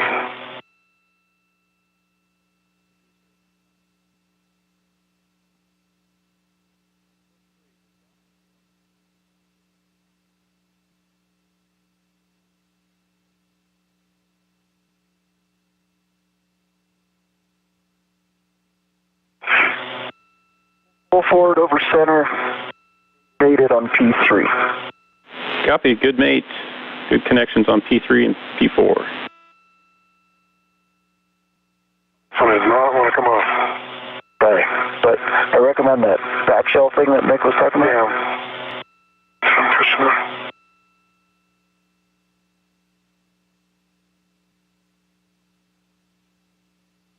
Yeah, Frank, if you hold the cap in one hand and the back shell, the metal part of the back shell in the other, and just try to separate them, it should move the lever by itself. Ah, nice. Understanding what you're saying is key. Thank you. Hey. All right. Do you want to get these, or do you want me to mate them? And Okay. Okay. All right. So Papa 1 is going to J1. Is that correct? Affirmative. Papa 1 to J1. Well, he's going to want the pins. And Yep. All right. Thank you. All right. And I have good pins, no fog, in my band. Good checks. Go to mate.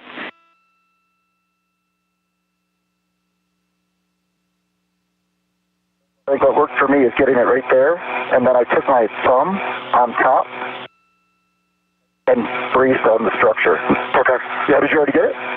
No, well, I just did what you did. Yeah, kind of close. Nice. Thank you. Made it look easier. And P2 to J2, and I have good pins, no fraud, good EMI band. Good checks. Go to mate. Nick, do you want me heading over to 2217? That's affirmative, Josh. You're good to go over there for your tether swap. Okay. And that's both P1 and J1 are full forward over center. Copy. Good connections. So, Frank, you're going to start working the M bolts, starting with M31 through M34.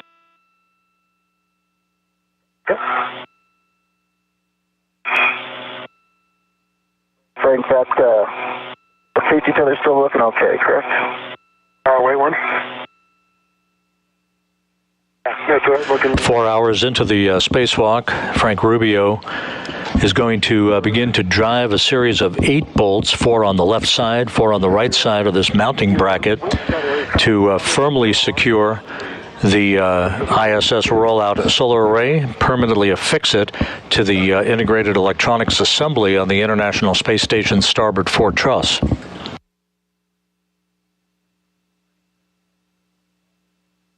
Nick, I am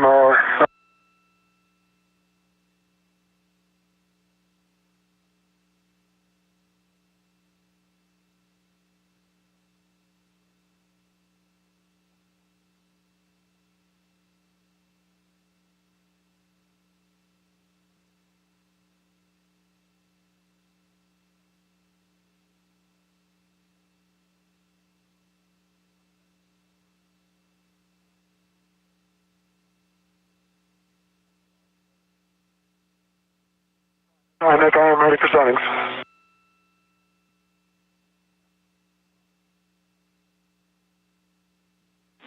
Hey guys, we're back with you off a short handover. Just wanted to provide you with a big picture as you're moving into position for the next task. From a consumables perspective, you guys are golden. We've got plenty of time. You're on track for the timeline. So we're going to work these bolts. We're going to work the cable as a priority when we get into Eclipse. We'll mix in the cables as we need to. Then we'll step into the deploy, and we're completely on track for trying to get after 1 Bravo. So you're doing great. Thanks a lot, Nick, for the heads up. Sounds great. Thanks, Nick. I am ready for settings. Copy. You've got Bravo 5, clockwise 2. Spacecraft communicator Nick Hague reporting back to the crew a status and the big picture.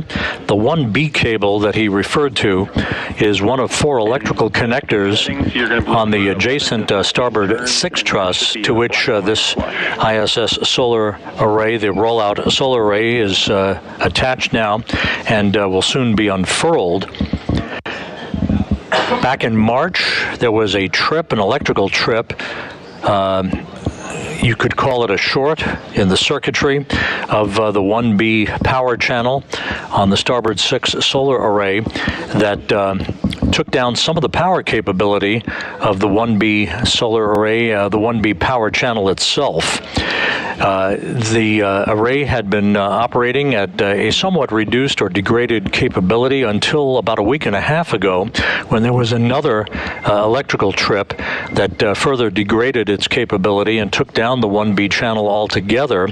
All of the electrical loads for systems usually powered by the 1B power channel went over to the 1A power channel seamlessly, so there was no interruption in space station operations or payload or utilization work. However, in order to get the 1B power channel back up and running at about 75% of capability, the two spacewalkers are going to disconnect one of the 4 electrical connectors between that 1B power channel and the integrated electronics assembly on the Starboard 6 truss, isolating the affected area of the solar array, and then the 1B power channel can be reactivated to about 75% of its rated performance. The 1B power channel is going to get its own ISS Rollout Solar Array next year, when the next pair of solar arrays are launched on another SpaceX Cargo Dragon's resupply flight.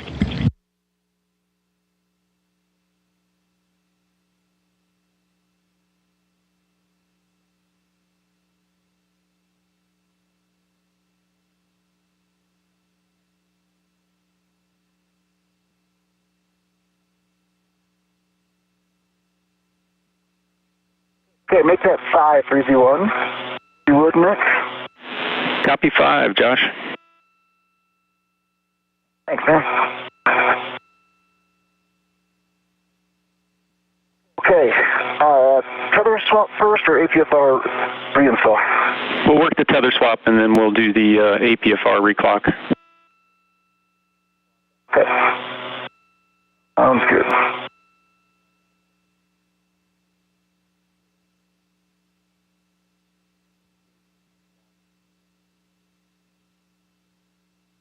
All right, Nick, I'm going to go get my red hook here on 2217. I'm going to put a red on it.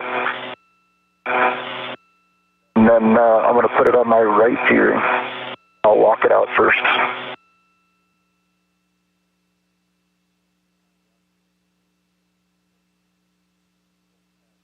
Copy, Josh.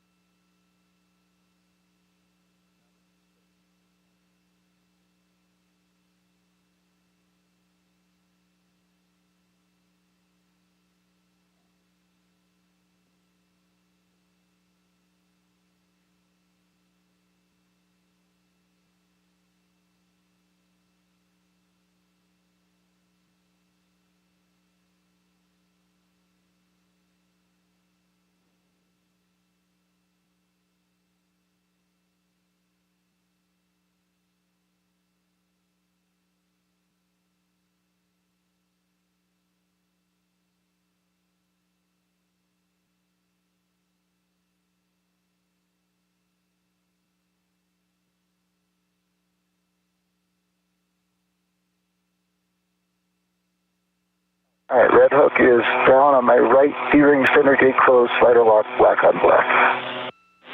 Copy, Josh. Good configuration. On my 31, or correction, on 31, I have my 21.9 on the torque, and I was 13 turns. Copy, Frank. And from the heck of you, it looked like it might have been turning a little slow. Just want to confirm settings that you're clockwise 2. I thought I did. It's with a clockwise 1, so apologies. Okay. Yeah, no worries. And can you see black? Correct. Yeah, black line is flush on that one. Okay, copy. No, we're good with that bolt, so you can move on. Copy.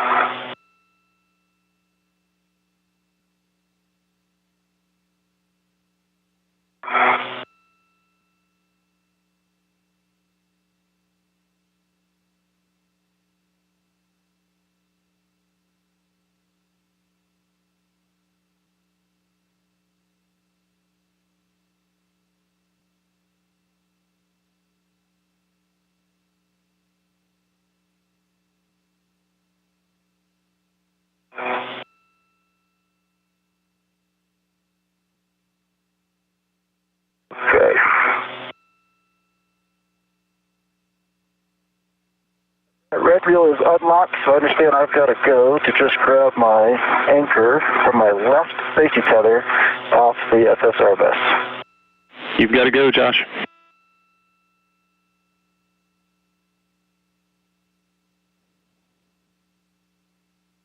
I make on 32, I have 13 turns, green light, 22.2 on the torque.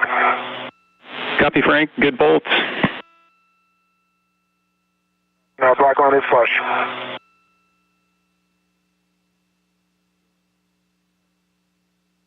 Nick, I'd like to start with yaw and roll if I could, since I'm right here. I think it's going to get further away from me later in the process. Okay, yeah. So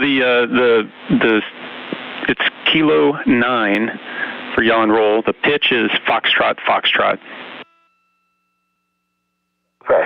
I'll come back to the pitch. I understand kilo 9 on roll and yaw. Yep, copy. Kilo 9er. Thank you.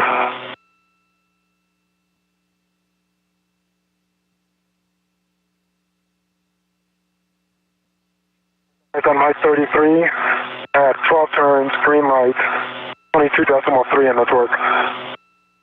Copy, Frank. Good bolt. Black line is flush.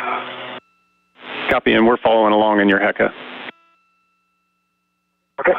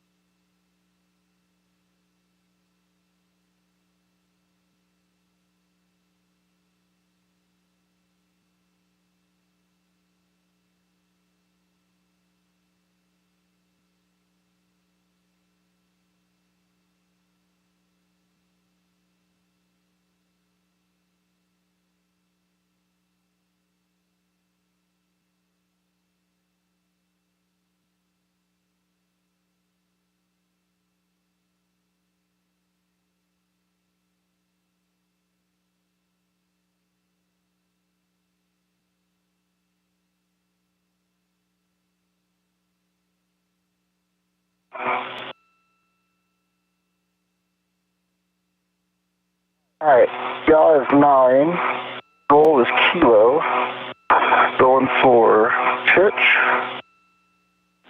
Foxtrot, foxtrot. Okay.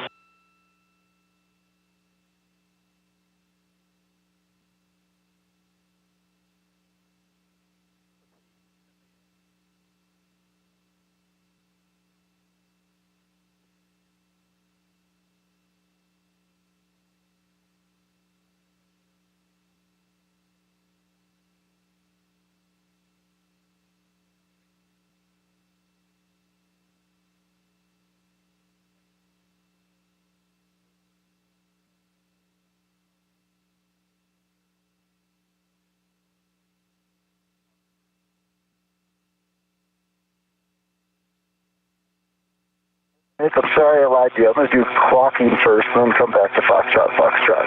I think it's a clocking at 9. Is that correct? Stay firm. Clocking 9. All right, I've got a mini workstation ret on the APFR. 1, 2, 0, trying to get to beyond black. And Nick on Mike 34, at 12.5 turns, green light, 22.3 on the torque. Copy, Frank. That's a good bolt. Hey, before you move on to the right side, you were working around the mod kit strut there. There's a lot of MLI. I just want to give it a chance to wrap that strut back up if anything came loose. Okay. Can I do it when I come back to the bag? Stay firm.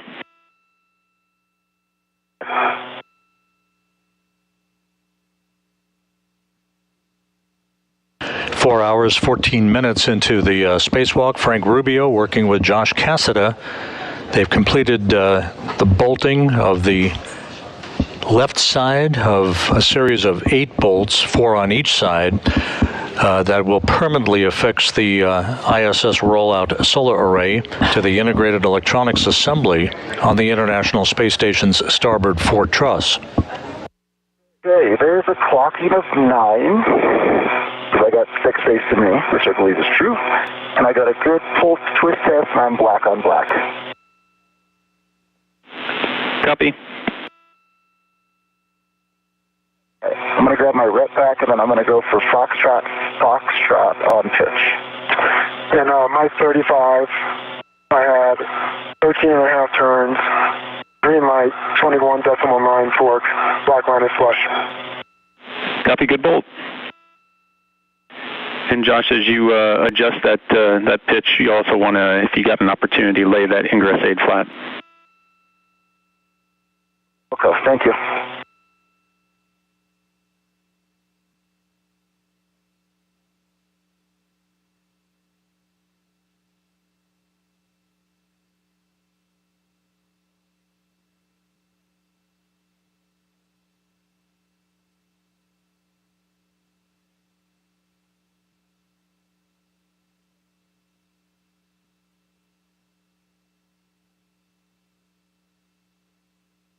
How do I like this APFR better than that other one? We're in lock, and pitch can be depressed. I'm going to go full down the ingress here.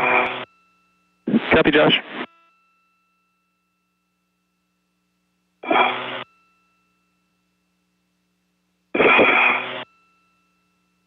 Any chance we could someday bring that other one back in for some onboard maintenance? Maybe I'll just put that on the comment card for the day.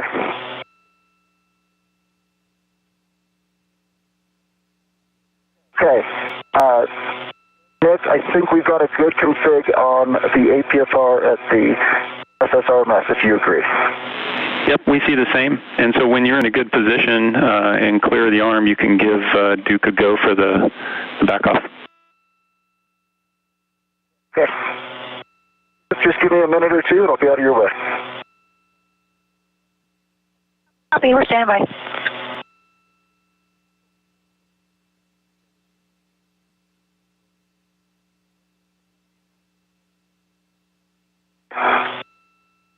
Nick, on my 36, I have 12 and a half turns, green light, 21.9 on the torque, and black line is flush. Copy, that's a good bolt.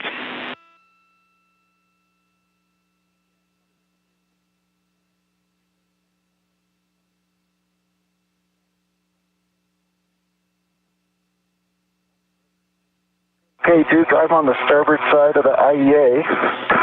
My safety tether is clear. She has a go to back off if you'd like. Okay, we copy that your tethers are clear and your APFR is reconfigured. We are going to maneuver to the IEA back off position. Copy. My 36, 12 and a half turns, green light, 22.0 on the torque, black line is flush. Copy, good bolt, Frank.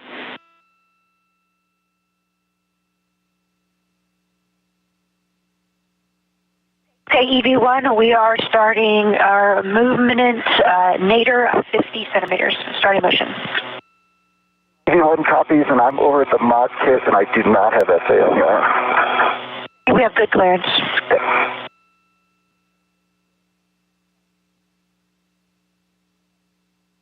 All right, Nick, I'm back at the mod kit. Josh, can I hand you this PGT and you grab that bolt that's over there? Sure. It's on the other end of the... Give me 1 second.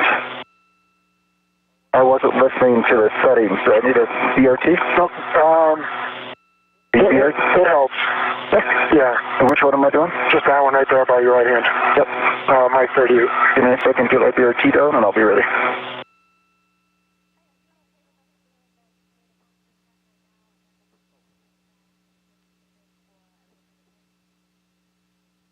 I'm going to grab this one on the far right here, as you probably heard. And say again, Josh. getting this far right bolt here. I can't really see the label. Mike 38. Mike 38, Yep. Frank says. Yep, M38's the only bolt over there. Okay. All right, I've got Bravo 5 and clockwise 2 set. Good settings. 11 to 13 turns. Looking for a black line. This is the last of the 8 bolts that will permanently affix the ISS Rollout Solar Array to the starboard fore truss of the International Space Station.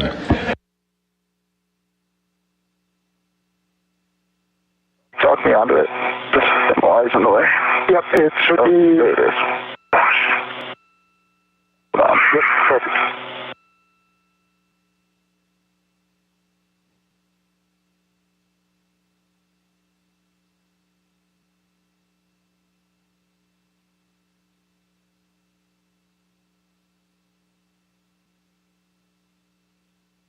It's a tough spot. That MOI does not help. Nope. When I order.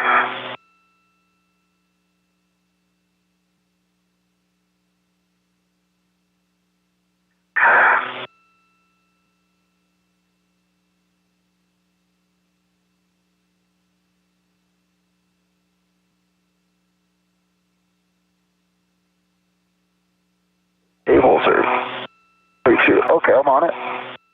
All right, certain turns. Oh, come on.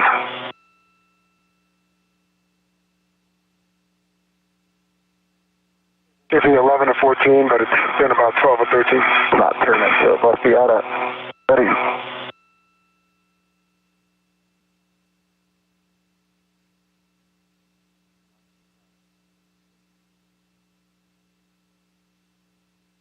All our air, so this is the one you were talking about. Yep, it might be just one of the clockwise. 2 might just be slightly out of. Clockwise 2.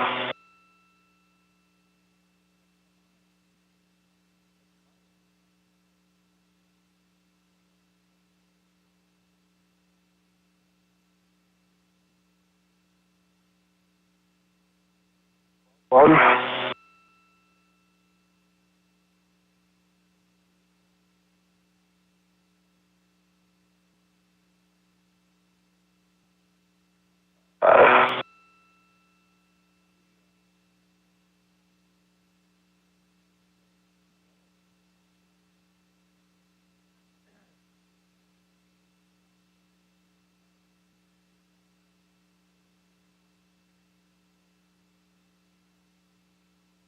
All right, man, I didn't know it was not going to be that involved. That's okay.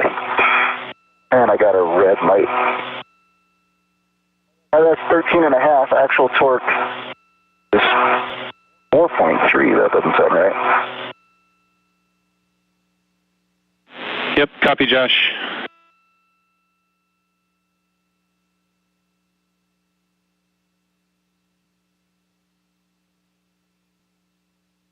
A good view of the ISS Rollout Solar Array that has been installed on the starboard fore truss of the International Space Station.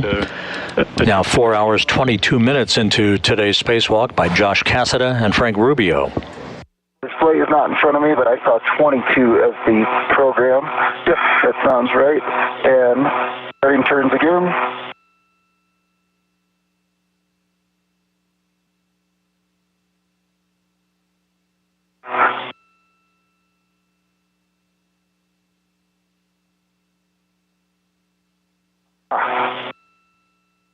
Zero torque and 0 turns. Maybe it just got reset.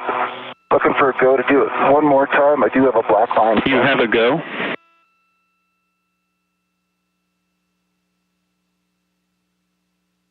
Although, 5, place.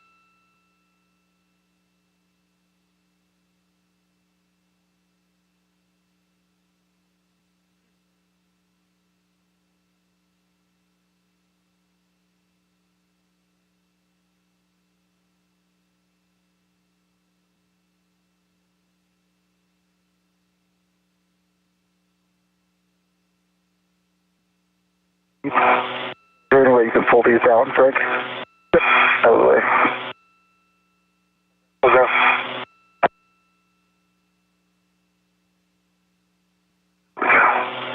So unfortunately, the cable ties got him up there. Yeah. There we go. All right, starting turns again. Okay.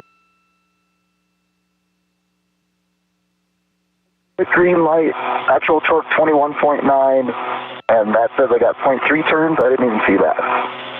Copy, Josh. That's good. That's a good Thank bolt. Sounds good. And again, that black line is flush.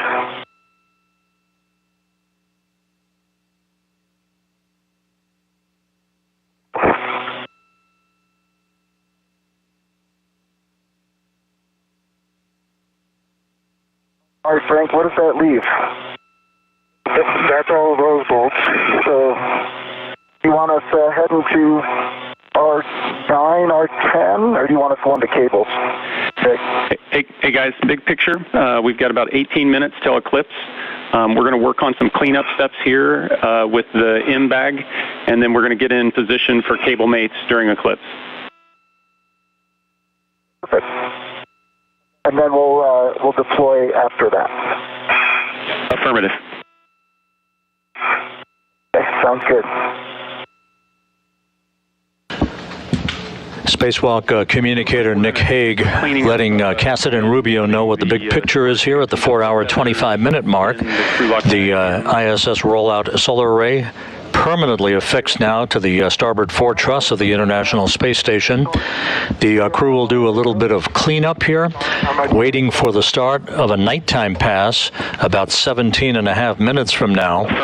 It is during that nighttime pass that there will be a mating of cables that will electrically connect the new ISS Rollout Solar Array to the integrated electronics assembly joining the solar array that currently exists, the original array that was delivered 15.5 years ago on the STS-117 mission of the Space Shuttle Atlantis.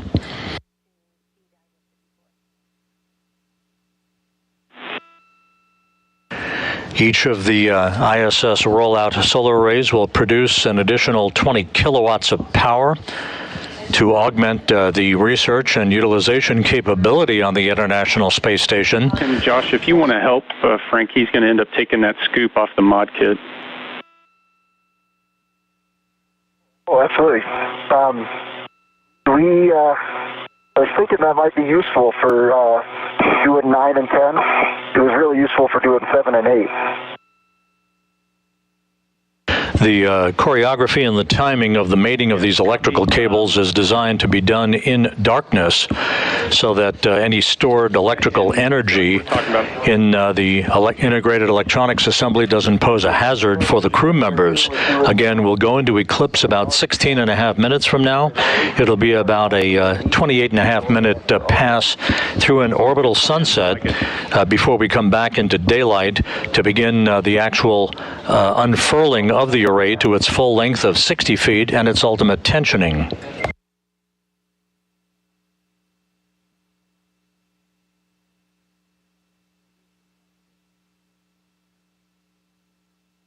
Nick, it is tethered right now. Do you want me to take the time and I can try to get it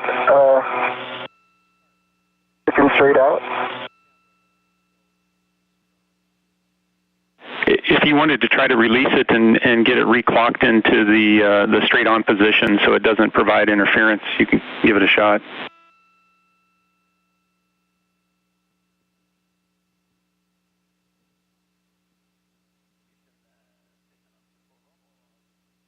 Actually, if you can see my Hecka, I think Frank was brilliant. I think this is a great orientation. I can get both with no interference. Yeah, we see it in the Hecka. You're right. So if you want to leave it there, it's your preference. Yeah, let's do that. Don't mind. Copy all. No, Miranda, I still appreciated those scoop lessons.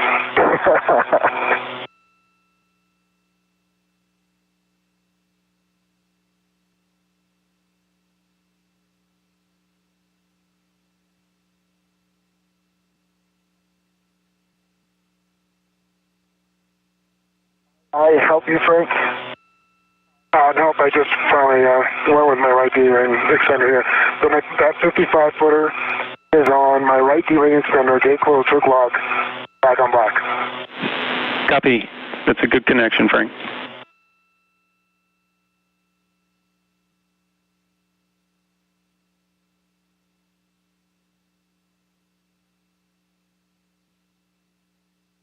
Thanks, Josh. Appreciate it, man. No problem.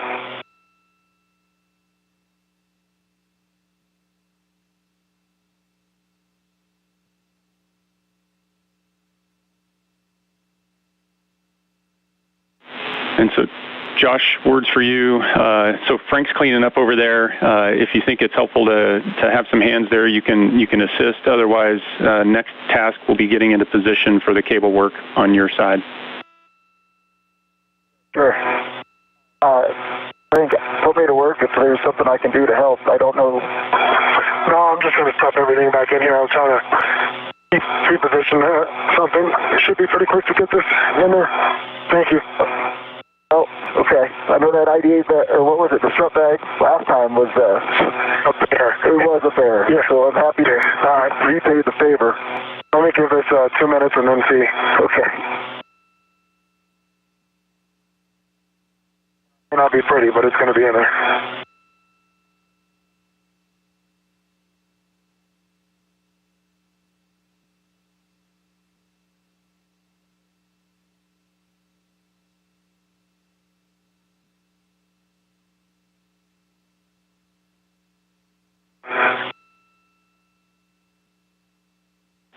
And Frank, just a heads up, we're going to end up opening those doors again. So if you can't get everything in, we can move on and deal with it later. Are we, okay, we're opening them back up today? Yeah, so that scoop that Josh wanted to leave in position is going to go inside. Oh, okay, then I'll just leave it open. We actually staged that ret, we staged the end of that ret on the outside. So we actually aren't going to have to open up the doors for more than a second. Okay, I'll close it up.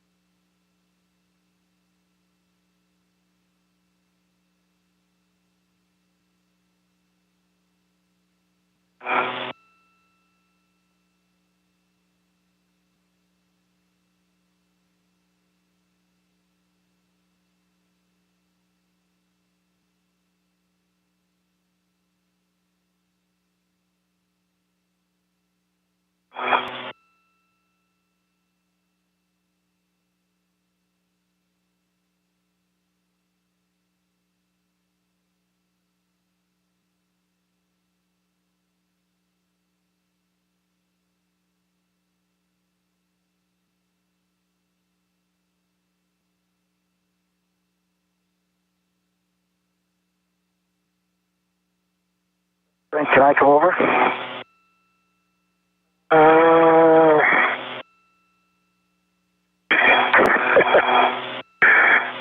Invitation only to the left side of the mod? Yeah.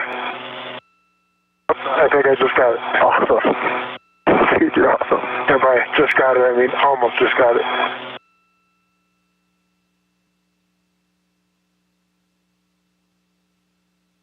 If you think you'll get it, I might head over and... Yeah, go for it. If not, we'll get it together later. Oh, no. I'm not leaving it. Sure. You got it. Yep. Did you get it? Yep. Perfect. Not perfect. Nice work, Frank. We'll open it back up, so... Thank you. So head over to the panel. Yep, so as you guys can tell, the sun's getting low on the horizon. We're about 10 minutes away from the start of our working eclipse. So if you want to get in position, we're going to sit here and wait. About the only thing we can do is demate the wingtip connectors, the cables from themselves. Well, Yep, and we've got some time, so I'm going to read the warning to you, is that you cannot demate the SAW connectors until eclipse plus 2 minutes. We'll let you know when that is. and that you must maintain a 1-foot keep-out zone from the demated saw connectors starting 2 minutes prior to and during installation. You on copies? Yeah, 2 copies.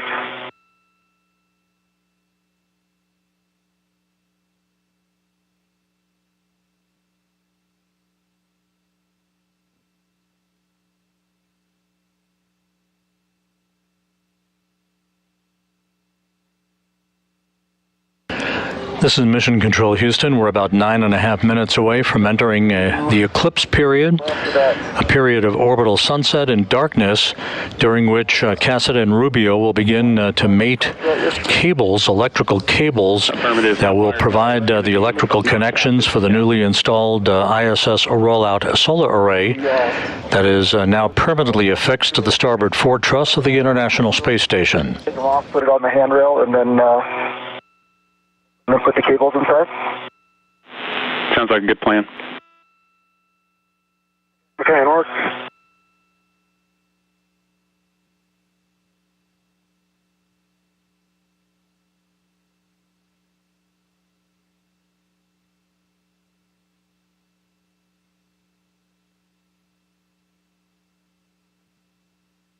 Feel bad about this, Frank. You worked so hard on this one. Nope. Okay. Hey, Josh, is there a wire tie further outboard? There is. It's on the long handrail. Yeah, copy. That's the one we want to try to release.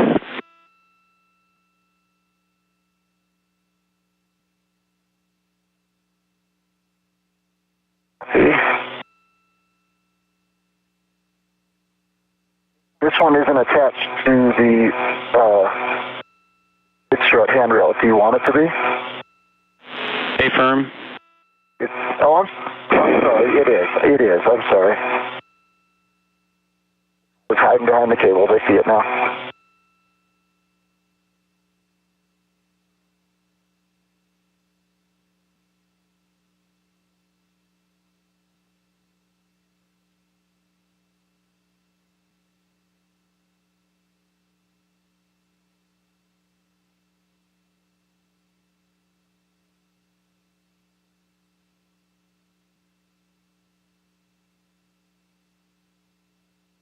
Once we enter the period of eclipse or orbital sunset, there are a series of 4 connectors, 2 for the left blanket box on the integrated electronics assembly, 1 and 2 for the right blanket box. Cassada and Rubio will divide and conquer, each taking 2 connectors apiece, and that will electrically mate the new ISS Rollout Solar Array to the electrical system of the International Space Station. Affirmative. Affirmative. Nick, verify I can go ahead and demate the cables from themselves? Yep, you are go to demate those new cables. Copy.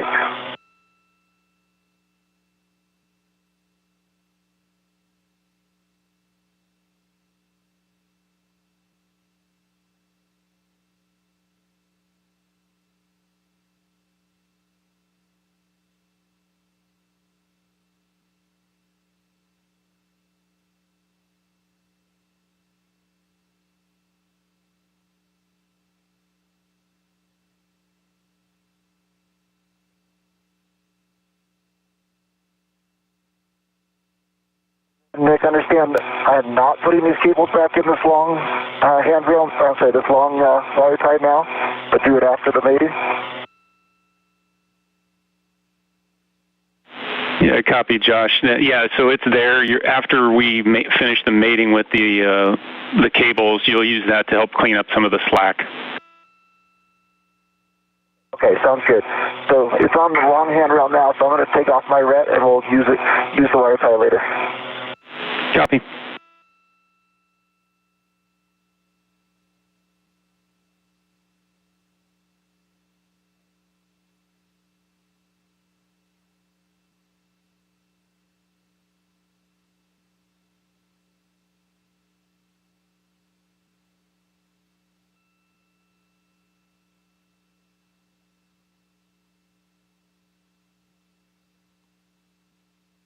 And same for A9 Alpha and P9 Alpha.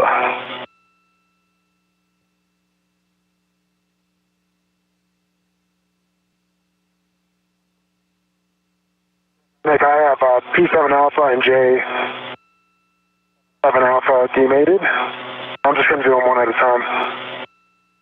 Yep, copy, understand. Both of you guys are in a great position. We've got about 4 minutes before we can actually start working on those connectors. We've got some inhibits to put in place, so get into a good position and catch your breath.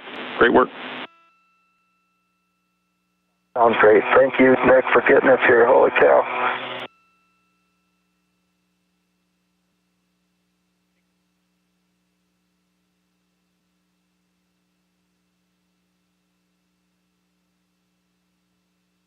Nick, while we do catch our breath and take in this incredible view, after these are mated, understand we're going to go back to the deploy 9 and 10, and then Frank will hang out for a couple minutes and then start making his way to S6, is that right? Yep, copy. And as efficient as you guys are, we may have to pause a little bit because the deployment needs to be in sunlight. Okay, copy that.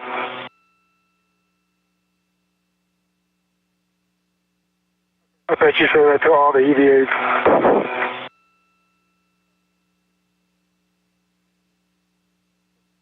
We're only efficient because of the plan that was put together. It's remarkable.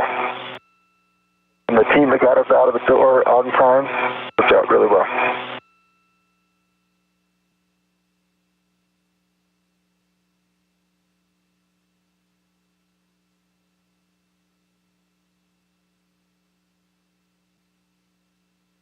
Hey guys, well, we got a couple minutes here while we're waiting. It looks like you're in good body positions based on HECA. Just to let you know, you can drop a BRT on handrails there if you want to get stable if you haven't done it already.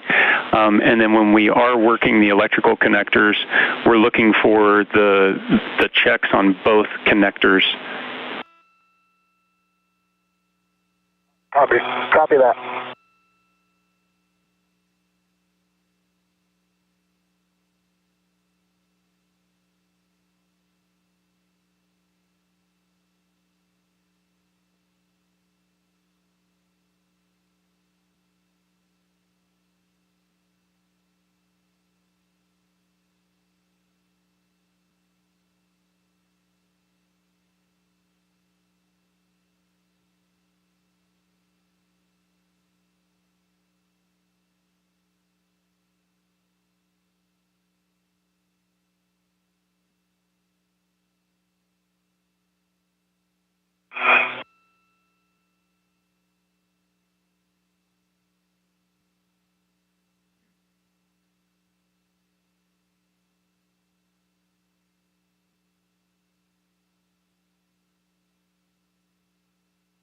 Four hours, 42 minutes into the spacewalk. Frank Rubio and Josh Cassada soon will begin the mating of electrical cables, 2 on each side of the integrated electronics assembly, 2 for the left blanket box, 2 for the right blanket box that will electrically tie the new ISS Rollout Solar Array to the original solar array delivered 15 and a half years ago to the International Space Station. And just to let you guys know, right as we give you the go to start work, I'm going to end up being in a 20-second handover. Okay, understood. After P9 Alpha goes to the panel, and P23 Alpha go to the panel, can I do those in parallel, or does P9 need to get complete before P23? Yeah, and copy, and we're still putting in some inhibits, but we'd like to do them serially, so we'll work everything on one cable and then move to the next.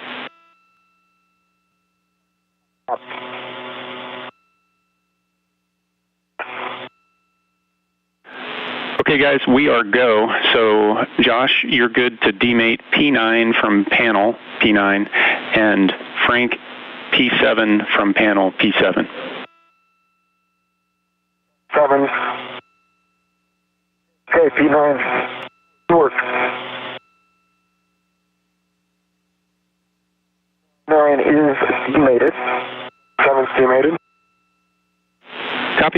and it's P9 Alpha to the panel P9. And we're in that handover between satellites. As you just heard from Nick Hague, the Spacewalk communicator. We'll pick up video here in just a moment as the mating of electrical cables between the newly installed ISS Rollout Solar Array and the International Space Station's S4 Truss electrical system begins. I have a good EMI band, no FOD, and good receptacles. Right, and I'm mating P9 Alpha to panel P9. Copy. And Frank, we were in and out with a handover. I copied all your checks, Frank. Josh, I'm sure you checked as well. Your go to mate. Copy. And those checks were completed. Yep, you got it.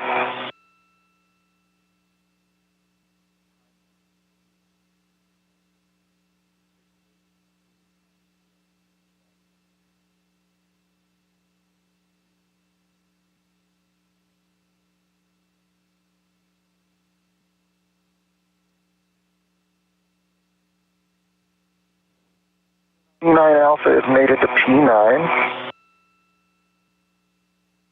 Copy. P9 mated to the panel, or Alpha to the panel, and you got a good hard stop?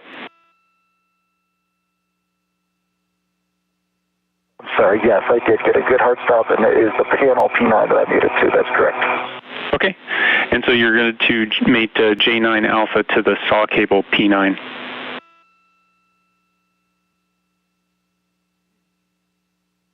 The saw cable referenced by Nick Hague is the solar array wing cable. Mated. And no pins, no FOD, and good EMI band on the saw cable, and on J9 Alpha, no bend pins, no FOD, no EMI band. Copy, Josh, and we see it in Hecka. Good checks, your go to mate. And copy. Go to mate, thanks. Your go to mate, Josh. And Frank, you were able to mate P7 Alpha to the panel. Affirmative, good hard stop. Copy, good hard stop. So you're working J7 Alpha to the saw cable P7. Affirmative, good checks on both. Good hard stop on J9 Alpha to saw cable P9. I have the same. Copy, good connections. So Josh, you're working P23 to panel 23 demate, and Frank, you're working P21 demate from panel P21.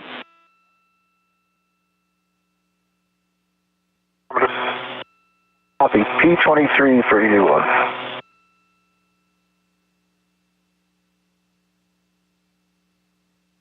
Cable, good EMI band, no FOD, no pins.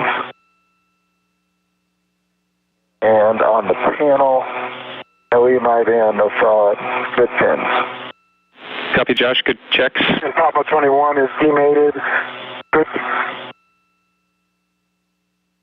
pin, good EMI band, no FOD on the original cable. And for the 21 Alphas also have good pin, good EMI band, and no FOD. Copy, Frank. Good checks. Your go to mate P21 Alpha to the panel. Copy, work. I don't know if I told you the words on P23 Alpha. Good EMI band, no pin, and no FOD. Copy, Josh. Your go to mate P23 Alpha to the panel. Copy, thanks.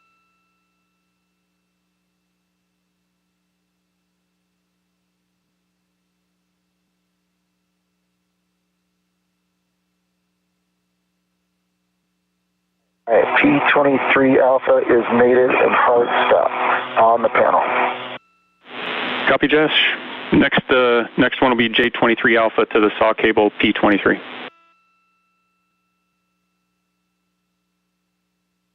Copy, saw saw cable 23, and I gave you the words on that one. Yeah, and I might have already done this, but J23 Alpha, 10, no, you my band, and no FUD. Copy, good check. Should go to mate, J23 Alpha to P23.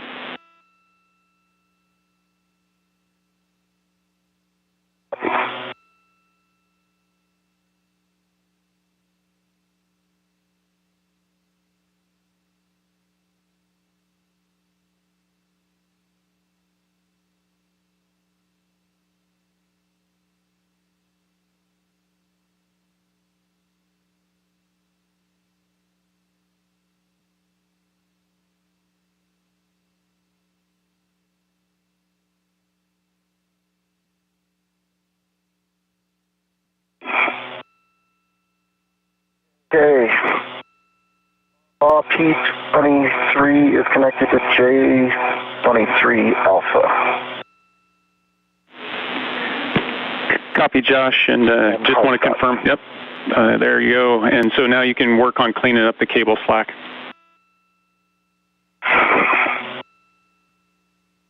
Okay. I don't know what you're seeing, Frank, but I'm not seeing enough slack to get out to that long handrail. No. If we go to the mid strut. Please. So the long wire tie that I attached out there, do I need that?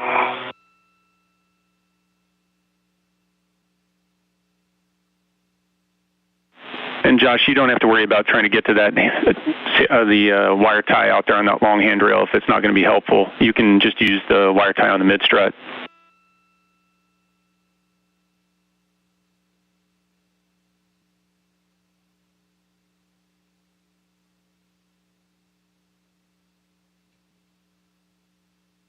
I think you can see in my HECA, I don't know that it needs anything here on the mid strut if it's already connected, but I'm happy to do what you need.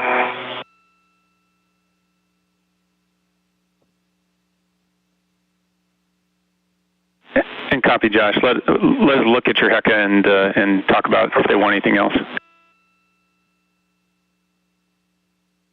Okay. In the interim, do you want me to go out to the long handrail and get that long wire tie?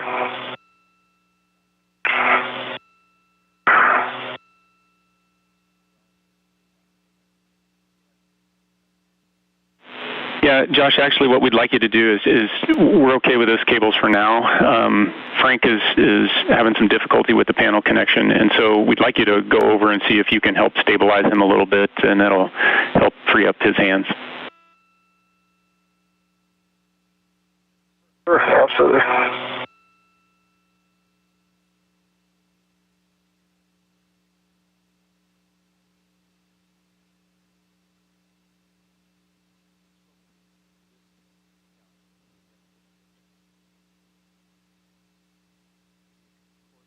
And copy, Frank, you moved on to J21 Alpha to the saw cable P21. Yep, I'm just going to get these two real quick. Okay. I just want to double check a good check.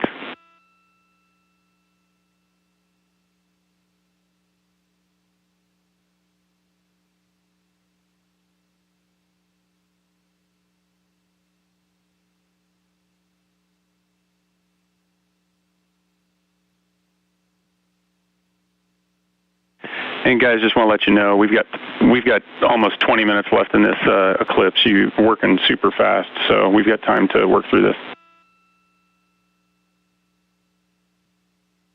Copy that. Oh, thank you, Nick.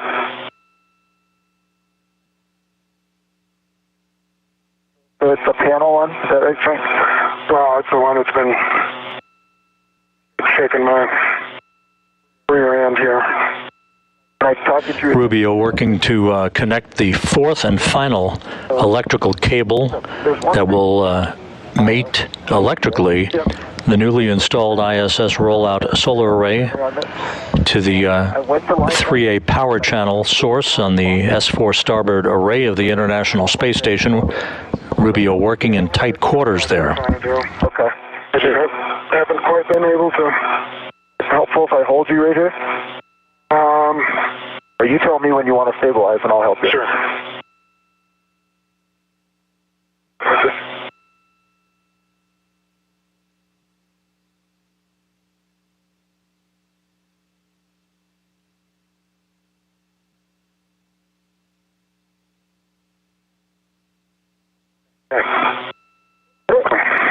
Got it? Awesome. Here's switch bands. I still have one more. And Frank, just want to confirm good hard stop on that one. You can mate with your left. There was a good hard stop. Copy.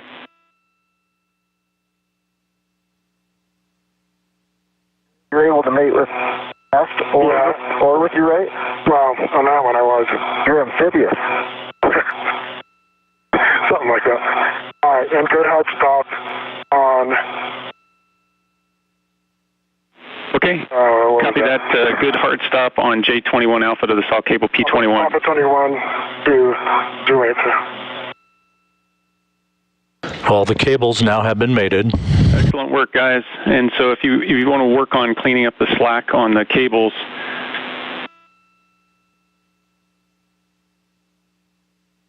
Thanks, Josh, for your help.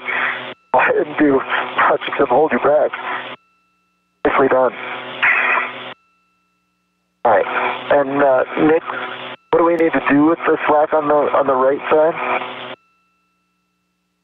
Yeah, Josh, for both of you, when you're cleaning up these cables, what we're trying to do is just prevent snag hazards when people are translating by. So it's going to be your call to try to shore up any kind of potential snags and tidy them up.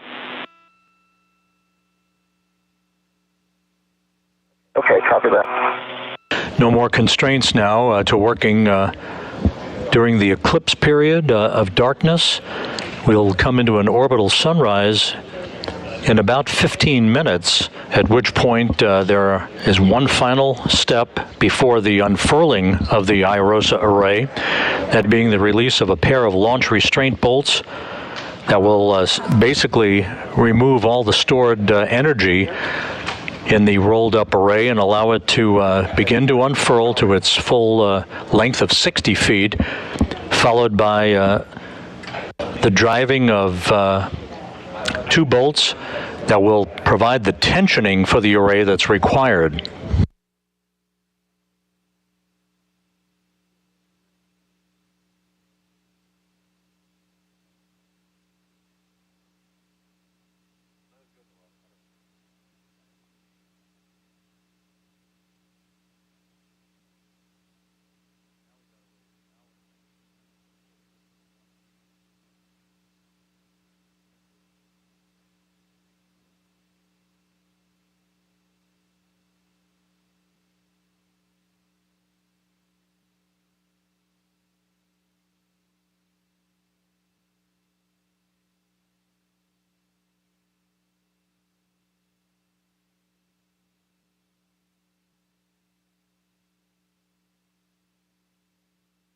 I do not have a good solution over here. I think it's about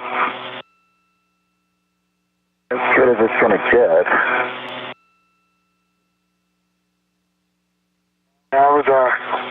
I twisted mine enough when I was working them that it actually ended up in a piston sig. Yeah, I got one nice little loop.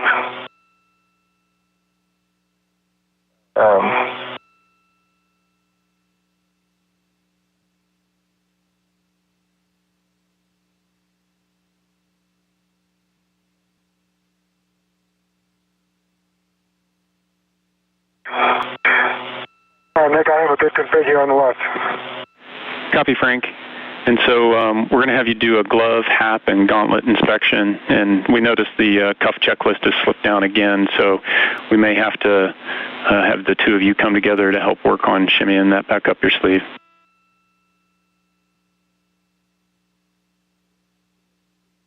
Okay. I can push it here and have to have the gauntlet cover the ring. Yeah, and Frank, if you can just flip the pages back and pull the gauntlet up over the wrist seal, then you're good. Yep, just did that.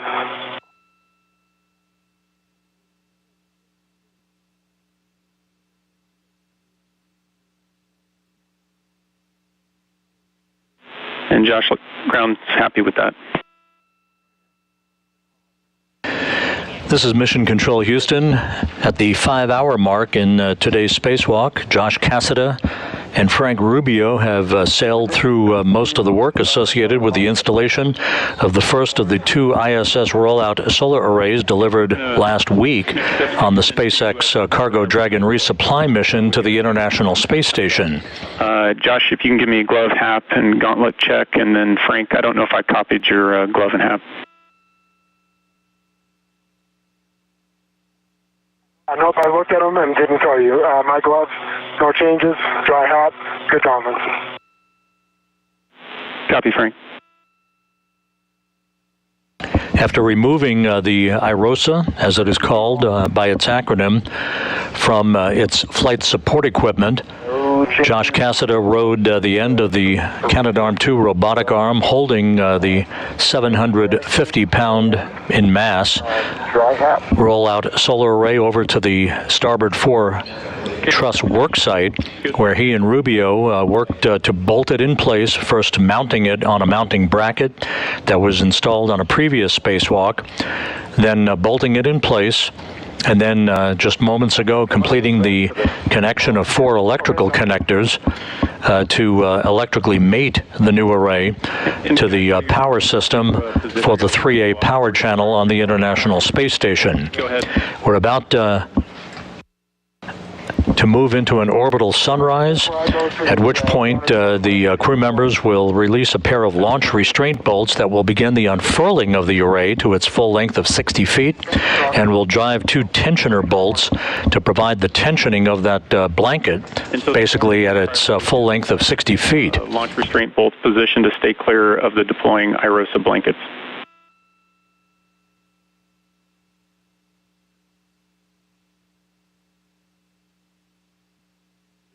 EV1 copies. EV2 copies.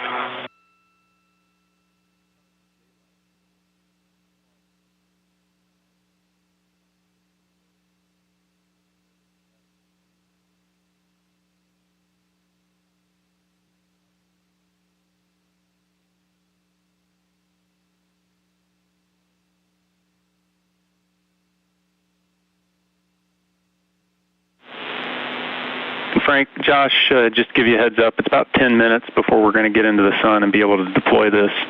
So we've got a little bit of time as you look around. If you see any MLI that on the mod kit or anything, now's the time that we've got a little bit of time to clean up.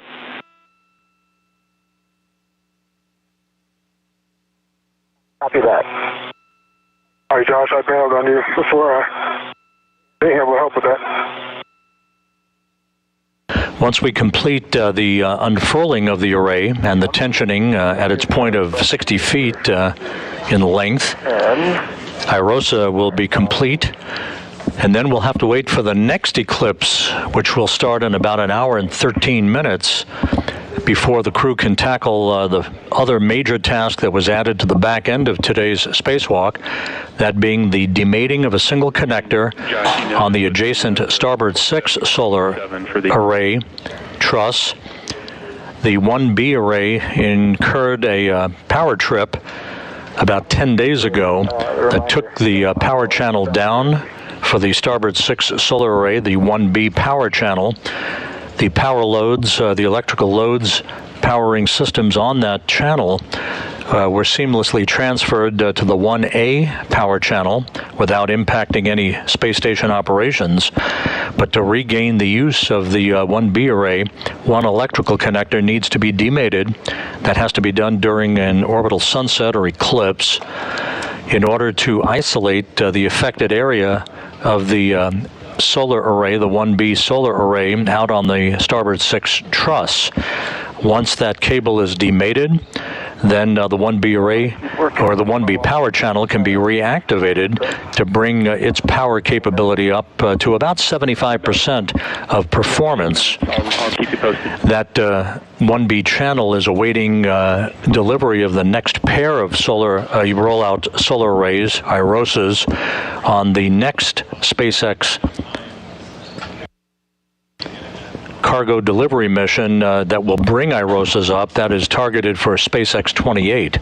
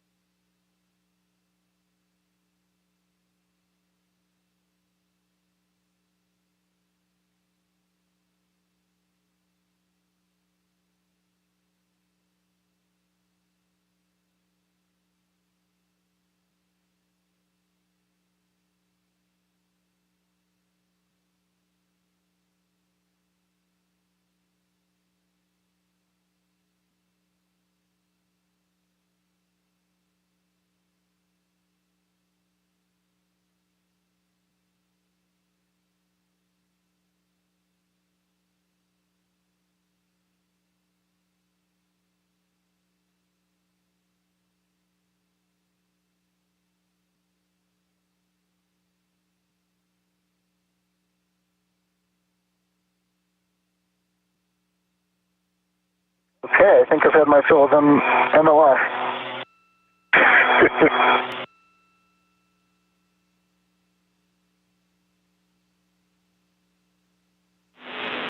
You guys got about 5 more minutes.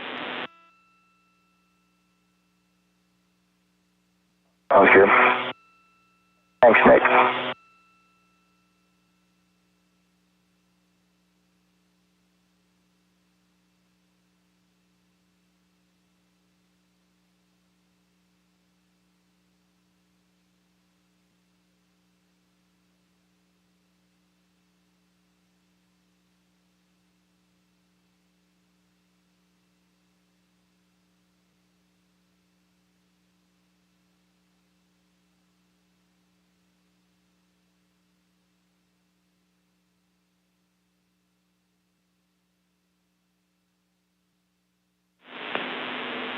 And Josh, looking at you trying to BRT there in the pool, it was helpful. There's a handrail on that the strut that's just off to your left. Might make it for a decent BRT position. Your call.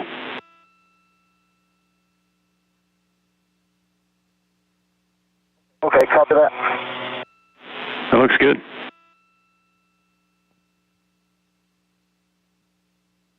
I think that might work okay.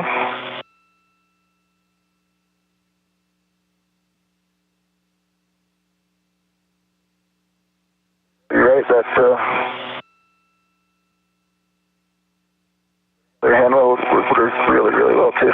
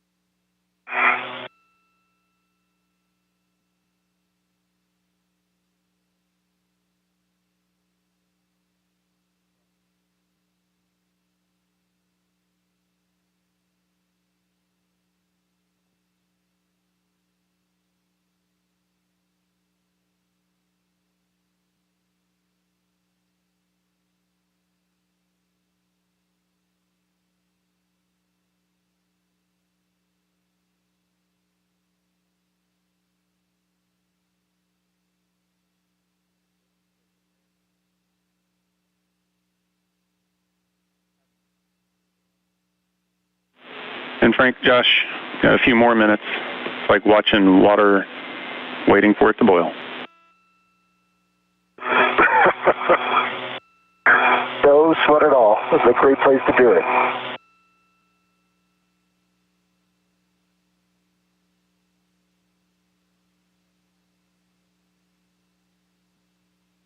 Also much better to be in this position than to be rushed to try to beat the sun.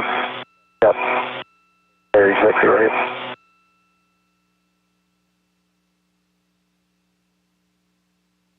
And people thought through every single scenario to get this window. Incredible. Rita and Monday and Miranda.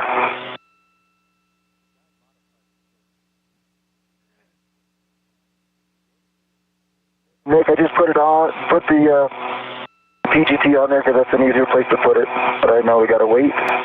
And I understand Bravo 7, not sure on the counterclockwise. Yep, I hadn't passed it up to you. So it's Bravo 7 counterclockwise 2. I guessed right. I got Bravo 7 set counterclockwise 2 and low weight. Yep, and it's going to be 17 to 20 turns. I'm on R9 here. Tally. And when these release, they show a white line. 20 turns. Copy that.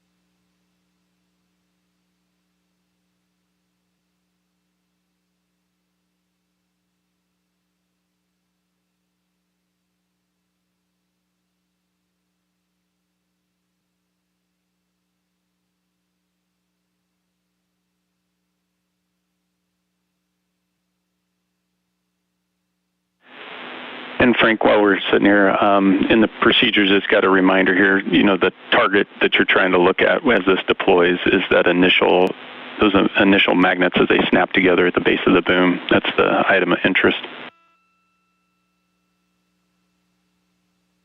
Yep, and those will be in the middle section, right?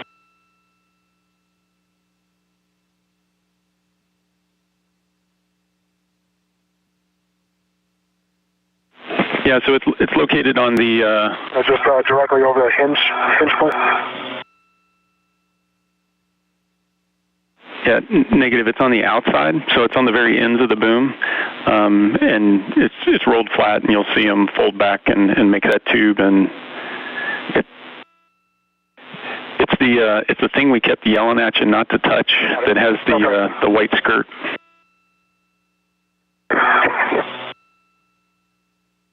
Okay, yep, I see it. Hopefully you guys have a good view on the Hecker. And the Hecker is not required for it, so as long as you can put good eyes on it, that's good. Okay. This is Mission Control Houston. We're nearing the point where we'll fly into an orbital sunrise. We are just about off the southwest coast of Australia right now. When we come into daylight, that will be the cue to begin the deployment, actually the unfurling, if you will, of the ISS Rollout Solar Array that has been installed on the Starboard Truss of the International Space Station, joined now electronically to the original solar array on the S4 truss of the station that was delivered 15 and a half years ago to the International Outpost. And the crew will release a pair of launch restraint bolts, and then the stored energy in that rolled up solar array will be released, and it should unfurl. It will take a few minutes to unfurl to its full length of 60 feet, at which point Josh Cassada will drive and release actually a pair of bolts to tension the blanket, and the iROSA work for the day will be complete.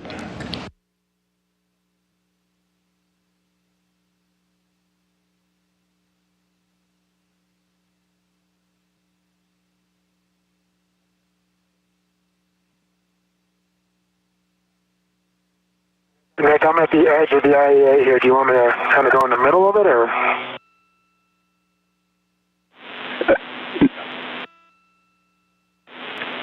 We'd like you to work outboard of the mod kit, so you're going to translate further outboard.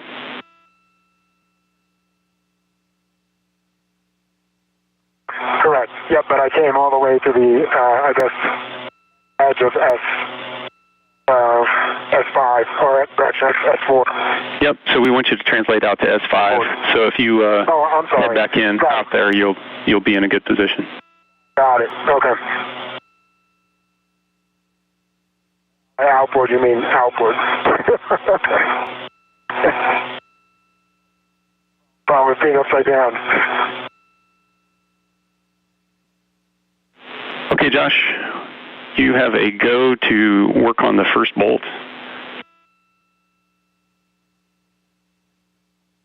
Okay, R9, Bravo 7, counterclockwise 2.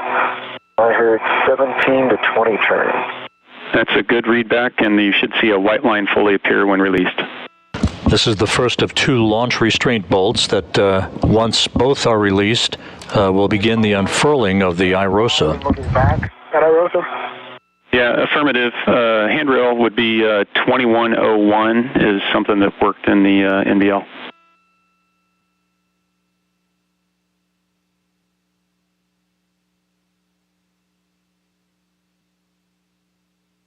Okay.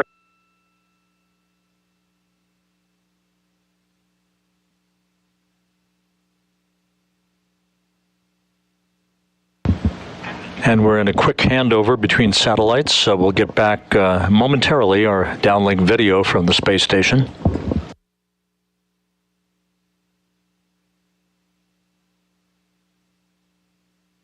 There's 18, and I see a white line. Copy, 18 turns, white line on R9. Good bolt. Got it. And we had a little... And standing by for your go on R10. Yep, copy. And Frank, are you in position? We had a quick handover there. I am at 2101, 2102. Copy. Okay, Josh, you are go for R10. Okay, Bravo 7, counterclockwise 2, R10. 17 to 20 turns.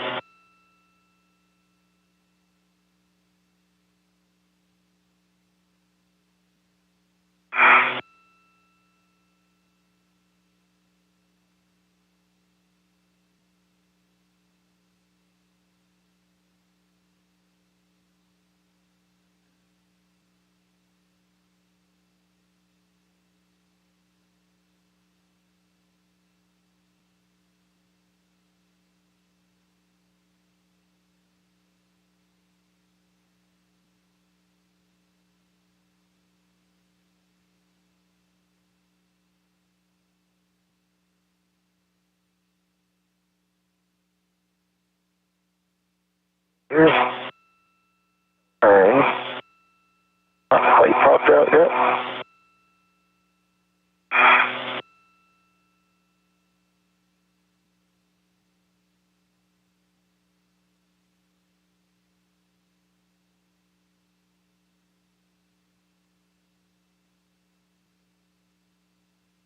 I'm at 21 turns. It just needs a little persuasion. Copy, Josh. That's expected.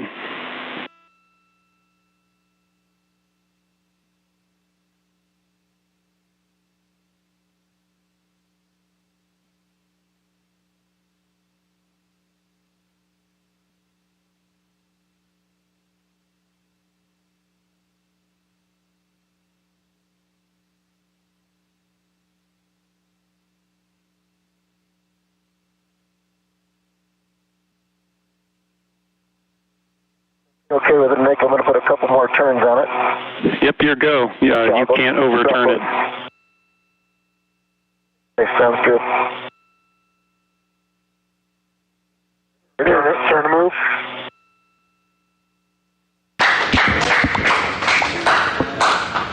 And applause here in Mission Control. The Rollout Solar Array begins to unfurl. It's really loud. This will take a little under 10 minutes to reach its full length of 60 feet.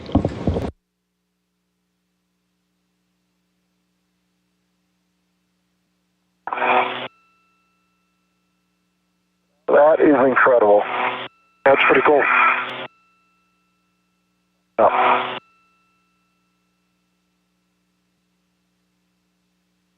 Amazing job from the engineers who came up with this idea and the ones who put together the plan. This is remarkable.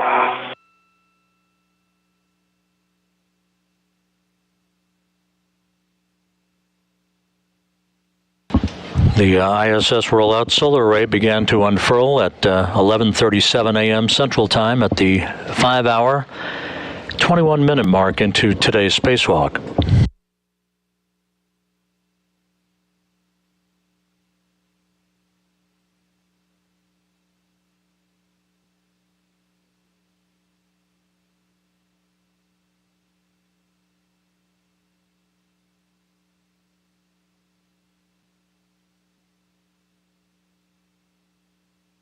And if the first set of magnets are all equipped together. Yeah, copy, Frank. And if you could roll a little bit to your right, we'd might help us see it on your Heka.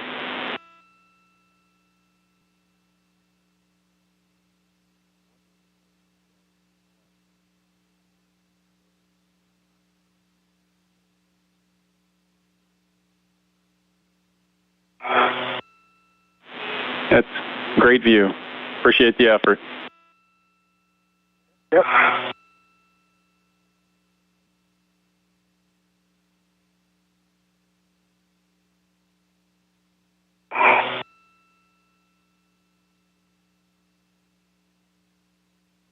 This array, when fully deployed to its length of 60 feet, will shadow about half of the original array on the starboard truss, providing an additional 20 kilowatts or so of electrical capability for the space station.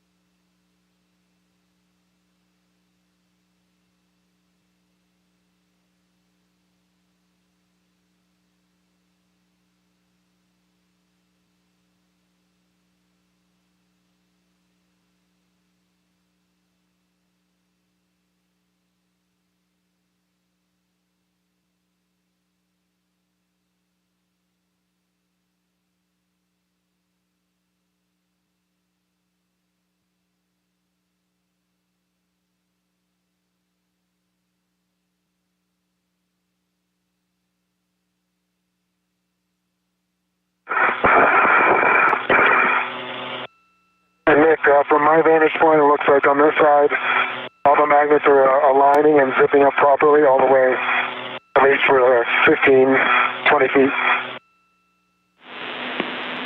That's great to hear, Frank. Thanks for the words.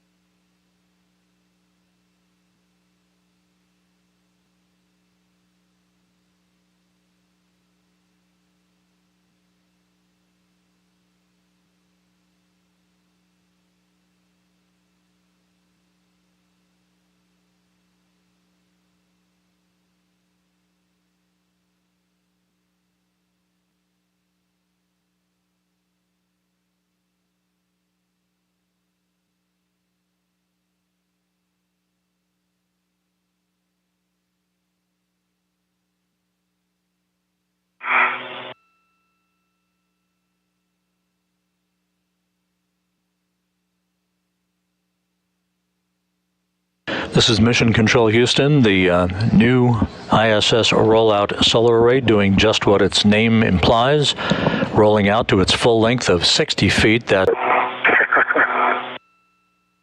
pretty cool.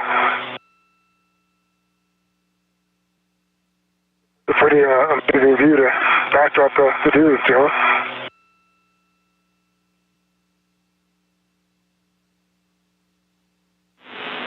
And Josh, Frank, we've got a few minutes here as it finishes the deployment, and then we tighten everything back up and start cleaning up. Wanted to give you some big picture words and then figure out, get some input from you on the way forward, because we do have a little bit of time before the next eclipse where we're going to go after that 1 Bravo.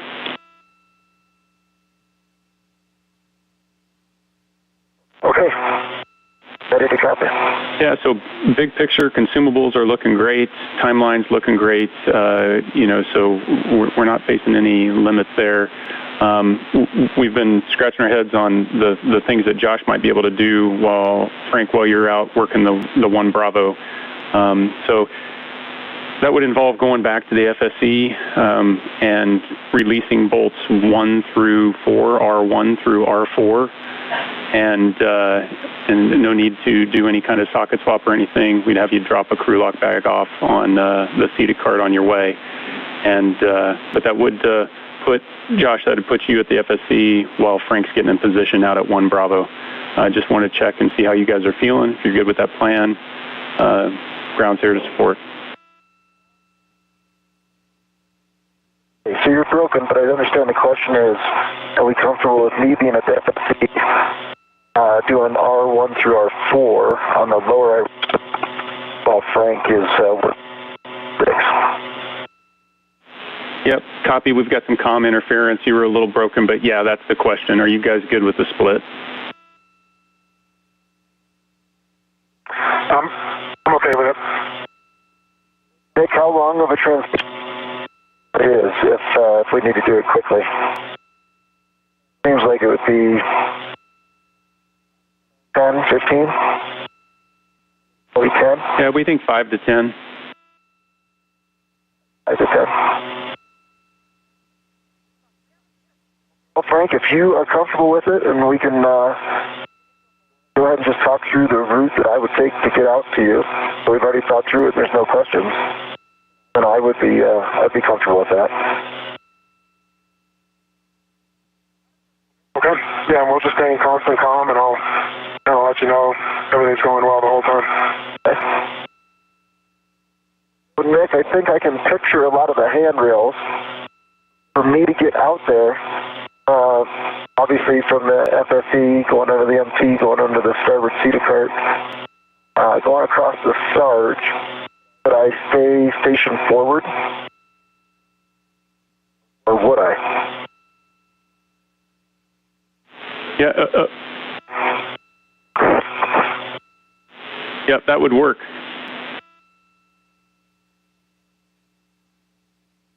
And I don't know if you have it up in front of you, but would it be the same path I took before? I know we've changed the configuration of the station.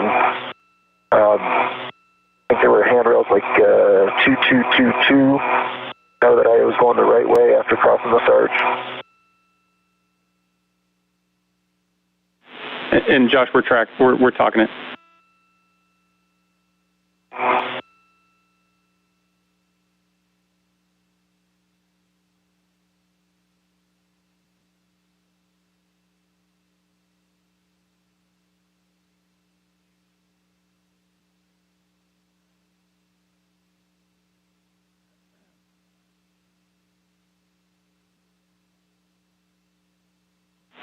Yeah, copy, Josh. It'd be nadir forward corner all the way to the FSC, or all the way out, I'm sorry. Okay. And that was a pretty clean path, if I'm not mistaken. It's a straight line shot, and it's per what we had sent you in the brief. Okay. It still does have that grapple fixture, but just that one obstruction, is that right? Stay firm.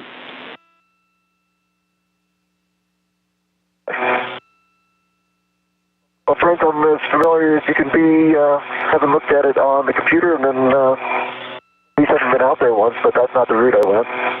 Yep, and if I had to come to you, I would just follow my others, swap, and then head over to the seated cart. I agree.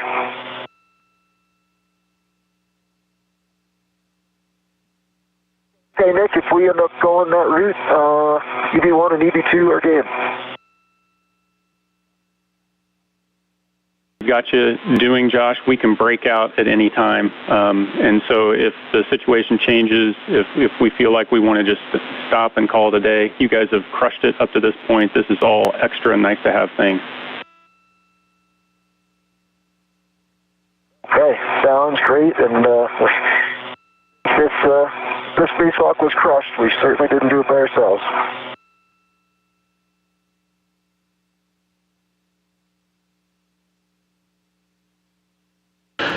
The new ISS Rollout Solar Array now fully deployed to its length of 60 feet. The deployment took about 9 minutes to complete. Oh, Josh out. The deployment or the unfurling of the array began at 11:37 a.m. Central Time and was complete about 2 minutes ago. Two bolts now will be driven to tension the array, and then all of the iROSA work will be complete. Copy that. I'll head back up that way. Sounds good. Okay, Nick, then I'll... Go ahead, Nick. I was going to say your settings for the PGT are Alpha 1, Counter 2. Okay. Alpha 1, Counter 2. So the new ISS solar array joins the original array delivered to the space station at the Starboard Truss more than 15 years ago to augment the power capability and output for the 3A power channel on the International Space Station. 221, whatever it takes.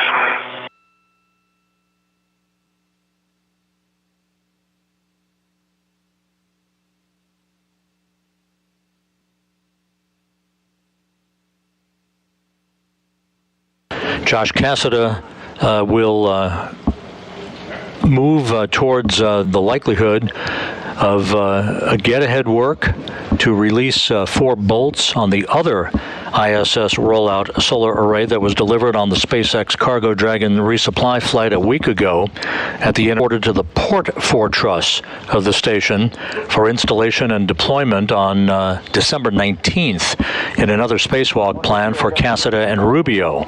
This would be get-ahead work to release the first 4 bolts that are holding that second ISS Rollout Solar Array to its flight support equipment. Thank you for the reminder. And does this one pop out? It will spring out when fully released. Okay. Thank you. Meanwhile, we're about 42 minutes from entering the next eclipse period in darkness for the station, at which time Frank Rubio will be at the Starboard Truss and will work to demate one of 4 electrical connectors for the 1B power channel solar array that experienced an electrical trip. We're taking down that 1B power channel about 10 days ago. The loads for generation of electricity for station systems through the 1B channel were seamlessly transferred over to the 1A power channel, but to regain the 1B power channel capability at a somewhat reduced efficiency of about 75% of capacity, one electrical cable needs to be demated to isolate the affected area of that array. Rubio will demate the one electrical connector, and the electrical systems specialists here in Mission Control will reactivate the 1B power channel, bringing it back into operation, albeit at 75% of rated performance. Copy that. Good R12. And the 2 bolts to tension the newly deployed rollout solar array have now been driven, so that solar array work is now complete. Yep. Release it.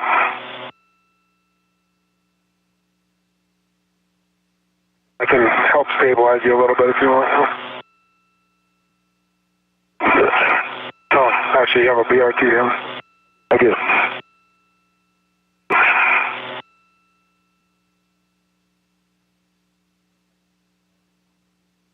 Okay. And guys, just want to let you know we're seeing good power off iROSA, so it's up and working. dude. Awesome. Holy cow. And look, on my TTV setting is now 4. Copy, Josh. And that word, long awaited by spacecraft communicator Nick Hague, that the newly installed iROSA is generating full electrical power. Thanks, Nick. I'm surprised that... Oh, never mind. Okay, so I'm going to get my mini workstation in effect. I'm going to keep that BRT down. Okay, got it. Got a red eagle here.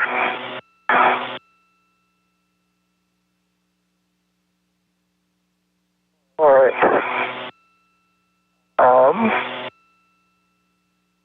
You want to give me a rep? Yep. Nick, understand that we can go ahead and release the adjustables from the cables and then ret to the adjustable itself. Affirmative. So both those adjustables and the scoop are going to go back inside crew lock bag M. That's your cleanup. Look at that.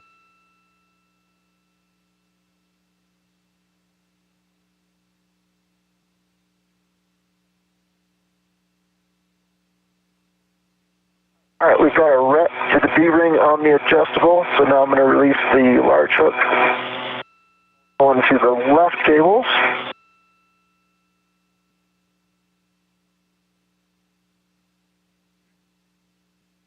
You're looking pretty hard for these earlier this week. Yeah, seriously. And then other hook.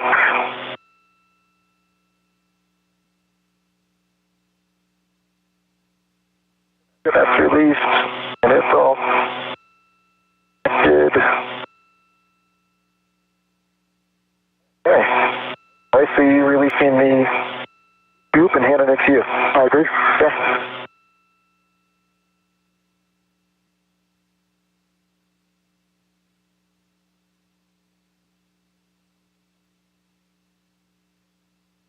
All right, here it comes. Got it. Sounds great. Thank you. Yeah, and that's the red I was telling you about on that prop bridge. I see it. Good idea.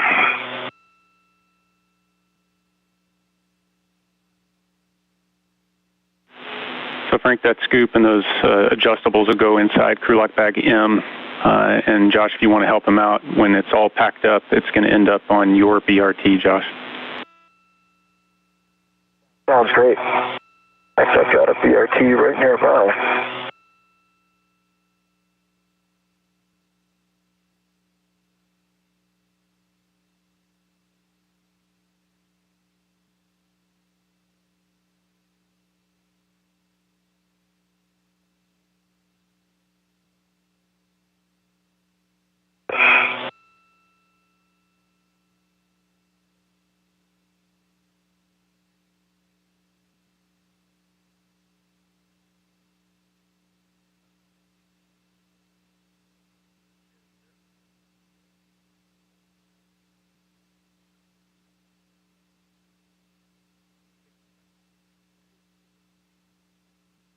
I'm trying to make your life harder. Yeah, I'll hold that.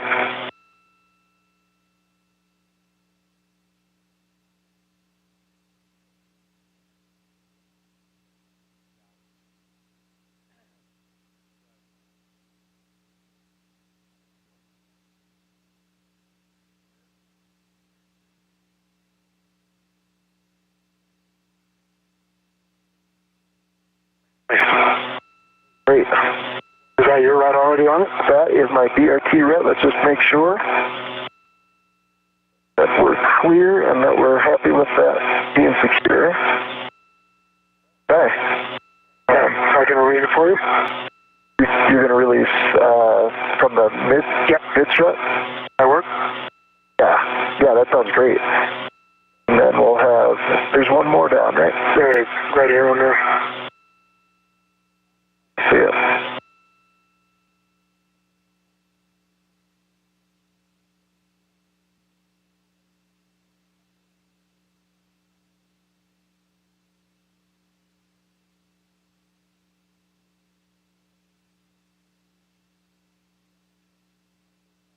All right, Nick, I'm ready for the bag on my for my BRT, so we're releasing the 2 integral and, what is that, an adjustable up there? Correct. No, that was a large, small rat, sorry. Large, small. Great. It's on the bag, right? Yep. Here comes the integral coming off. Okay.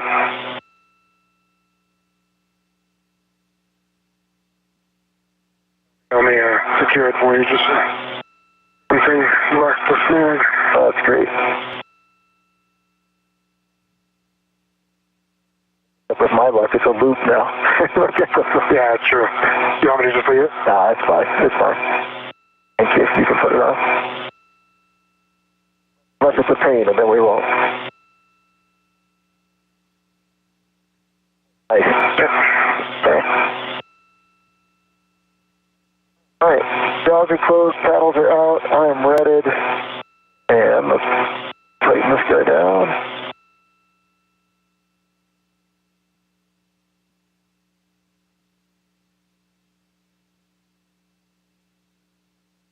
How much time until a night pass? We got about 30 minutes until the next night pass, so we've got a little bit of time, Frank. Oh, okay. Okay.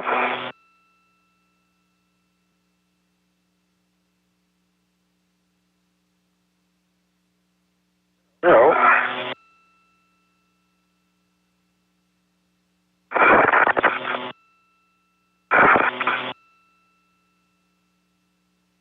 Look at that. Pretty. Funny that you mention it, Frank. My next task is going to be for you to take a few photos of that. Okay, we'll try. I tried to take a few photos of Josh earlier when I was just kind of watching, and my camera did not appear to work that great, so I can still try. Okay. And I didn't see the shutter activating. Yeah, it's going to be best effort.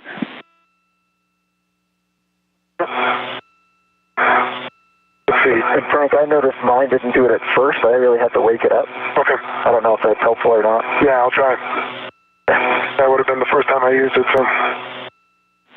All right, man. You're going that way, so I'll go this way. Nick, you want to talk me on to... This is Mission Control Houston, 5 hours, 44 minutes into today's spacewalk. The iROSA, the ISS Rollout Solar Array, launched a week ago, along with a companion iROSA on the SpaceX Cargo Dragon resupply craft to the International Space Station. The iROSA, earmarked to augment power for the 3A power channel on the Starboard Truss of the International Space Station, has been installed and fully unfurled, generating perfect electrical power in one of the smooth operations seen in recent spacewalking history by Cassada and Rubio. Took about 9 minutes for the array to fully unfurl once its final launch restraint bolts were backed away. Slowly but surely it moved to its fully unfurled position, and then a pair of bolts were driven to tension the blanket. And the electrical systems officer here in Mission Control reported a short time ago that the newly installed iROSA is generating perfect electrical output. Okay, so I can start heading out towards... With that having been completed, Frank Rubio will soon make his way to the adjacent Starboard 6 truss to demate once we move into an eclipse period, into orbital sunset. About 30 minutes from now, he will demate one electrical cable for the 1B solar array's electrical power channel. The 1B power channel experienced a power trip about 10 days ago that took the power channel down. Power output for station systems through the 1B channel seamlessly transferred over to the 1A power channel. But to reinstate power capability for the 1B channel. Just kind of see the work here. One of 4 power connectors will be demated. That will isolate the affected area of the 1B solar array on the Starboard 6 truss.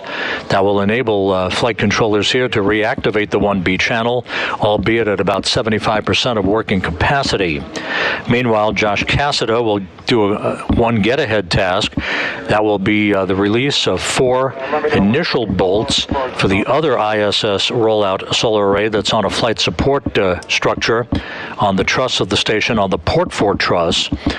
That will buy a little bit of time on December 19th when this pair of astronauts goes back out to install the next ISS Rollout Solar Array on the port 4 truss for the 4A power channel. About 5 panels, 5 of those solar panels up in the middle. You see 2 kind of white ribbons. There's a irregularity in the white ribbons. That's a shade.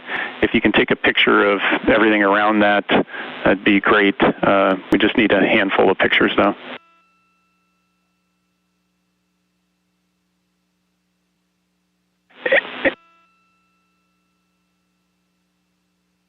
And Frank? Okay, and so Nick, go ahead.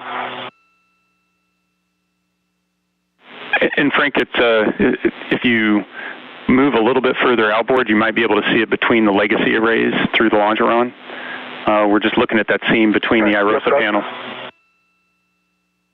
Got it.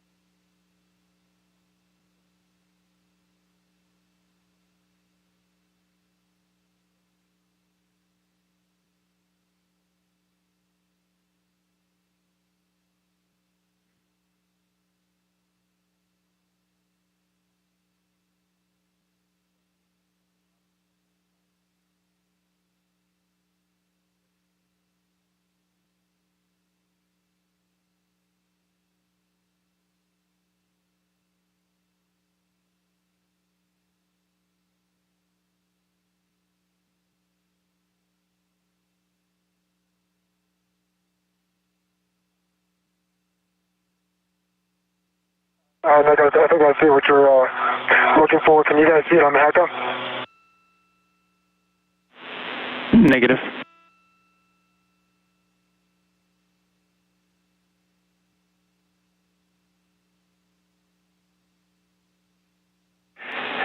Hey, Frank, we're happy from that vantage if you can snap some pictures.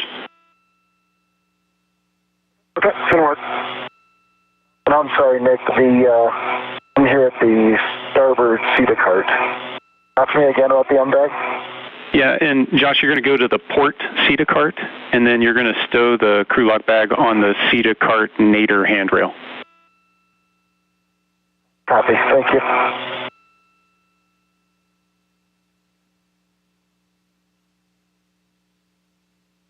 And Josh, for your essay, it's a temp stow because we're taking it back in the airlock.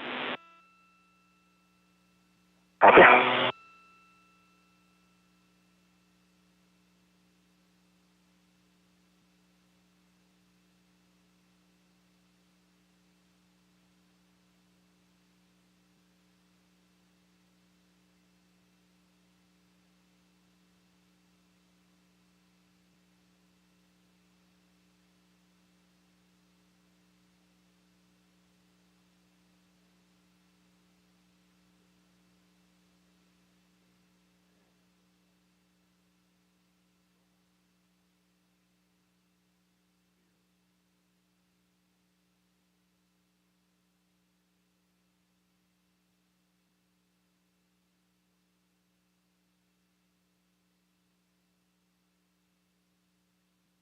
Okay, Nick, I think I have at least 5, 10 finger pushes on the button. Not sure if I have pictures. Copy that. Appreciate it, Frank. So if you want to, we'd like you to, if you want to move into position for your safety tether swap, and when you're doing that, we'll also do a glove and hap check while you're stopped. Okay, copy that. And those handrails again were? It's 2006. Okay, I'm there.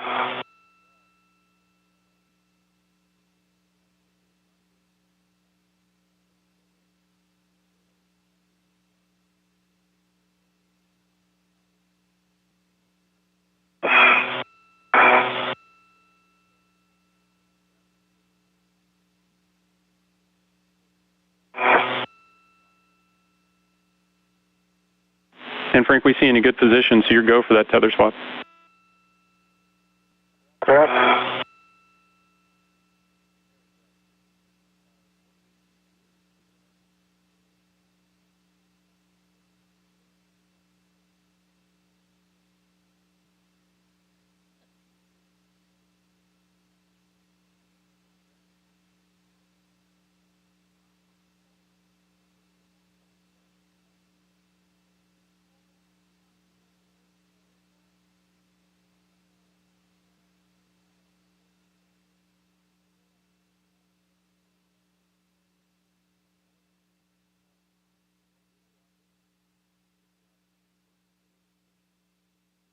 I make my 55-foot tether is on the outboard stanchion of 2006. It is closed. Hook is closed, locked, black on black. And again, to verify, the small hook on that is also on my right D-link extender.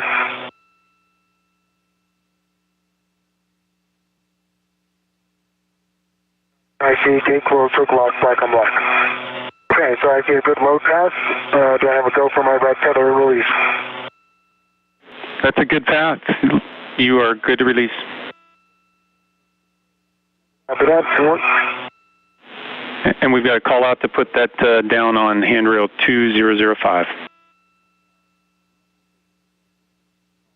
Copy that.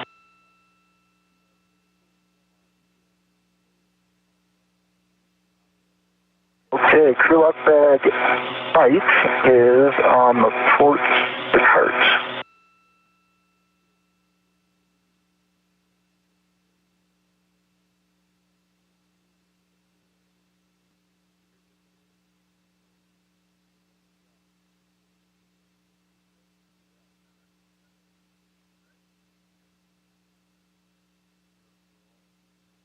Okay, the right hook is on.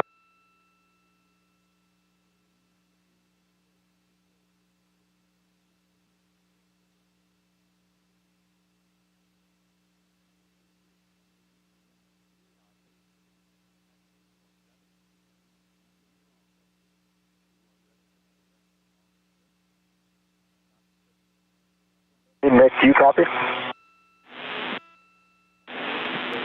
Yeah, it looks like we're coming out of a handover. How do you copy? We got you now. 82, on clear. My right hook is on 2005 inboard stanchion, unlocked. Copy, Frank. That's a good location, so you're good to translate outboard to the work site. Just remember to not translate up to that location via the mod kit. Okay, copy that. No. All right, Nick, I am at the port feeder cart. I've got the crew lock bag mic down there on the feeder cart. Understand you need me over at the FSE, and I have not studied ahead. Am I going Alpha to Charlie? Yeah, it should be Alpha to Bravo. Okay. And then it'll finish you on the zenith end, or the zenith side of the...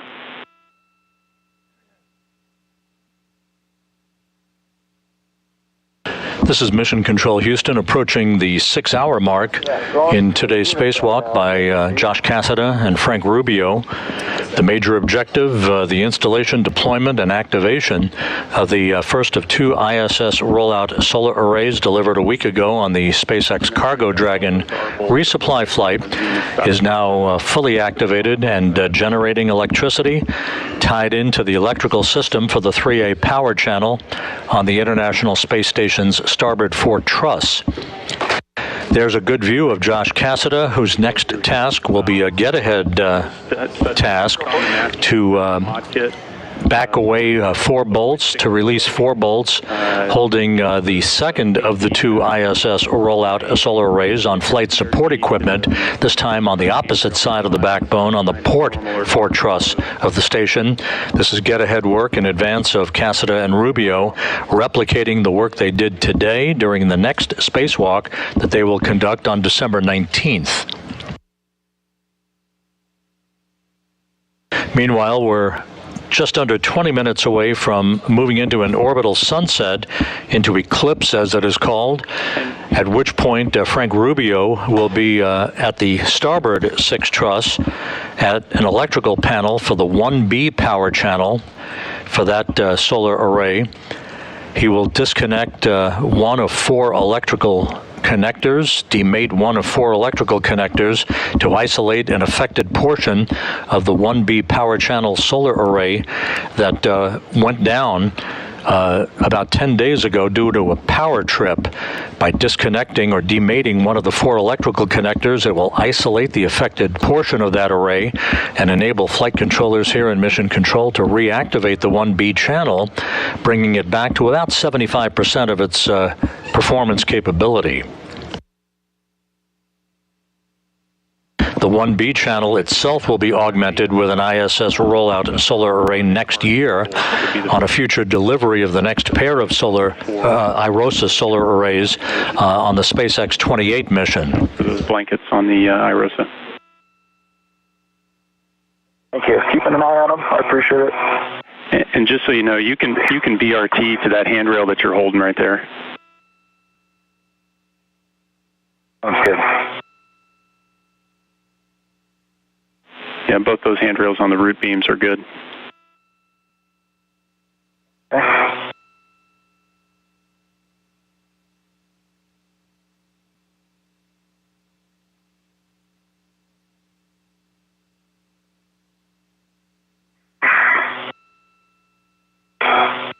Okay, Nick, I am at the work site.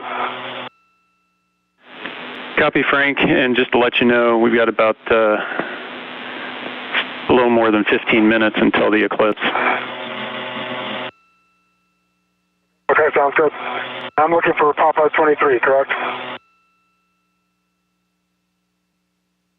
And that's affirmative, Papa 23. You were broken. Okay, I see it. I want to verify. Josh, you copy me? I got you now. Okay. That last one was broken for some reason. I don't know where. I understand it was Alpha 4, and it was counterclockwise 2? Yeah, I didn't give you that, but that's the answer. Alpha 4, counter 2. It's going to be 10 to 13 turns. You did give it to me just 5 hours ago. True, very true. Looks really familiar.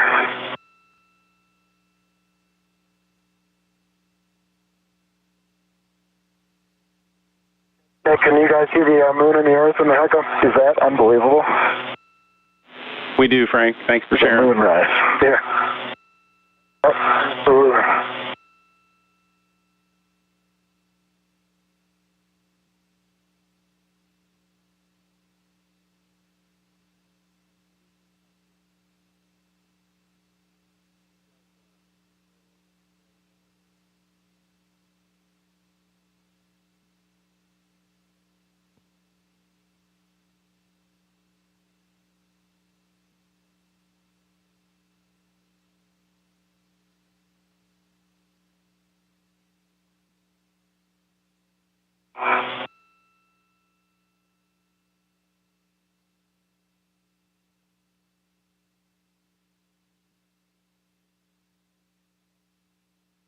And Frank, Josh, just for your essay, looks like we might be in and out of S-band for the next couple minutes. We should maintain lock, but it could be ratty. Okay, copy that. Copy. Understand on the go for both R1 and R2, 10 seconds to swing them 90 degrees. Is that right? Yep, that's correct. It's once they're released, you rotate them slowly, 10 seconds for 90 degrees. Expect 10 to 13 turns and the bolts pop out when released. Copy that. All right, I've got Alpha 4, counterclockwise 2. I'm really hard to stay clear of everything here that's white, of course. A little bit more of a challenge when you're not in the arm. Copy, and those are good settings. You're good to go. Okay, thanks.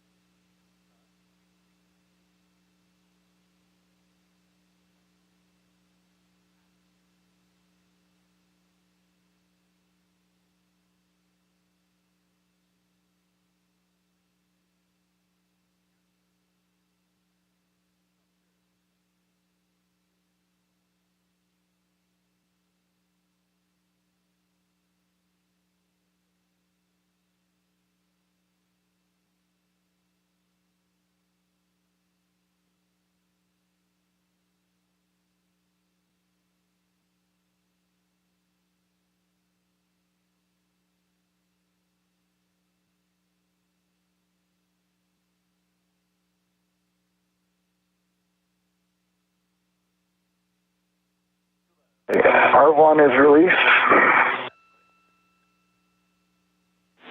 Copy, good release on R1 turn count.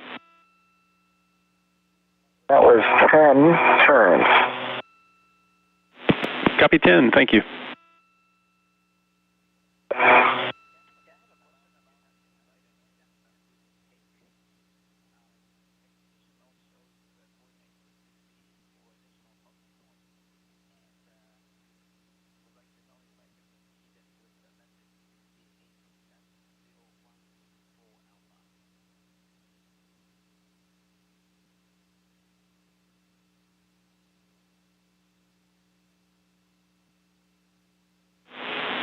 And Frank, just a heads up, around 12 minutes until we get to that eclipse, and you can start the work on the connector itself. Before that, we'd like to get a glove, hat, and gauntlet check. Okay, can work. There's 10.5 turns, and R2 is popped out. Copy, Josh. Good release on R2. So when you're in a position, you can rotate those those rollers. They're 90 plus degrees. Copy.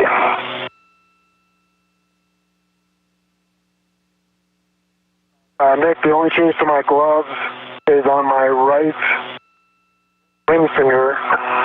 I have a small little nick and the rubber doesn't go all the way through. Otherwise, no changes to my glove, dry hat, and gauntlets are down. Copy, Frank. Thanks for the checks. And so you can go ahead, and we're going to put that short wire tie on the P23 cable with the 3 twists. So you're good to do that. Okay, can work.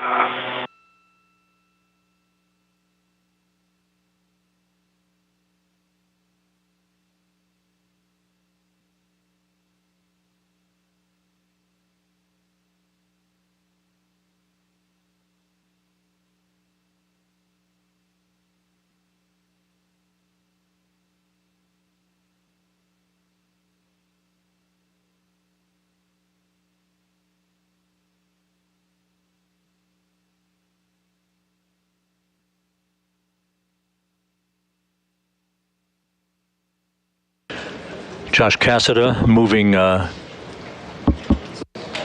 the boom deployment mechanisms into the correct rotational position after releasing 4 bolts as a get-ahead task on the second set of ISS Rollout Solar Arrays on the P4 truss, or earmarked for installation on the P4 truss of the International Space Station on December 19th, when he and Frank Rubio conduct their next spacewalk to augment the 4A power channel on the station. And once you finish that wire tie, that's essentially what we're going to do, is just wait for eclipse, and then I'll give you the go. Okay. And you want that wire tie on the cable itself?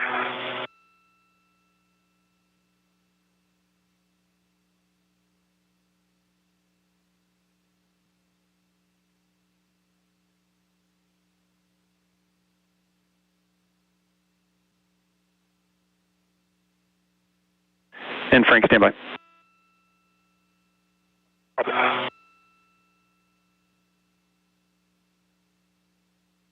The arms are swung out and move into R3. Copy, Josh. We see a good config. Okay. Give me settings for R3 when you have a chance. I know the turn. And Frank, you can put it on the cable above it that you're not going to demate. It's the small connector that's above.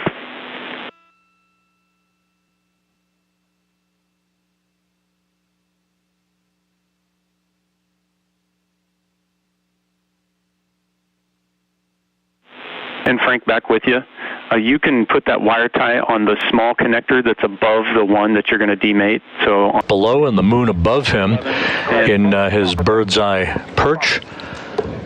While working outside of the International Space Station, here's a real-time telemetry-driven animation of the Orion spacecraft and its distance to the moon of about 42,000 miles as it prepares for its return-powered flyby, an engine burn that will occur behind the moon on Monday morning at about 10:43 a.m. Central Time to propel it back around from the backside of the moon on the final leg of the journey back to Earth, and a splashdown a week from tomorrow in the Pacific Ocean at 11:40 a.m. Central Time.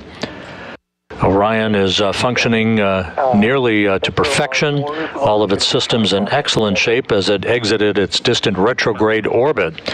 Our coverage of the return-powered flyby of the moon by the unpiloted Orion spacecraft on the Artemis 1 mission will begin on Monday morning at 8 a.m. Central Time, 9 a.m. Eastern Time, through the return-powered flyby of the moon, and we will have a briefing on Monday afternoon to discuss all of the particulars regarding the final major maneuver for Orion prior to splashdown.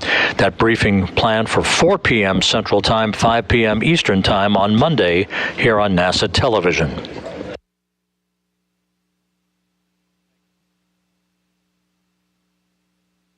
All right, Alpha 3, clockwise 3 for R3. Affirmative. Good settings. Awesome, thanks.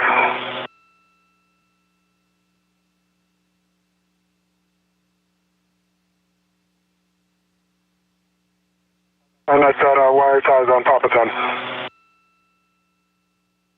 Copy, Frank.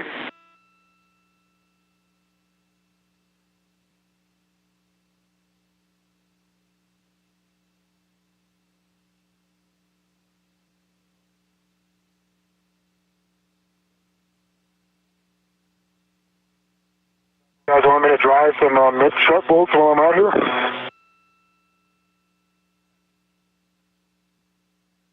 Thanks for the offer, Frank, but we're going to pass. Copy.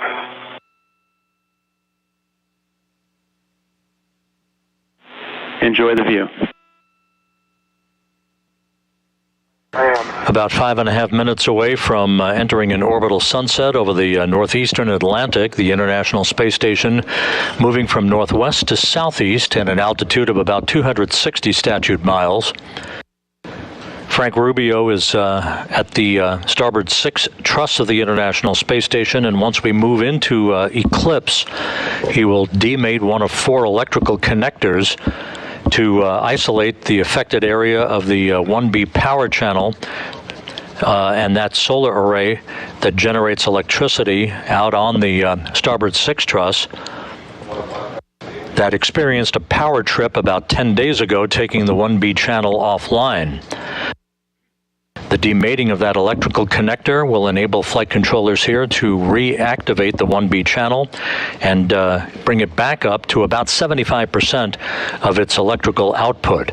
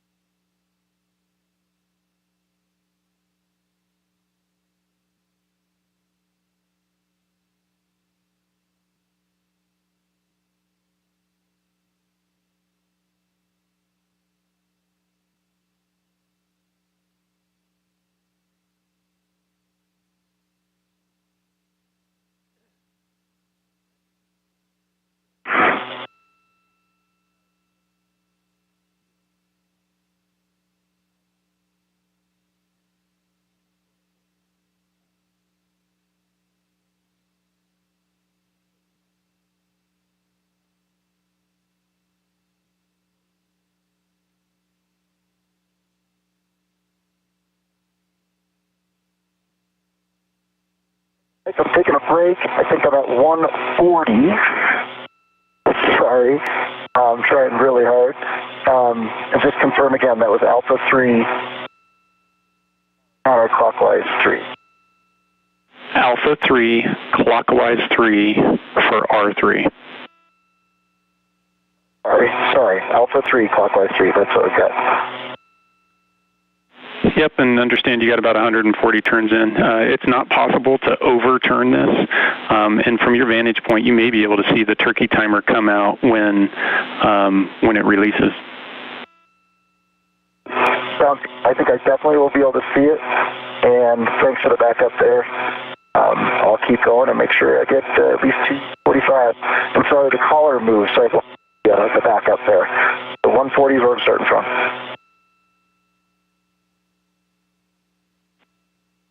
And copy, Josh. And you're watching Josh Cassada as he talks to Spacewalk communicator Nick Hague here in Mission Control. On iROSA.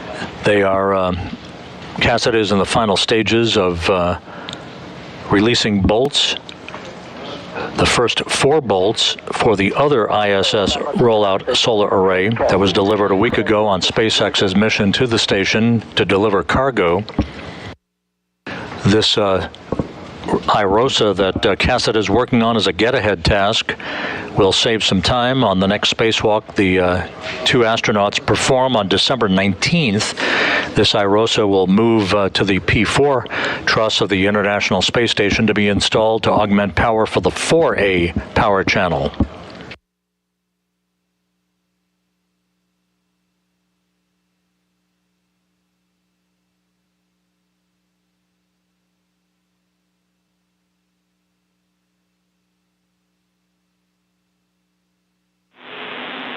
Hey, Josh, just watch your helmet with the that skirt hanging off iROSA. You've touched it a couple times.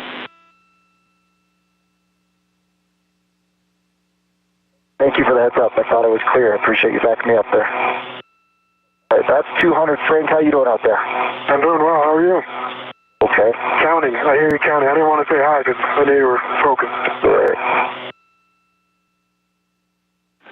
Okay, Frank, we are go for demate. So you're going to demate Papa 23 from panel 23. Hey, Mark. And Rubio is about to demate the electrical connector for the 1B power channel.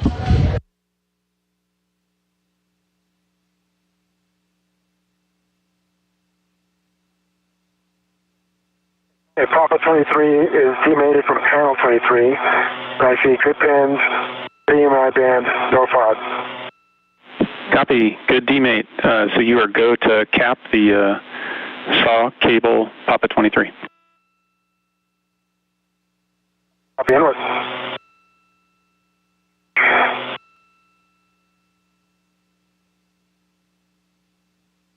Okay, that is over 245, and I see a turkey.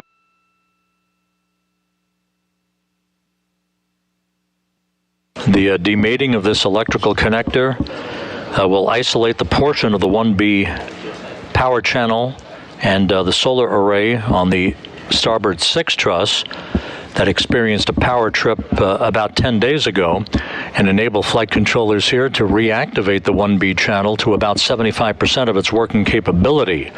Assuming no issue with the reactivation of 1B, this should eliminate the need for another spacewalk this Wednesday to clean up any work not completed today. Yeah, it was, we were in a handover. So, Frank, you were getting ready to mate, and I think, Josh, you had said you saw a turkey timer. I do. I have a turkey timer on the left, and if you want, I'll go counterclockwise 3, alpha 3 on R4. Hey, Josh, it's completely your call. We're happy to stop here and start working our way back in. Understand it's extra effort doing that free float. I'll be honest, I'm here. I'd like to not come back. So, if you don't mind, we'll just knock out R4 now. Okay, copy that. So it's alpha 3 counterclockwise 3.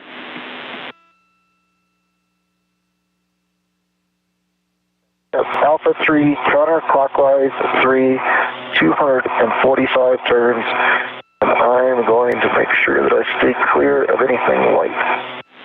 All good words.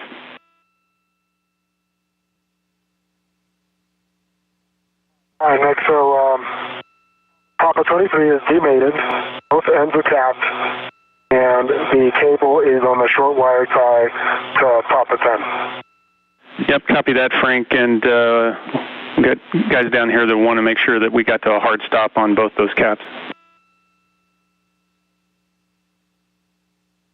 It did. Copy. Great job. So you're good to translate back inboard to the tether swap location? Great, copy that.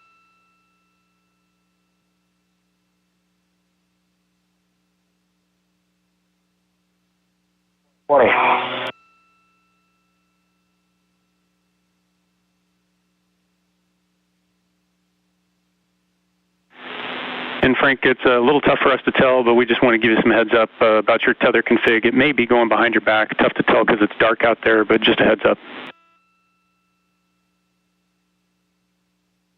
Okay, I appreciate that. Let me get back to the IEA and I'll try to take a look. Copy.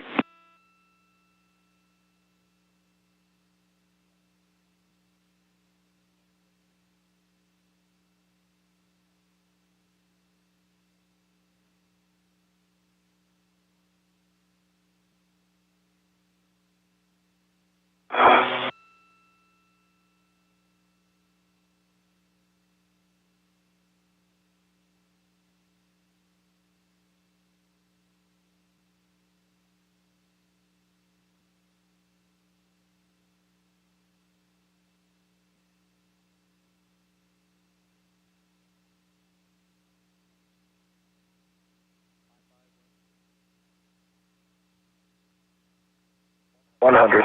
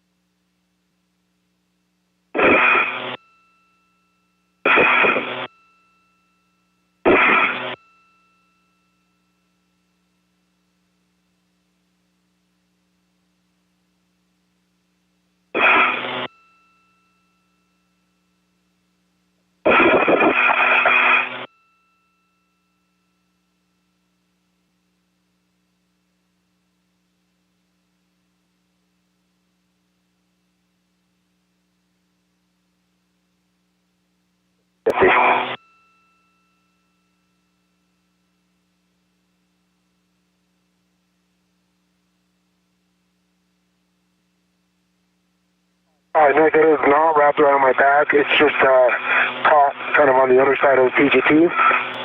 But I can transport like this with it without any issues. Okay, copy that. So you're heading back to the to do your tether swap. Yeah.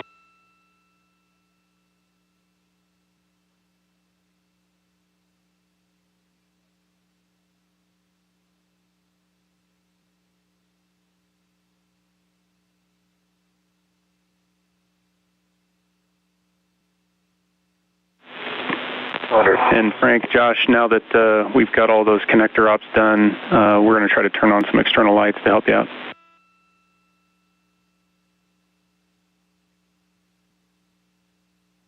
I appreciate it.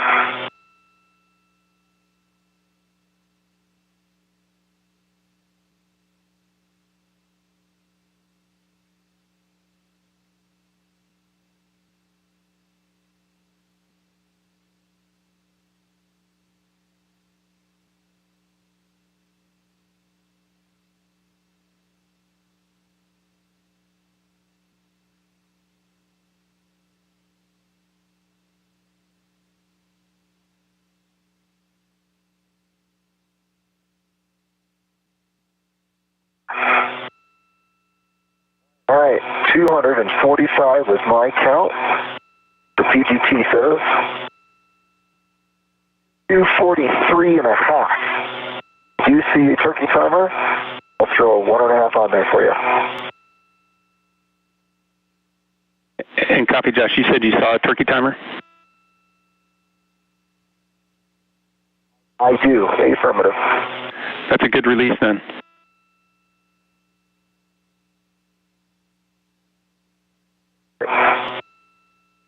I'm back at 2006.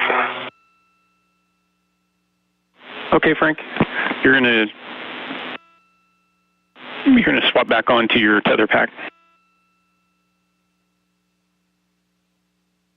Copy that, then what?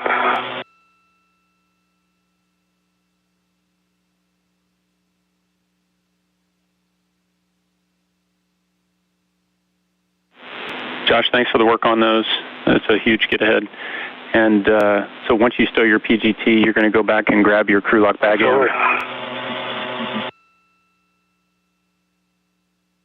Okay, sounds good. And no problem at all. Fun stuff, even if you're just counting.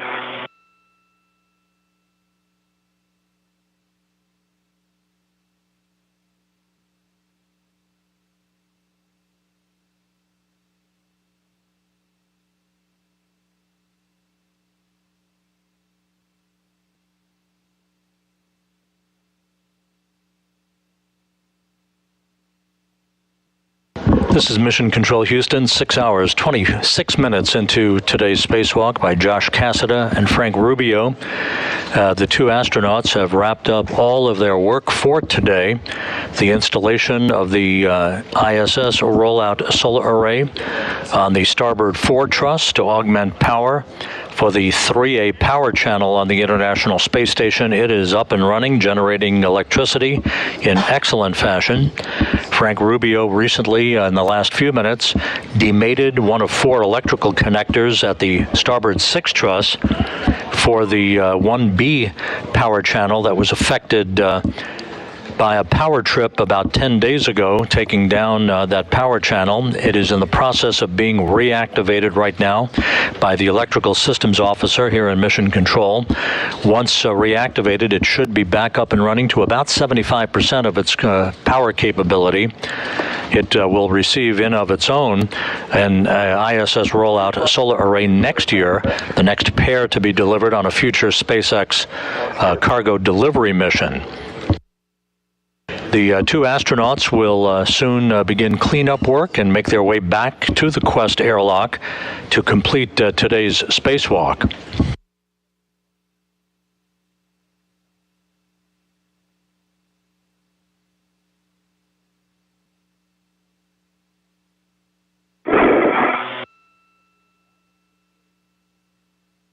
In addition, Cassada released a quartet of bolts as a get-ahead task on the next ISS Rollout Solar Array to be installed at the station. That was sitting on a flight support equipment attachment device on the truss of the station. That get-ahead work will reduce the workload for Cassada and Rubio when they venture back outside the station on December 19th to install that next ISS Rollout Solar Array on the port 4 truss of the station for the 4A power channel.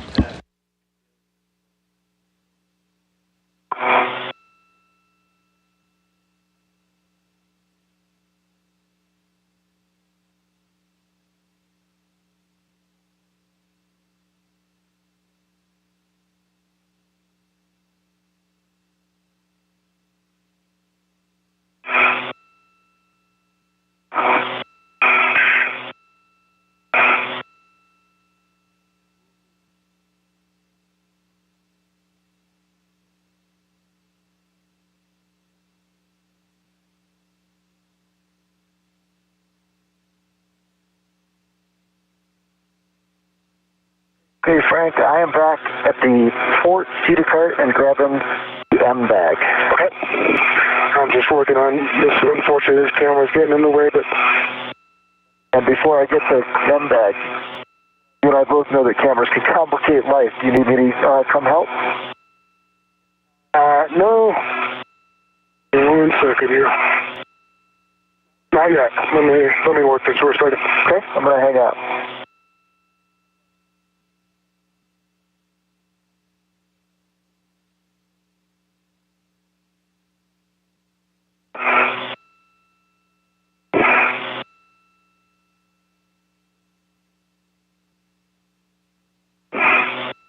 Nick, how much longer do we have in this night pass? 17 minutes. Thank you.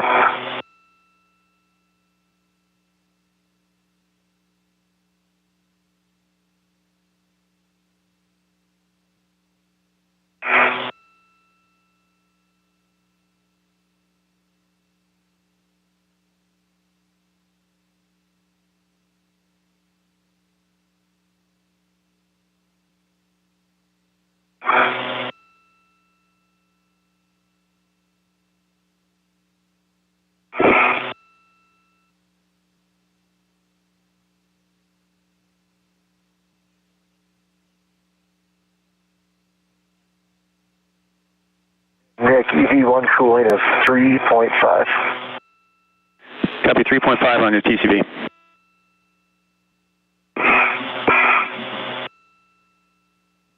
All right, Nick, my red hook is on my right D-ring extender, gate closed, hook locked, black on black. And my reel is unlocked. Copy, Frank. That's great. I think you got it. Yep. All right, I'm going to...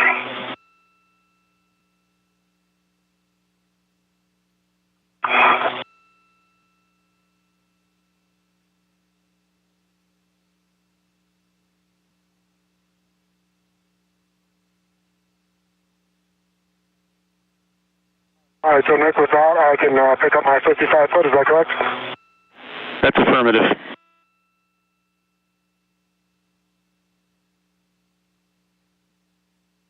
Okay, 55 footer is picked up.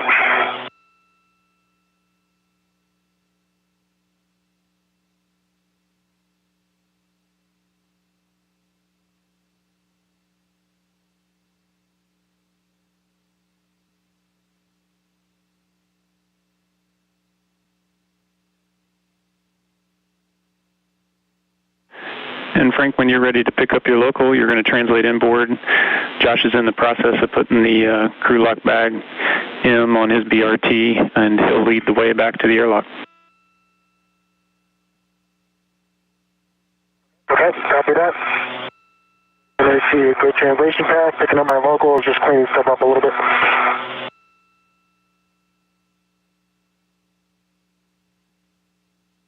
All right, Josh, I'm on my way. Sounds good.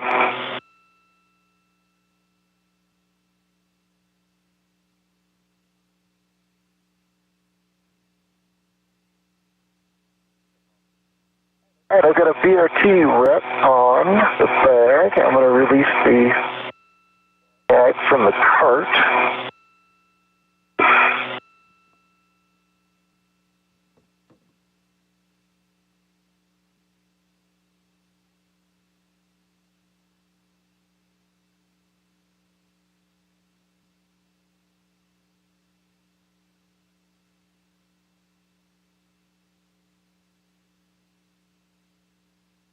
All right, jaws are closed, paddles are out.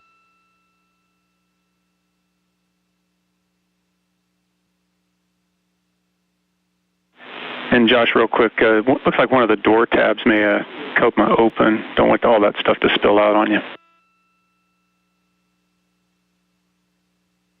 Thank you so much.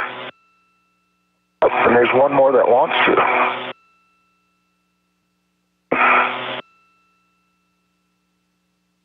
We maximize the capacity of that bag or something. Okay. Okay. Thanks for that touch there. Round, and we got all four closed.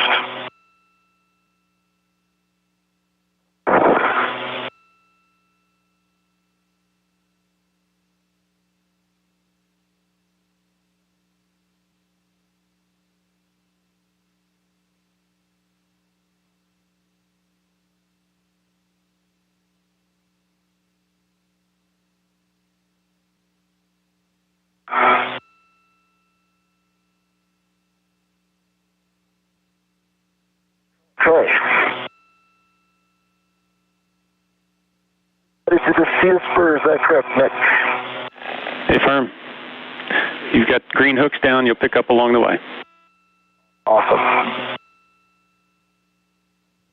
Thank you.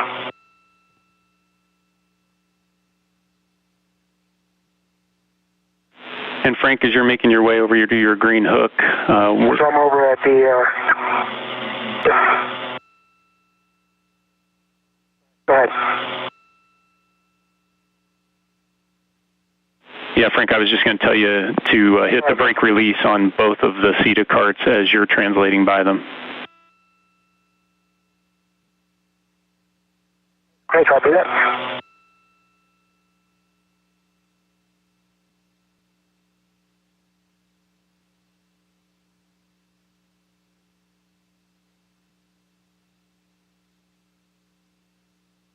Okay, I've hit it twice on the starboard cuticle. Copy, thank you.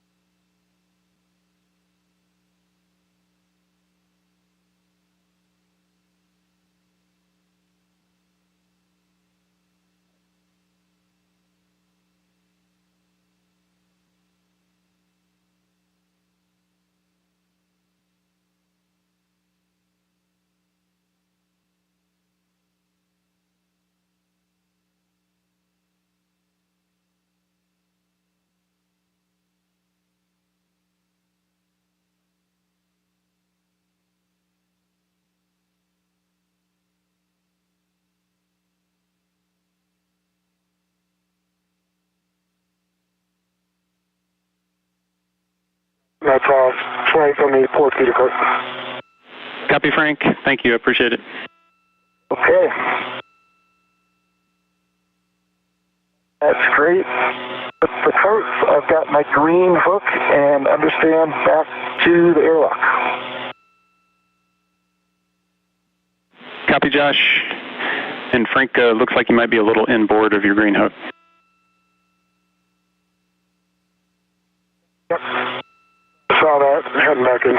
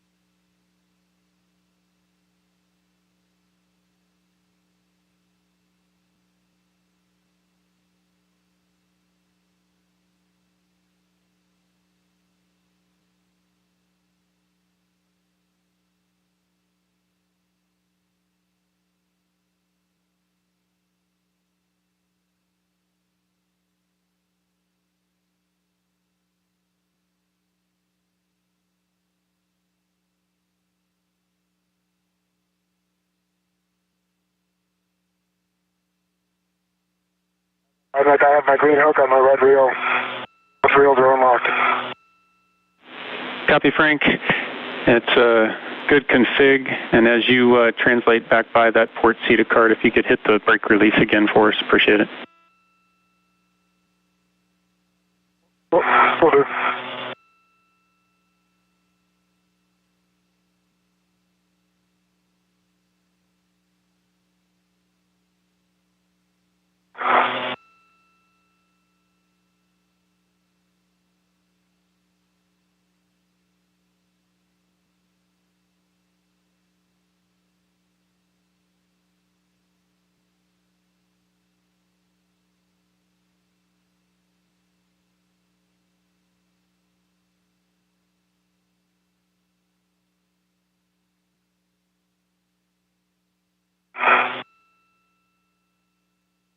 I've got it twice again on that port feeder cart. Copy that, Frank.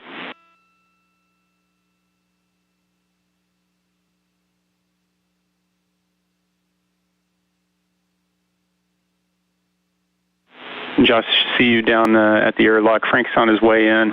Just thought I'd give you guys the general pulse of the control room, which is a bunch of smiling faces. People are super excited about how much we got done today. So awesome job.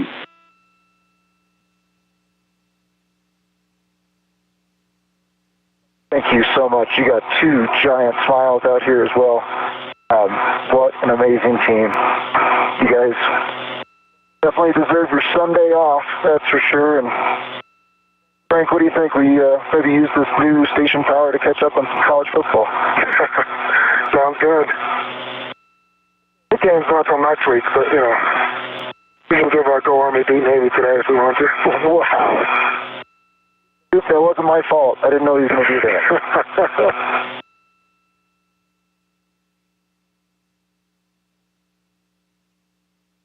Taking notes. I'm at the feeder spur. Copy. Got a reel that doesn't really want to reel. Let's see what we got here.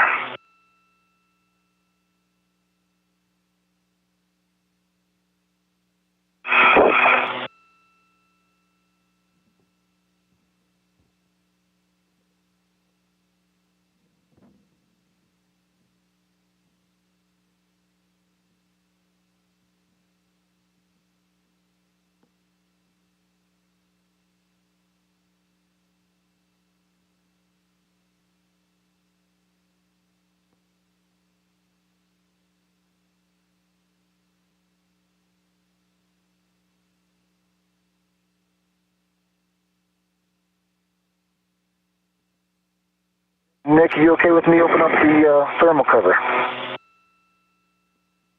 Hey, firm. You're good for the thermal cover.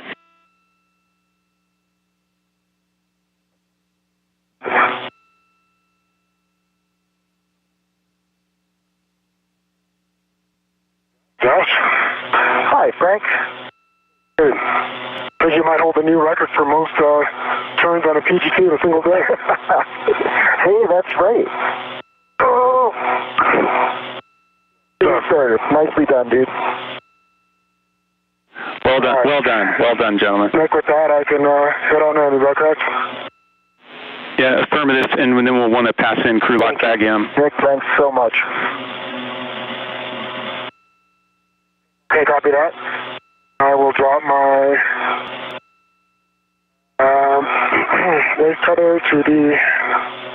Actually, hold on. So, Josh. Yeah, go ahead. How are we doing this? Are you going to pick up my... Yeah, I think we're going to do reverse of what we did. I'm happy to pass you the bag now if that's easier to connect and send in. Yep, give me a second. Let me just put in the... And you're doing a waist tether to the D-ring extender, is that right? Yep, and gate closed, hook lock, black on black. Perfect. And Nick, once I have that and I'm in the airlock, is Josh just able to release my... Oh, well, you're going to have to release yours anyway, so don't worry. We'll talk that through. It's been a long day, for sure. Yeah. And I am ready for that bag. Okay.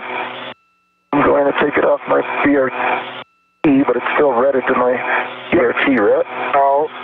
I'll read it to the inside, and then I'll take it off and pass it back to you. Sounds good.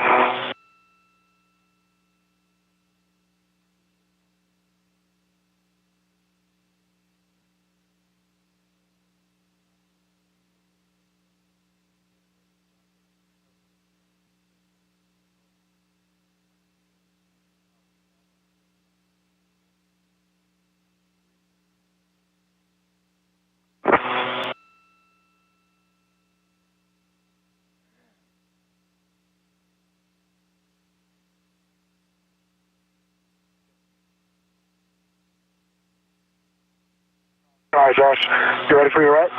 I'm ready. Okay, come to that. Got it. All right.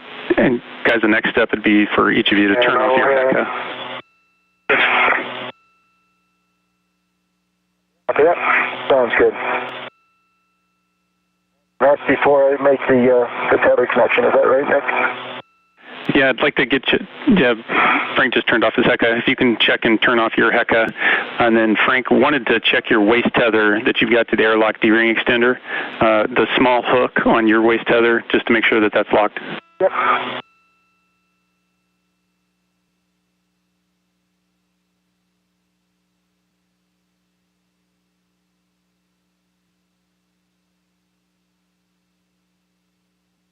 I can take a little turn lock back on back. Copy.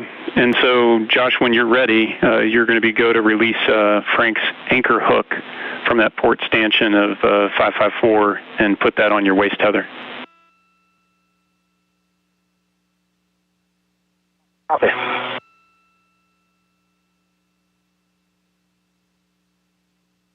This is Mission Control Houston, 6 hours, 45 minutes into the spacewalk.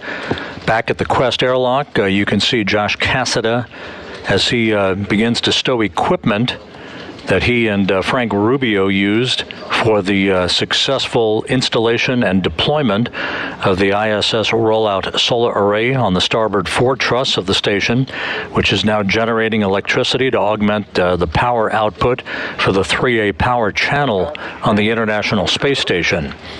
The crew also disconnected or demated one electrical cable on the 1B power channel on the starboard 6 truss of the station to enable flight controllers here to reactivate the 1B channel, which has been down for the past 10 days. It is in the process of being reactivated back to about 75% of its capability. And close the thermal hatch.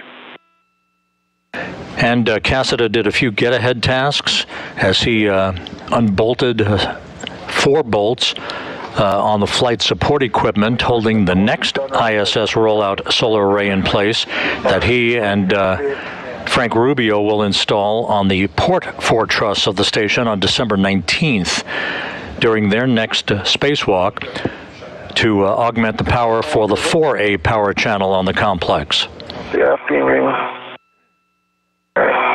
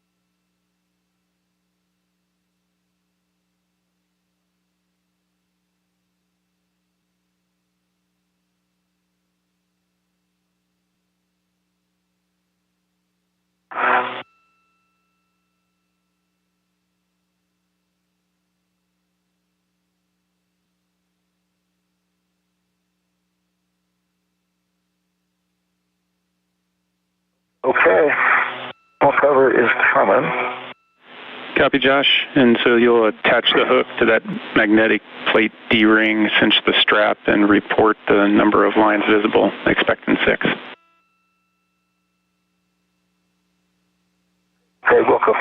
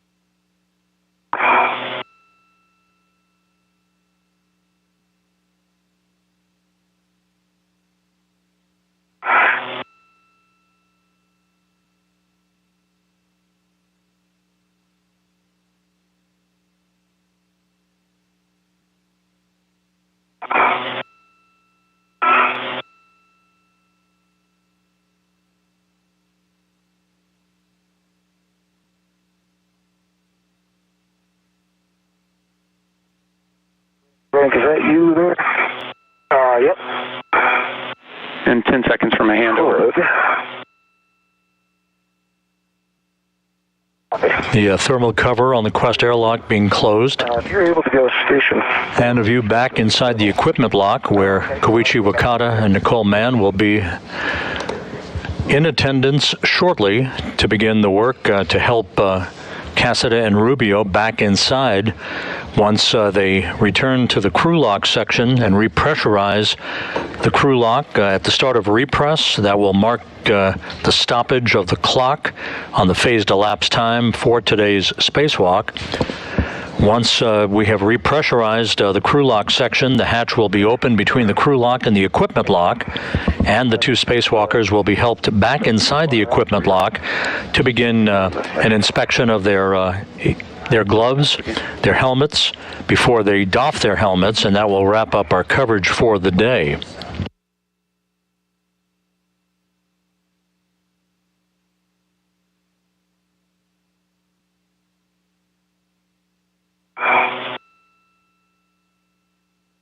There we go.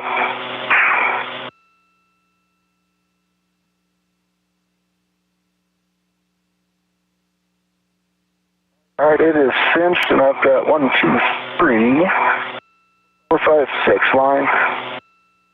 Copy, Josh. 6 lines. So you'll both remove your SCUs from the stowage pouch uncover your DCMs, and then connect to the SCU. Copy. Copy. And we're 3-1. Stay 3-2.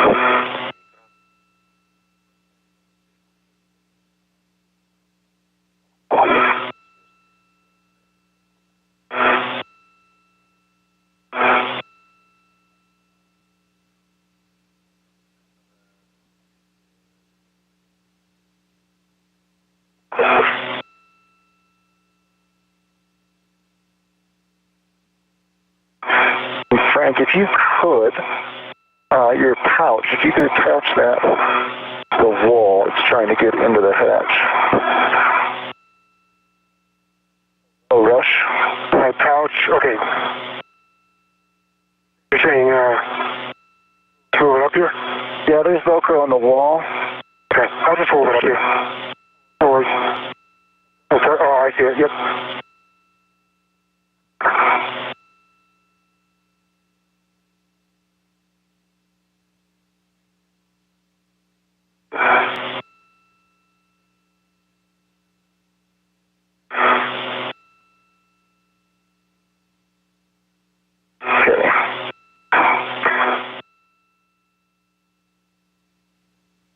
EV1 SCU is connected. EV2 SCU is connected. Okay, copy that. And so with that, you are both go to switch your water off. Expect the H2O off message. Water's coming off for EV1. Water's off EV2.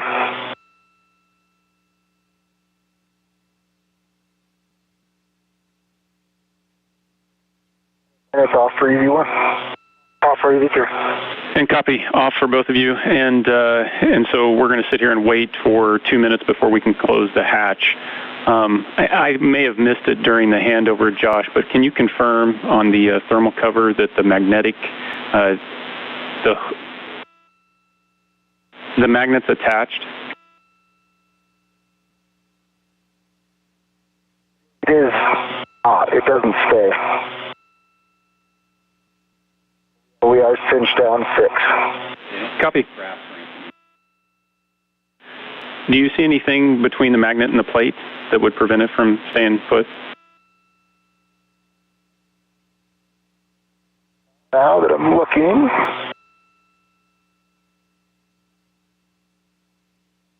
we should probably get rid of this flap.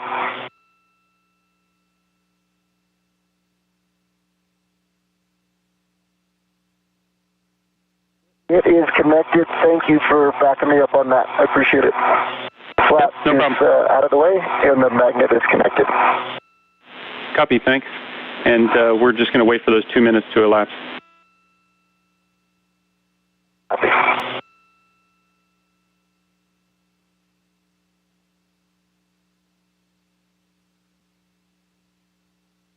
Frank, I'm going to just start getting in position for the hatch. Yep, you're fine. You have all the room. There is something on my back. You know, is that a bag? Copy.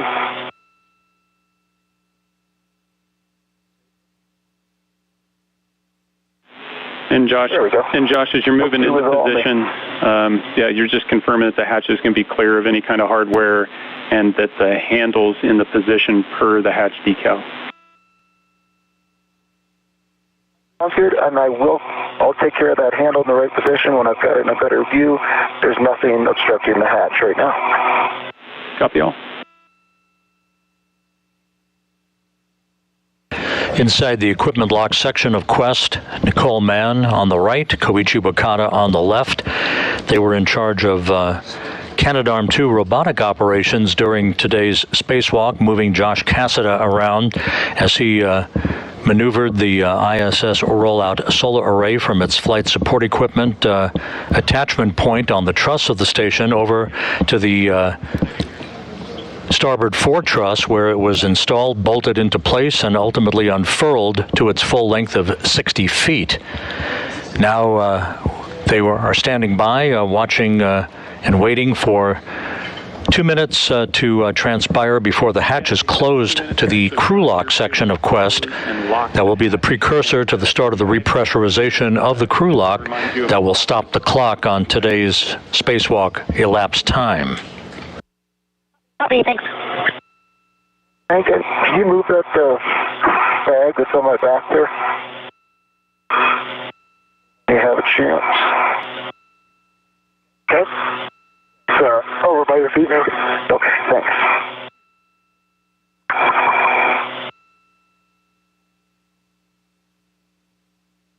There we go.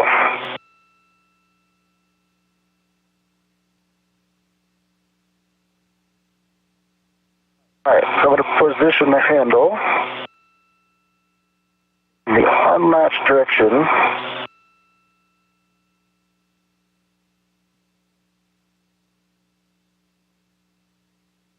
Handle is currently at 2 o'clock. I think I need about 8 o'clock, Nick, and just confirm before I put it in place, it needs to go in the unlatched direction, correct? Affirmative, Josh. Looks like it. Awesome, thanks.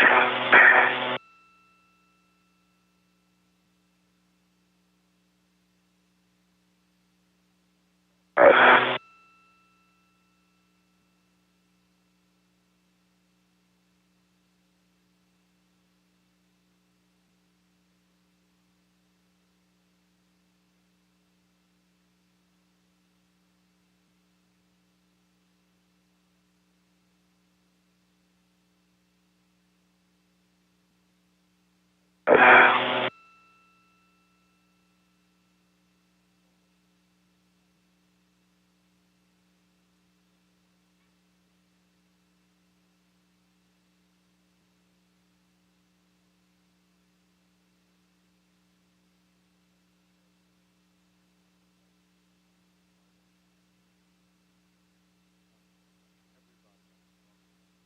We are latched and locked.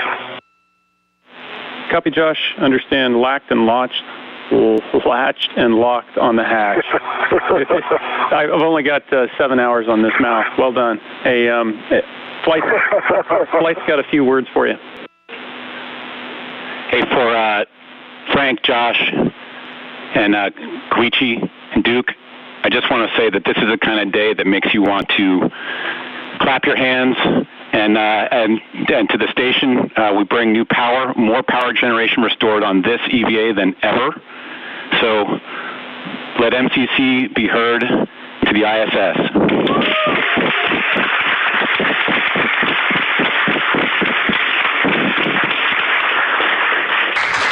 Let there be light. Great job. Come on in. Wow, that is overwhelming. You guys are incredible. Thank you. Okay, Frank, let's finish up this pre-repress cue card. So you're going to, on the UIA, you're going to check that oxygen for EMU 1 and 2 valves are open. Oxygen, EMU 1 and 2 are open. You're going to power EV 1 and 2 to on. Check that you've got the LEDs and volts. Copy. E1 power is on, good LED. E2 power is on, good LED. 18 decibels. This is Mission Control Houston. Those congratulatory words from Flight Director Zeb Scoville, who is the Deputy Chief Flight Director of the office here at the Johnson Space Center. Now Josh Cassada and Frank Rubio in the final stages of preparations prior to the repressurization of the airlock. One is in FCU. Copy. Two.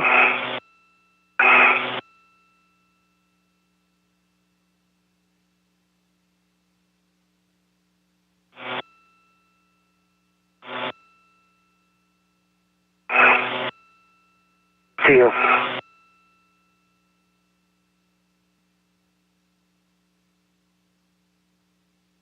Copy. And copy, Frank. Josh, you're both in SCU. So with that, I'm going to hand you over to Duke and Koichi to pick up with the crew lock repress. Thanks so much.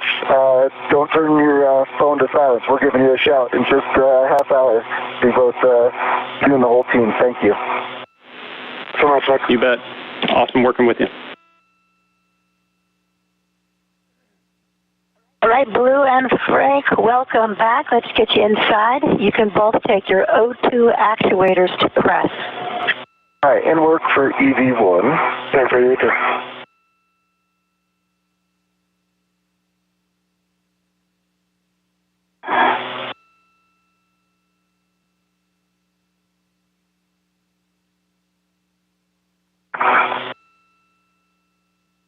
Good to see you with that SCU. Yeah, it really is.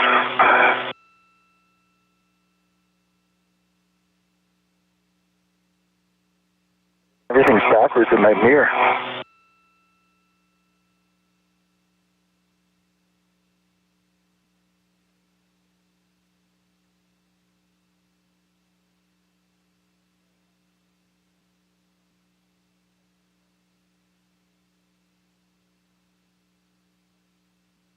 Okay, B1 is in press.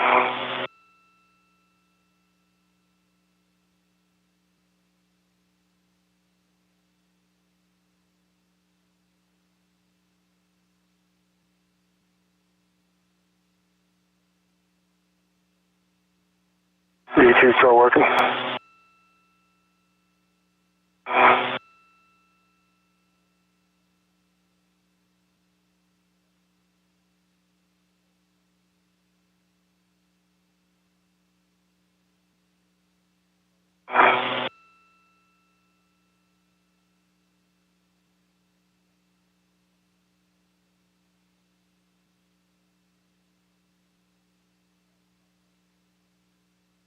Yeah, I'm in press.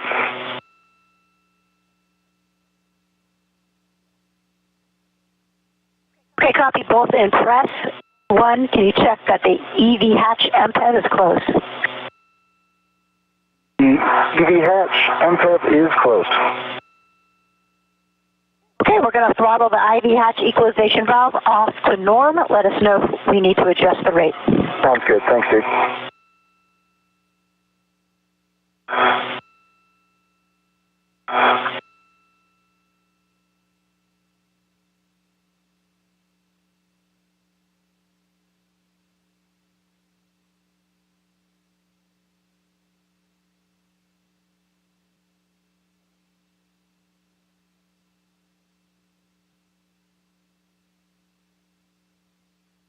This is Mission Control Houston. The repressurization of the Quest airlock is now underway, ending today's spacewalk at 1:21 p.m. Central Time, 2:21 p.m. Eastern Time. Today's spacewalk, 7 hours, 5 minutes. Again, today's spacewalk ended with the start of the repressurization of the Quest airlock at 1:21 p.m. Central, 2:21 p.m. Eastern Time, bringing today's spacewalk to an end at 7 hours and 5 minutes. We'll have complete statistics for you here shortly.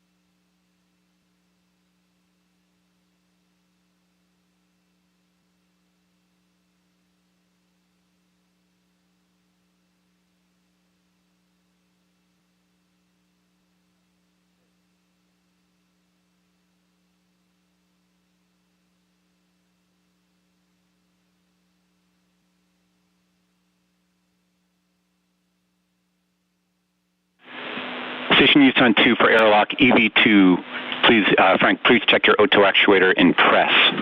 And if you need to, stop the repress in the meantime.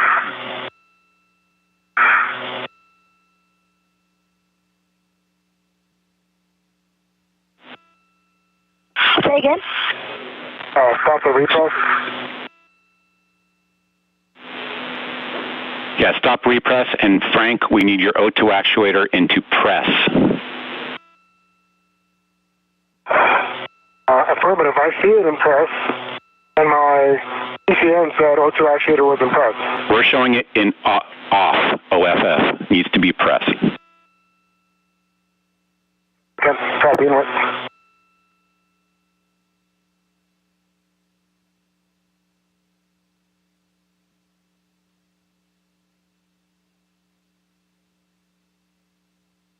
There you go. Okay, O2 position press. Okay, copy. Go to resume repress.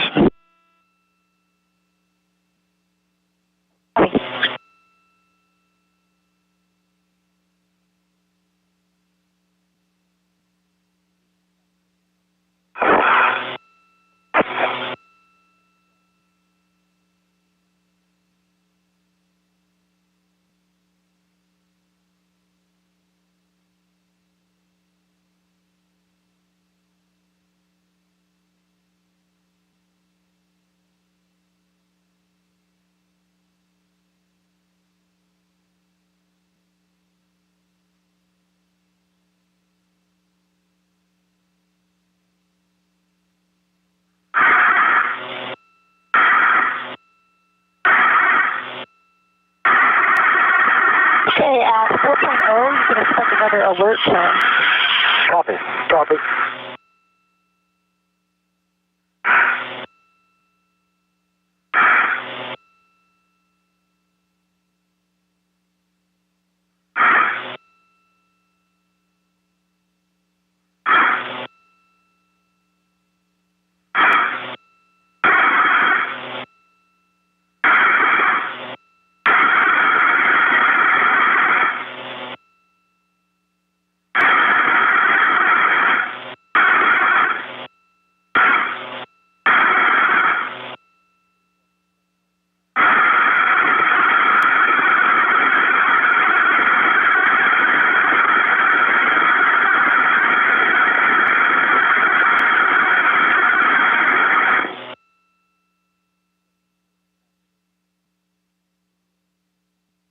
Okay, we're at 5.0. We're in the 2-minute wait. Sounds good. Appreciate that.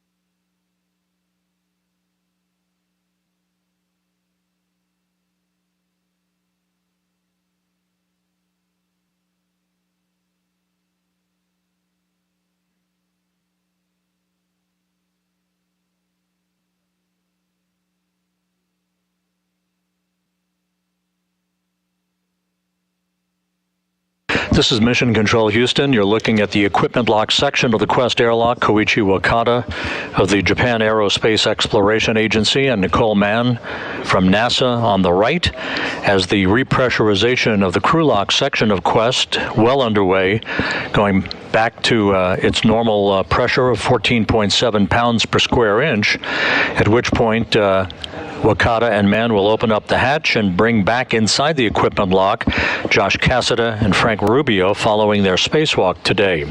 Here are today's statistics following the completion of the extravehicular activity. This was the 256th spacewalk in support of space station assembly, maintenance, and upgrades.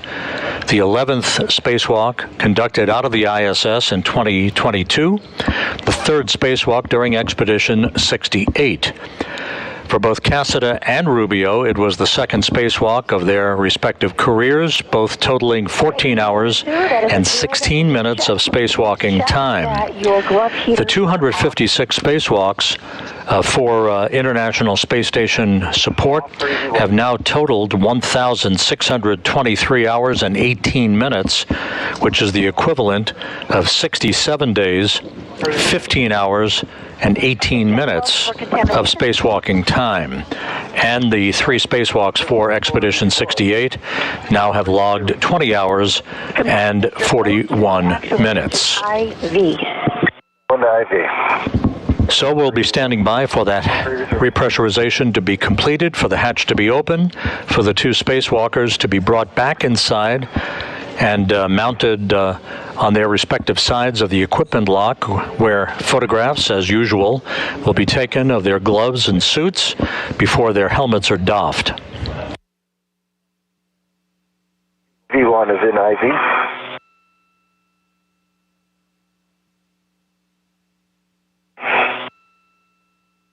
EV2 IV. Copy. We are resuming the repress with the hatch equalization valve. You can expect an alert tone, and when DPDT is about 0, you'll get another tone. Copy. Copy.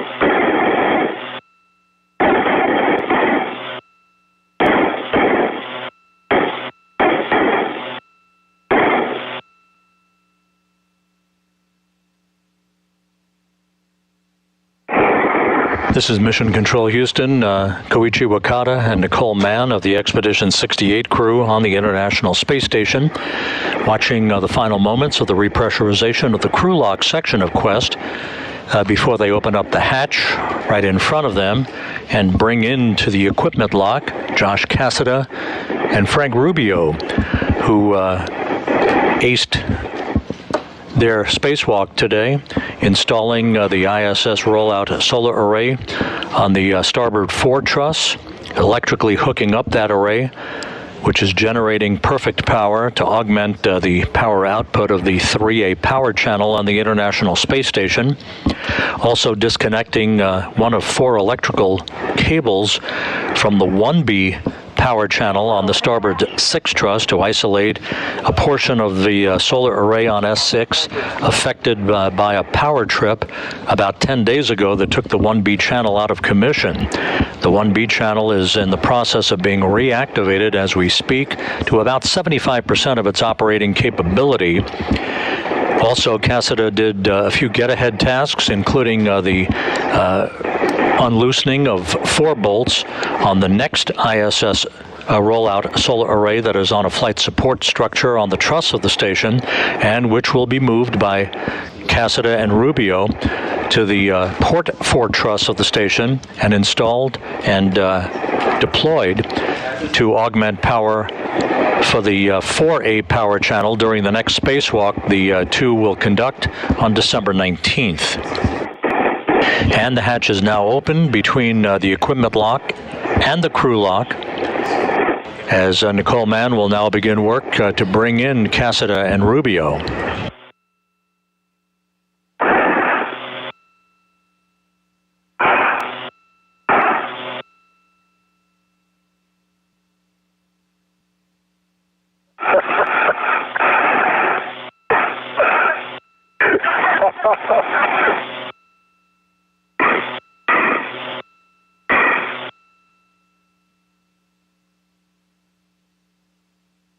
Houston, I see that you're taking care of step 4 and 5. We'll move along to step 7. Concur, we're putting it in work.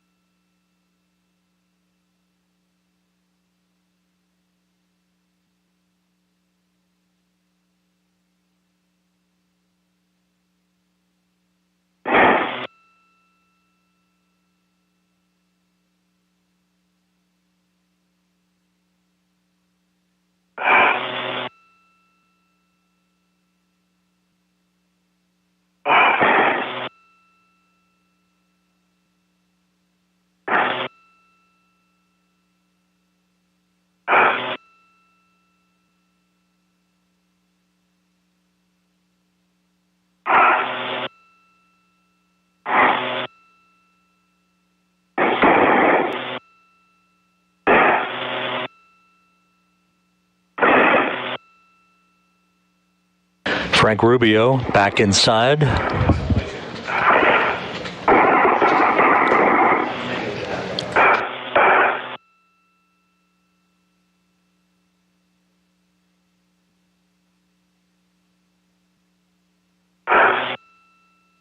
They will first work to remove the jet-powered backpack, the SAFER unit, or Simplified Aid for EVA Rescue unit, from his extravehicular mobility unit.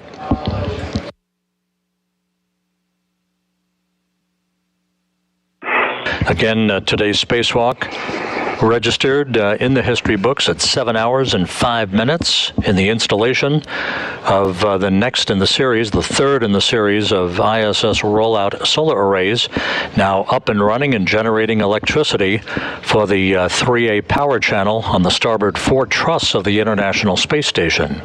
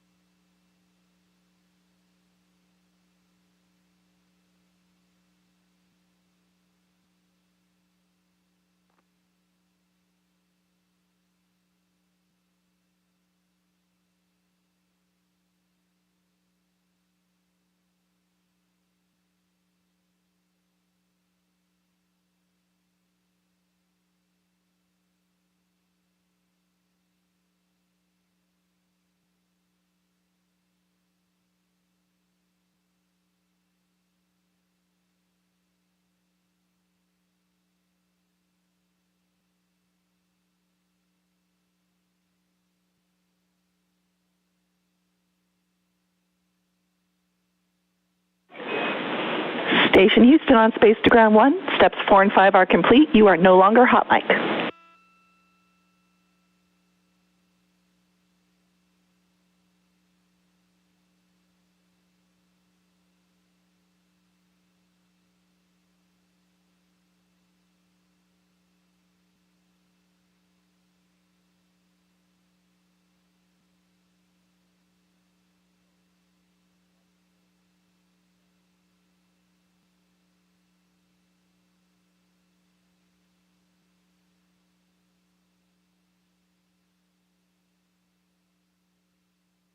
And Josh Cassada back inside the equipment lock.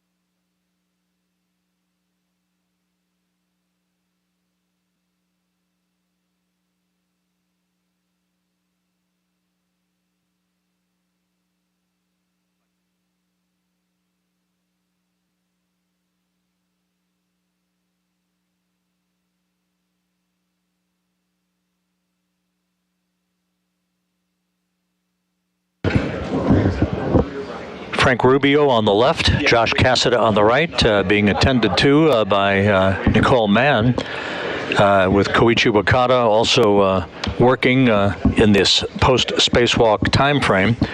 The spacewalk ending at 1:21 p.m. Central Time, 2:21 p.m. Eastern Time at 7 hours and 5 minutes. A completely successful spacewalk for Cassada and Rubio to install the third in the series of ISS Rollout Solar Arrays, the iROSAs, to augment power capability for the International Space Station.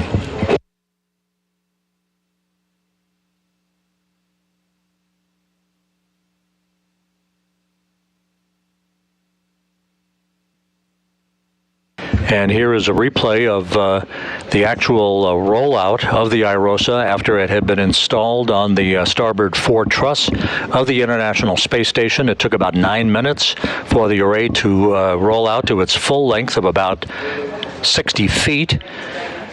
The electrical systems officer here in Mission Control then worked to power up the array. It was generating electricity almost from the get-go and is reported to be in full electrical generation capability.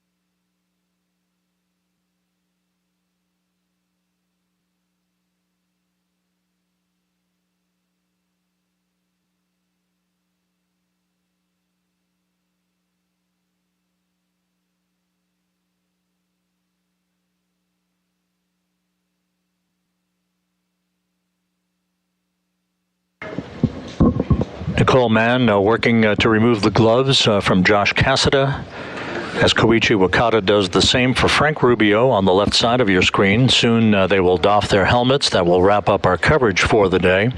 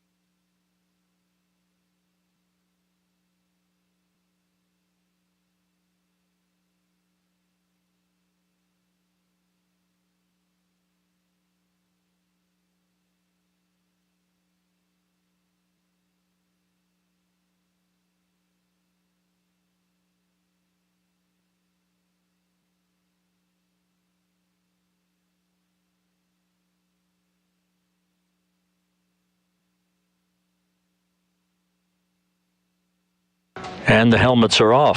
Cassada and Rubio safely back inside the equipment lock of the Quest airlock of the International Space Station, a 7-hour, 5-minute spacewalk in which they successfully installed and deployed the third in the series of ISS Rollout Solar Arrays on the Starboard Truss of the International Space Station. It is up and running in good shape, augmenting power already for the 3A power channel for the International Outpost. These two will venture back outside on December 19th to replicate the feat with the next ISS Rollout Solar Array that they will install at the P4 truss on the other side, on the port side of the International Space Station, to augment power capability for the 4A power channel. So that'll wrap up our coverage for the day. Two programming notes. While all this activity is going on, the Orion spacecraft is barreling back toward the moon, heading for a return-powered flyby of the moon coming up on Monday, December 5th. Our coverage of the return-powered flyby burn that will take place actually behind the moon and enable Orion to whip around the moon and head back on its final leg of its 25-and-a-half-day mission, with a splashdown scheduled on Sunday, December 11th in the Pacific Ocean. Our coverage of the return-powered flyby burn for Orion is slated to begin at 8 a.m. Central Time, 9 a.m. Eastern Time on NASA television on Monday morning. That will be followed later in the day at 4 p.m. Central Time, 5 p.m. Eastern Time, with a briefing to wrap up the return-powered flyby and to preview recovery operations that will begin in earnest with the Exploration Ground Systems folks from the Kennedy Space Center out in the Pacific Ocean later in the week. So that'll wrap up our coverage for the day, a spacewalk that registered 7 hours and 5 minutes. Josh Cassada and Frank Rubio back inside the International Space Station, their next spacewalk scheduled for December 19th. For now, that'll do it for us here in Mission Control. Have a great weekend. Thanks for watching. This is Mission Control Houston.